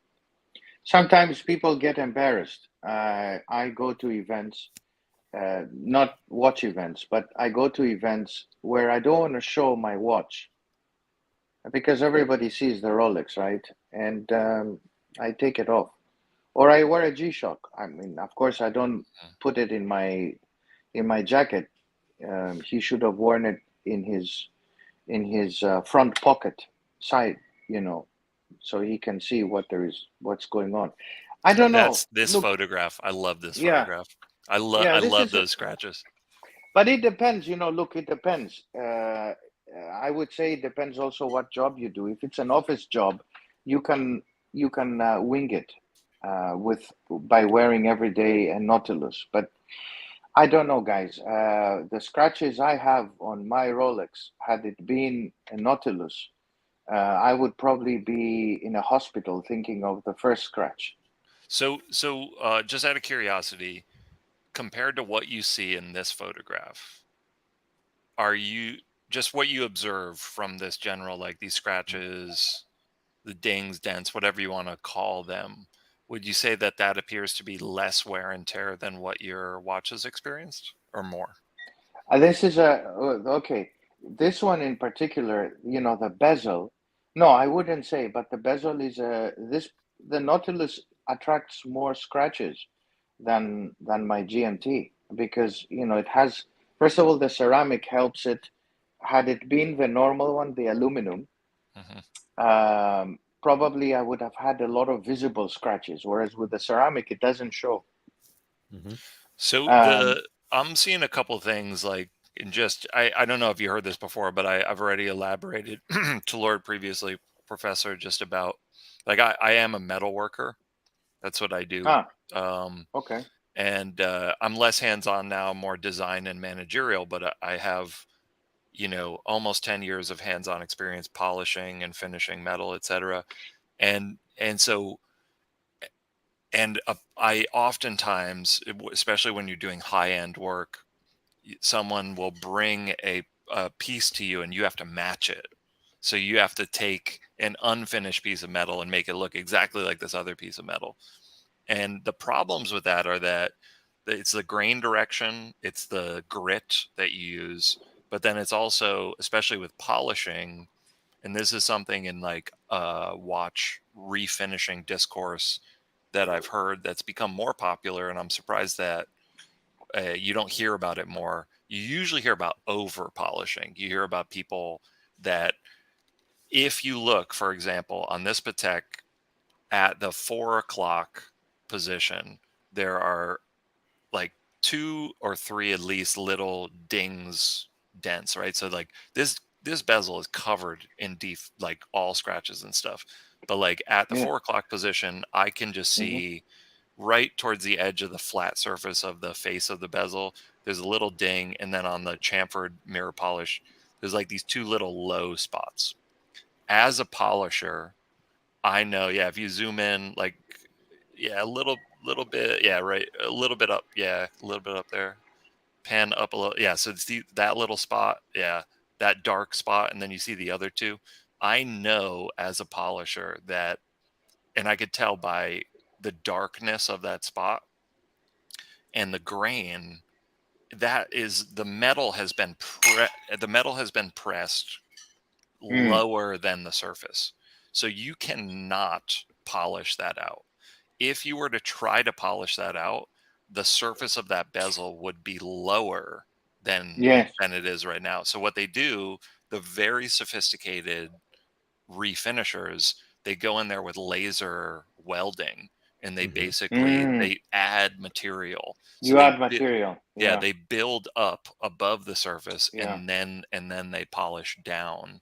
But I think even that process, even with the most sophisticated refinisher, apparently the best, I guess vintage aficionados or people who are familiar with what the factory finish looks like, apparently they could still detect that. But I think the main thing to be talked about with the over polishing thing and all the negative connotations with it, and why maybe it's not that bad, is that especially with older pieces, if they've been polished over and over and over again, if they're not having the low spots filled before they polish, they're inevitably changing the shape of the case, because they're grinding and they're removing so much material that spot goes away. Then they're trying to reapply a surface and a finish to make it, to mimic it visually, to play these games on the eye, to make it look like, but it can never look like that because you literally have changed the shape of the case. And not by the way, not most brands don't offer the kind of refinishing that you deem preferable, that you deem more professional. I know, for example, Lange does. When they refinish your watch, they actually do laser welding. So when a brand itself gives you a service like that and refinishes then according to factory specifications, I think it's very interesting and desirable. Otherwise, I'm never the kind of person who wants to dictate what people do to their own watches. So, for people who get a vintage piece that is almost exactly like what they want, and they want to actually get it refinished according to factory specifications, by all means. But we know, and I was talking with Eric just yesterday about this, that there are certain vintage dealers who are in that business, who acquire these pieces and then take them to their favorite CNC/laser welding workshop and get it refinished to factory specifications, and then try to pass them off as new old stock. So that I think is not a good business practice. But if everything is transparent, and if you are doing this to an heirloom piece that you want to restore a certain way and keep and genuinely keep for at least your own lifetime, I'm fine with it. But people have made a business out of this recently, and it's really, it's one of those elements where it's really playing tricks on people's minds and on the entire market. I totally agree with you, and I think that I would never support that type of business endeavor, because I believe that any time that the nature of your business is about trying to convince someone of something that is fake or phony, in my opinion, is just bad business personally. But I do think that as the technology advances, what we will see is those type of interventions, I think, is probably the best way to describe it, right? When you're coming in and you're essentially altering something outside of its original, birthplace, manufacturer, etc. I believe that there will be a type of inspection, a type of whether it's an X-ray or some type of 3D scanning thing. You can send it. You can send it to Patek for polishing, right? He could have sent it. I mean, they probably will charge you a lot of money. But maybe that's a safer bet if you had this watch. But going back to your original question, I would say it all depends on what work you do. I mean, if it's computer desktop work, maybe you can wear it every day. Mm-hmm. But I wouldn't take it to the sea, this one. I wouldn't dive. I mean, I don't dive, but I bathe and all of that. I mean, the watches, they never tell you, but you should not take your watch and bathe with it, regardless what you have. On a daily basis, it's not the best thing for the watch. I don't really care, because I consider life to be very short, and all these things, who cares? We're just humans who are coming up with certain exclusivities in our lives and making ourselves important. If you have a Patek, wear it.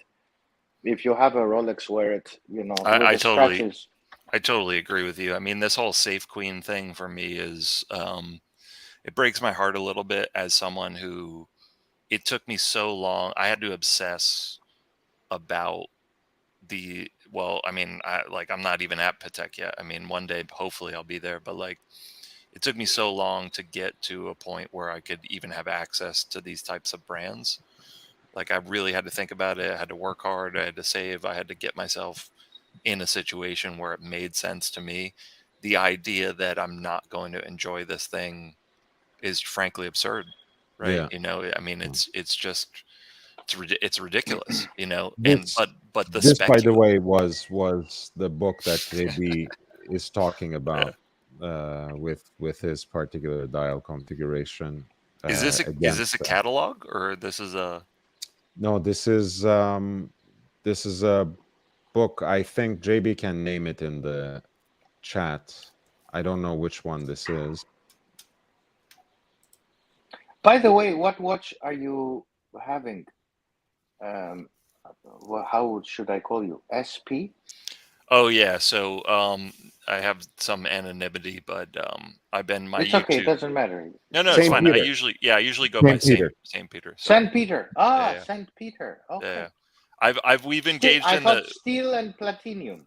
No, I wish one of these days, more just steel right now, but one of these days he has the beautiful thing about St. Peter is he actually has a little cut from Caravaggio's painting, The Crucifixion of St. Peter, as his avatar. I'll try to find it on my desktop. But you, or I I think might you, find I heard something you, more you have interesting. an Explorer. You Oh have an no, no, Explorer? I actually have a date just. That's my Ah, that's it's beautiful. a contemporary one. It's from 2020 or Very nice. 2021. Yeah, so that's like kind of that's like the most flex. Like if I was trying to like flex. Oh yeah, that's it right there. So I Mm, have that on my Gmail, my Google avatar. So that's what shows up on YouTube. Crucifixion of Saint Peter, Caravaggio, obviously, high Renaissance painter. Lord, dude, I totally haven't even mentioned this. So after the last time that we chatted, where it was like one of these late nights where I was like engaging a lot on the chat, I went out and bought Mhm. this beautiful Taschen Caravaggio book that's the Nice. complete works. Because remember we looked at a few different, like I was like, oh, the Yeah. lute players, like we got to look at the lute players. And I went out and I bought the book, and it's huge. I can't even fit it in my bookshelf because it's so tall. I have you guys ever had this problem before? You go to put a book in your shelf, Yeah. and the Look, I mean, spacing between yeah, shelves is so small that like the book that's doesn't even fit in there.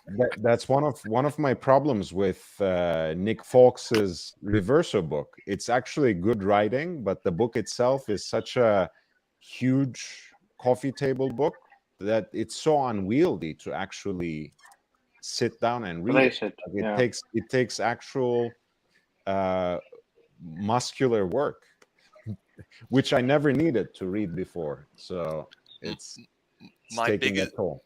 so this Taschen book, by the way, which is the title is The Complete Works, by Taschen. They produce amazing, super high quality art books and others. My only issue with it is that, and I guess this is just, I don't know if this is just my problem as like a OCD thing or not, but they have paintings that span multiple pages to like get the biggest thing. Mm. And Mhm. it just, to me, the idea of putting a book binding like in the middle of a painting, it's like, it's just crazy. Like I think like I would have rather just the pictures been smaller and consolidated on each page. So it's hard to describe, but like you could imagine if there was like a fold right in the middle of this painting and it was two separate pages. It's like it would be, I don't know, it kind of ruined it. That was the only disappointment with that book, but aside from that, I love it. But the thing that I learned from this book though is that a lot of his work, there aren't that many works, and it just, when you think about the career of an artist like this, it it was a lifetime, but back then he lived a pretty long life considering what the average life expectancy was. And of course there were apprentices and assistants and that kind of stuff, but it's compared to what I think contemporary artists are outputting now in terms of how much work they can make. You know, they didn't make that much. Not to Mm. say they weren't prolific; they were working all the time, but the finished work that they were producing in terms of numbers, the quantity of finished art pieces, is really not that great compared to what an artist nowadays that's tapping into something like, I don't know, rapid prototyping, or I mean, you look at like NFT technology. I mean, you could be making like thousands and thousands of what people consider to be a unique artwork because it has this digital code to it. But, is it really like, I mean, how many of these paintings are there? Well, every time the image has been reproduced, that's a new version of it, but it's not the actual object. Yeah, I mean, this is just an amazing painting. The story itself, I've always found very captivating. Just the wish to be crucified upside down, since he doesn't consider himself worthy of the same fate as JC. It's an interesting. I mean, it's a pretty good story. Yeah, And I just think. the way the whole painting is staged, where the fullest face you see is that of Saint Peter, and where everything seems to be somehow part of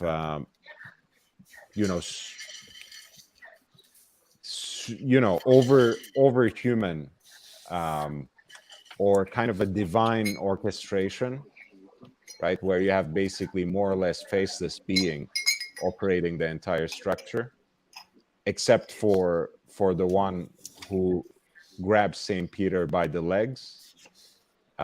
He seems like, in fact, reaching to him in a gesture of compassion rather than execution. Honestly, it's just an incredible piece. I'm flipping through the book now. Okay, so, and I'll just ask you to pull this up because I think it presents several of the things that you just mentioned. But I actually think it's more successful. So the title is The Taking of Christ. It's from 1602. So this, yeah, that's the one right there. So this is like, in the Taschen book, it's like split up over 2 pages because they make the print as big as they can, but it puts this ugly seam in the center where the seam right near the guy who, I don't know who that is. That might be maybe John the Baptist. They explain who all these characters are in here. But the guy who's like next to Christ. So Christ is like the first figure from the left, I believe. And then the guy to the right. Yeah. So like the image I'm looking at in the book right now, there's like a vertical seam like going right through the guy to the right of Christ's ear. But so the armor, the print, the print quality in this book is really good. And I think that there is a photographic, almost like photorealistic quality to the armor and the way that the light works. Actually, this image, for some reason, I don't think it actually does it justice. Like the picture I'm looking at in person it kind of blows my mind, right? Like I could believe this was a photograph. Yeah, you could kind of see it as you zoom in there. I don't know. It's stunning. I don't know how else to describe it. I mean, just this work is stunning. And it was, it was at a period of time that photography did not exist. So any type of representation of the human form at this point in time was done in a fresco, a sculpture, a relief carving, drawing, or a painting like this. And these works in the Renaissance, they started to develop this super high realistic quality that I think actually created an effect in the viewers that they would have these religious experiences. And if you think about like walking into a cathedral or walking into a church and having all this stained glass and or whatever it is, like the light coming through, you can imagine like that experience is gonna feel sacred. There's like something about it that is sacred. And also the whole divine orchestration thing. Do you see how they are grabbing onto him? This is, of course, Judas, who is betraying him by embracing him. Look at his hands. So tightly woven together. Yeah, I mean, he is basically delivering himself. He's supposedly being betrayed, but he is actually giving himself over in almost absolute contentment because it is all part of the plan, right? So yeah, he's gonna meet he'll meet his maker eventually. Well, I mean, the Christian story is a little different, but yeah, I would like to think that. It's funny. It's like I was, and that I haven't talked about either, but my parents put me into like a private Catholic parochial school. I did that for about 9 years, basically from pre-K to 8th grade until I did public school for high school. And we would do, the way that this small parochial school worked is they would do what they called mass on, I believe it was first Friday. So every first Friday of the month, the entire school would attend mass. And this was in addition to what the families essentially were expected to participate in, which was Sunday Mass every week, essentially. So all these families were already going to church, you know, every Sunday. And then the students also had to go on Friday once a month. And my takeaway from, I talk about this a lot, but my takeaway from the experience was like, there's a lot of monotony in that routine. And I feel like I lost a little from that. Like it kind of like lost my focus because it's like, it just gets boring after a while. But I actually think the stories, like I am not a religious fundamentalist. I don't practice Christianity, although my parents did everything in their power to get me into practicing it at a younger age. But I actually think the stories that they tell you about this prophet, right, this figure, like this Jesus Christ figure, if you read and you interpret it correctly, you can actually see this person as being like this benevolent individual. And if you imagine the actions that this prophet was preaching, just actually embodying those in your day-to-day life with other people, like, you know, there's this thing I always say, do unto others as you would have them do unto you, like that kind of thing.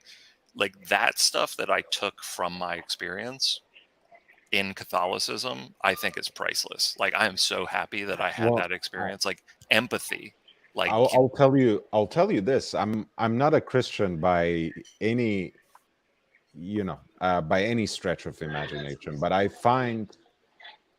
personally, I find great lessons and great inspiration in the stories of not only Christianity, not only the New Testament, but also in the stories of all the saints as well. So there's great power in them for sure. There's a lot to be learned from them. I agree. I was traveling, guys. I was on a plane for the last three days, going, coming, and all that. And I was sitting next to a guy, a very nice gentleman, and he was wearing I was impressed, a no date submariner, as Archie says. And I was looking at That's it, and actually at some point, that by the way, that is the correct pronunciation among all submariner. things. Yeah, No one says it that way. I know, but that is actually submarine. That's Really? actually That's the unlike English. diesel. Yeah, yeah, confirmed by Rolex representatives of the Wow. time. Wow. Jake's Rolex World, RolexMagazine.com actually had a whole expose on it with representatives from the US from years 60s, 70s.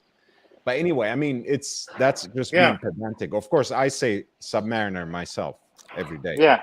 Anyway.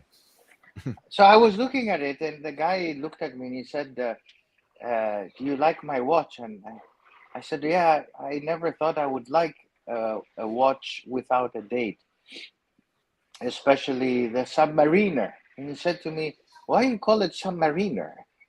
Actually, I said, "Well, it's a long discussion, but okay, we can call it Sub.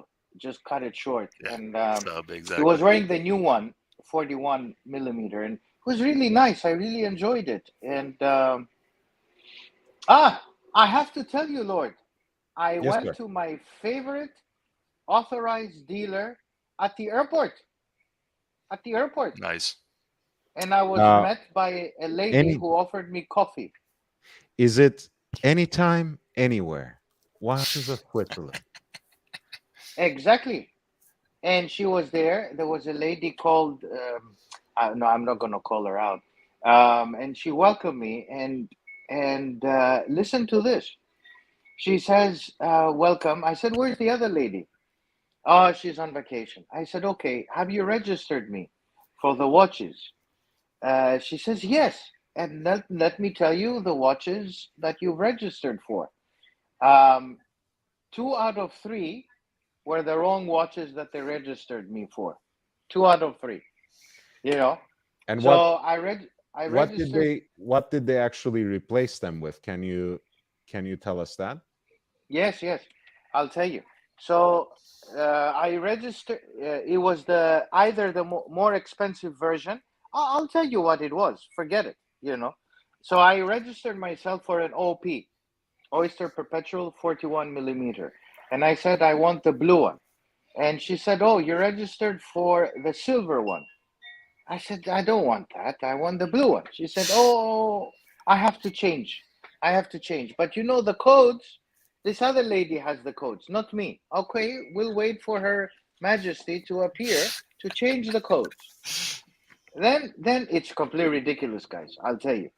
Um, then I say, "Where is the Submariner?" She said, "Yes, you're registered for a Submariner."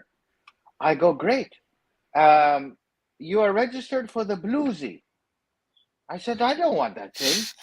I'm El Professor. I don't buy these rubbish, precious metals, semi-automatic, watches. I want the full steel." She says, "Oh, you're in for the Bluesy, sir." I go, "No, no. I have the email," and I showed her the email that this other lady sent me that I'm registered for the green bezel, the green bezel. She said, Diesel. "Oh, green basil." She said, "Yeah." Well, she said she has the codes. Let her come back and we will change them. I said, "Okay, let's go for the option number 3." Option number 3, I said, "You have me down day just. Jubilee bracelet." Oh, thank God. St. Peter has watched me over for many sessions and finally I see the light. She says, "Yes, you're down for the green dial with the wavy dial." I go, "That's the only one actually I really want from all of them." And I said, "You got them, you got that one right." So then I go for the smashing question. "When do you expect them?" "Oh, sir, maybe, it will take a while. These are high in demand watches. You know how it is. And we will try and accommodate you. But, since you registered in June, probably you'll get them in the 23rd century." Um, you know, anyway, that was the experience. So I'm telling you guys, if you think you registered for a watch, think again. This automation thing is probably not working out. And I've heard from a friend of mine that some people have been taken off the system haphazardly. So you go and register, and you're not in the system anymore. Other people get their watches mixed up. So if you get a call for a watch you thought you don't want, you're gonna get it.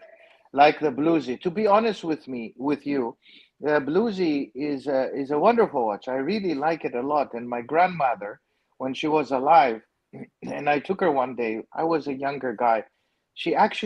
I was very poor, and I couldn't afford any watches. Um, I took her to the Rolex shop, and she picked out of all the watches the Bluesy. She said, "You should get this one." And I said, "Oh my God, I can't cough up." Back then, it was like $5,500 in the US. It was actually in the US when I was studying. And I said, "Hey, Grandma, I don't have this kind of money. I mean, 5,500 is I barely have 500." Um, so, it's a beautiful watch. It's a classic watch, but I just wanted to test the system. Um, and then I told her, "Listen, can I get the no date sub?" "Oh, no date sub? We can get it for you in 6 months. Would you like me to change for you the whatever in the system?" And I said, "Yeah, change it. Put a no date sub." Of course, you might go crazy, guys, all of you, by listening to my alteration and saying, "What have you done? Why don't you get the bezel, the green bezel?" And the hell with it. It's what you like. So I changed it, and let's see whatever she produces. I doubt I'll buy any of these 3 watches, but if I ever do, probably I'll get the green one, the green dial. Anyway, that's The reporting from green the the mystery green shopper. bezel. You mean they don't make the green dial anymore, right? No, the green dial, they just Okay. with a Yeah, the wavy new thing. The new. with a wave dial. You mean the fluted design? The fluted design. Okay. Because they have so many different green dials now. They have the mint green, they have the palm dial, they have the fluted design, you know, so many different ones. Yeah, I feel 58. Go ahead. Sorry, I was just going to say I think the mint green addition to the larger date just sizes was a good move from them, because they had it in the smaller, more what would typically be referred to as like the lady sizes. Like the mint green was already kind of in the catalog, and they expanded it. And I think there are certain combinations of just the regular steel date just with that mint green dial that are actually pretty nice. And I know the whole green thing, pretty much every manufacturer has been tapping into that as a trend, but it's hard to deny that kind of heritage with that, or sorry, the heritage rather, with that colorway, with Rolex specifically, right? And I think in the Datejust line, and you could still get them in the OP line as well, if you could get one. It's pretty amazing to be able to get into the brand at that price point and get, these colors, with so many different variations. Specifically with the Datejust, you go oyster, fluted, smooth, Jubilee, etc. I think it was a good move from them. And, at Watches and Wonders, everybody was talking about, the left-hand GMT, and that kind of stole the show. But I actually think just a simple move like that, where they added that color, to one of their more popular lines, I think time may tell that was maybe a move that's going to make a bigger impact, in the kind of in the brand's influence. Yeah, I mean, Rolex, again, Rolex doesn't own the green color, but it is their proprietary color, right? Green and gold is, just so associated with Rolex that it's hard to think that a model with a green dial at this point in time might be unpopular. So I think it will be very desirable here in the present, but also in the future as well. Yeah, unfortunately, they took out the funny colors.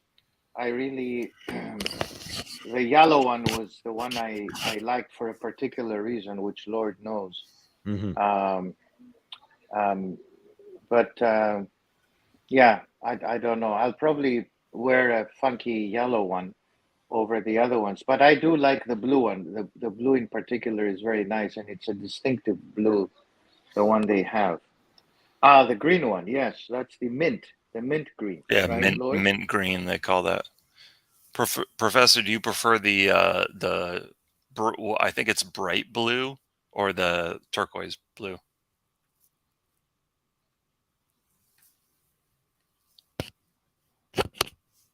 Professor? Yeah, sorry, I'm back. Okay. Bad internet. That's the mint. That was the mint Yes, sir. green. Yeah, beautiful. I also like the fluted on this one. This fluted on the two-tone. Yeah, that's the one I asked for with the bezel. This one. Yes. That's like full fluted. It's fluted bezel, Jubilee bracelet, and fluted dial. That's like a full fluted treatment.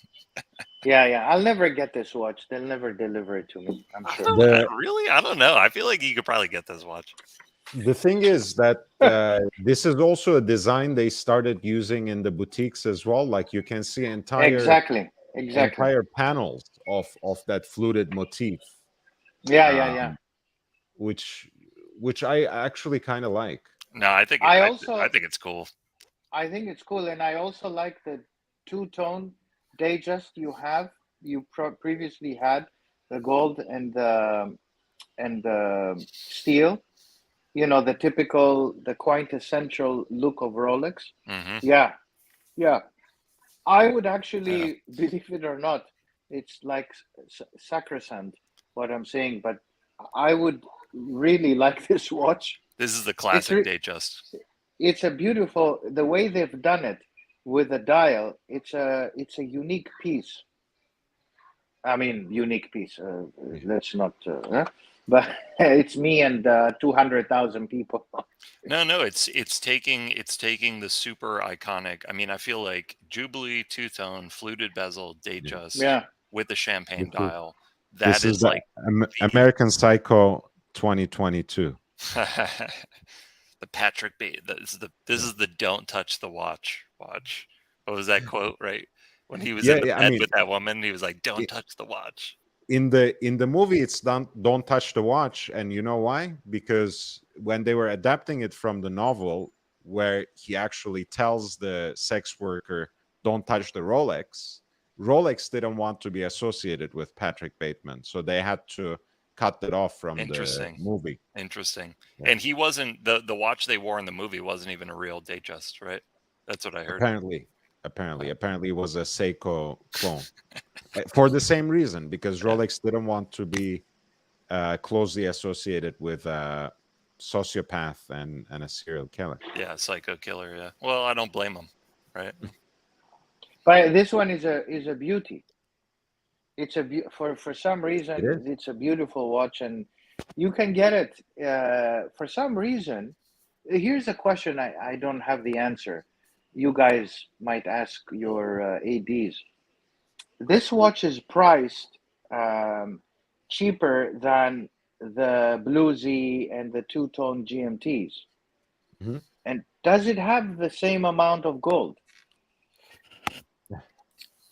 I think the increase in the price point, because I've thought about this when I've looked at just the Rolex prices before. I think the complexity of the case with the Submariner to get 300 meters of water resistance, I think there's extra sealing that they have to do around the crown. And I think there's probably additional machining operations that add some cost there. Plus, it has a functional bezel that rotates. So the GMT has that also, has like a functional bezel, but it also has a more complicated movement. I believe this is the 3235. 3235 has the same movement as the Submariner. So the same movement as Submariner Date. Yep. So it's the same function. So I get what you're saying, like, well, why is it more expensive? But to me, it seems like the argument is not about the weight of the gold. It's that to actually put a functional bezel on this, it probably cost them more money. So I don't know. That's where I justify it in my own mind, saying like, okay, I see why they come to that price, even though I think the weight, the cost of the gold is probably marginal. Hey guys, quick note. We have about another 5 minutes left. We came back with a bang. It's going to be a 5-hour live stream, thanks to St. Peter's presence, and thanks to El Profesor joining us in the last hour or so. So thank you. Hit the like button. Subscribe if you haven't. I'm here with watch content every day, and we have more exciting content in addition to these live streams coming up, like the exclusive Eric Wind interview that I had just 2 days ago, just the other day. A lot of other stuff coming out, on the Tudor boutique and Tudor's brand identity. I'm also working on a couple of other videos, on bargain shopping certain models, as well as a few more historical narratives. So stay tuned. Spread the word, share the link. Increasingly, this shorter form content that I have, I think, is a good way to present the channel, to tell your friends. We have, in the 4 or 5 hour live stream, sometimes we have so many divergent topics, from Caravaggio to the history of Christianity to some more perverted stuff. So, share this simpler, easier to digest content with friends. help me expand this community. If you do want to help me before the channel gets monetized, if you do want to help keep this platform self-sustaining and completely independent, only at the behest of its audience, you already know how. It is in the crawling ticker. It is included in the video description. Also, I'm going to post the links as well. I appreciate all your contributions and your presence and support. I'll ask my panelists to add a few last notes on this note of two-tone Rolex watches, which I actually love historically and in the present, but more so in the vintage. I think 80s two-tone, I think, is kind of a high point. And I love the bluesy, actually. I think it's one of the Rolex icons in the contemporary catalog. Yeah. So I'll defer to, I'll let the professor make his comments, and then I'll make mine. Lord, we need to have a Lord 2 version. So you continue. We need to continue the live stream as we get into the European time zone, and you guys have to go and sleep, and then I continue. I'm way past my bedtime. Way past my bedtime. And then we continue. We need to find another colleague of ours. We have our friend in South Korea, and then he takes over. He's actually in Southern California, but we can't do that. I mean, I have some mods in the chat to deal with the trolls, but I'm still doing all the moderation in the chat. So if I go, it will have 24/7 anti-Semitism, anti-Black sentiment, anti-Asian misogyny. Oh man, is it's really that bad? All the bullshit you see on other watch channels will come here, and this is not the platform for it. So, okay, yeah, it is. All right, do that. It is a shame, but I will say this though: to keep if the interest is to do a longer stream, then I think closer to the weekends, even though I know that's when everyone's kind of distracted by their own stuff, their own stuff outside or other obligations. But I feel like then you could have different time zones overlapping a little bit more easily if there isn't like, oh, I got to work the next day kind of thing going on. I think just to clarify, the idea is to do more live streams in the sense of more sessions, but keep them shorter. So that's the new schedule. Now I will have 2 live streams certainly on Tuesdays and Thursdays, possibly in the weekends as well, like one earlier in the day, to attract the evening viewers in Europe and in the UK. And then, that will be 2 hours, and this will be 2 hours plus. Like on days like this, where we have a natural, free-flowing, organic conversation with extra panelists, I'm happy to go for 3, 4, 5 hours. It's fine. But on most days, these will be shorter as well, especially when I have an earlier live stream. Yeah. So, Lord, I will just say this. I really appreciate your hospitality. It's been very enjoyable. It can be really difficult to express your opinion and actually articulate a point through the chat, Of course. but I want to, right? And at the same time, I also want to be respectful that, when you have people watching, I understand, I go on and on. I have a tendency to, I have run-on sentences, but that's my style. I'll get better. I'll just say that. But I really appreciate getting. Well, look, this is your home. This is your home. You're always welcome here. This is your platform. So continue jumping on the panel. And at the end of the day, this is probably the only channel where you can actually jump on the panel and articulate to a point or two, because on other channels people usually have difficulty stringing 2 sentences together. That's one. And because they're because they're so inarticulate themselves, they will just resort to shouting over you, this won't happen in this channel either. So and we talk about watches, Lord and Peter. Oh, we no, talk about watches here. There's that too. Yeah, there's that. The mainstay here is watches. I mean, and then we kind of digress a bit and we go into all these other things, which is interesting. But the other channels, they sit there and they have dinner, lunch, they drink, they go around, they show you the shop, the street. Listen, guys, I can do the same. And then maybe they talk about 2 minutes about watches. But this is the place where we talk about watches. You know, if you want me tomorrow, I can take you around the streets here where I am, and you can see. Then soon I'll go to the beach.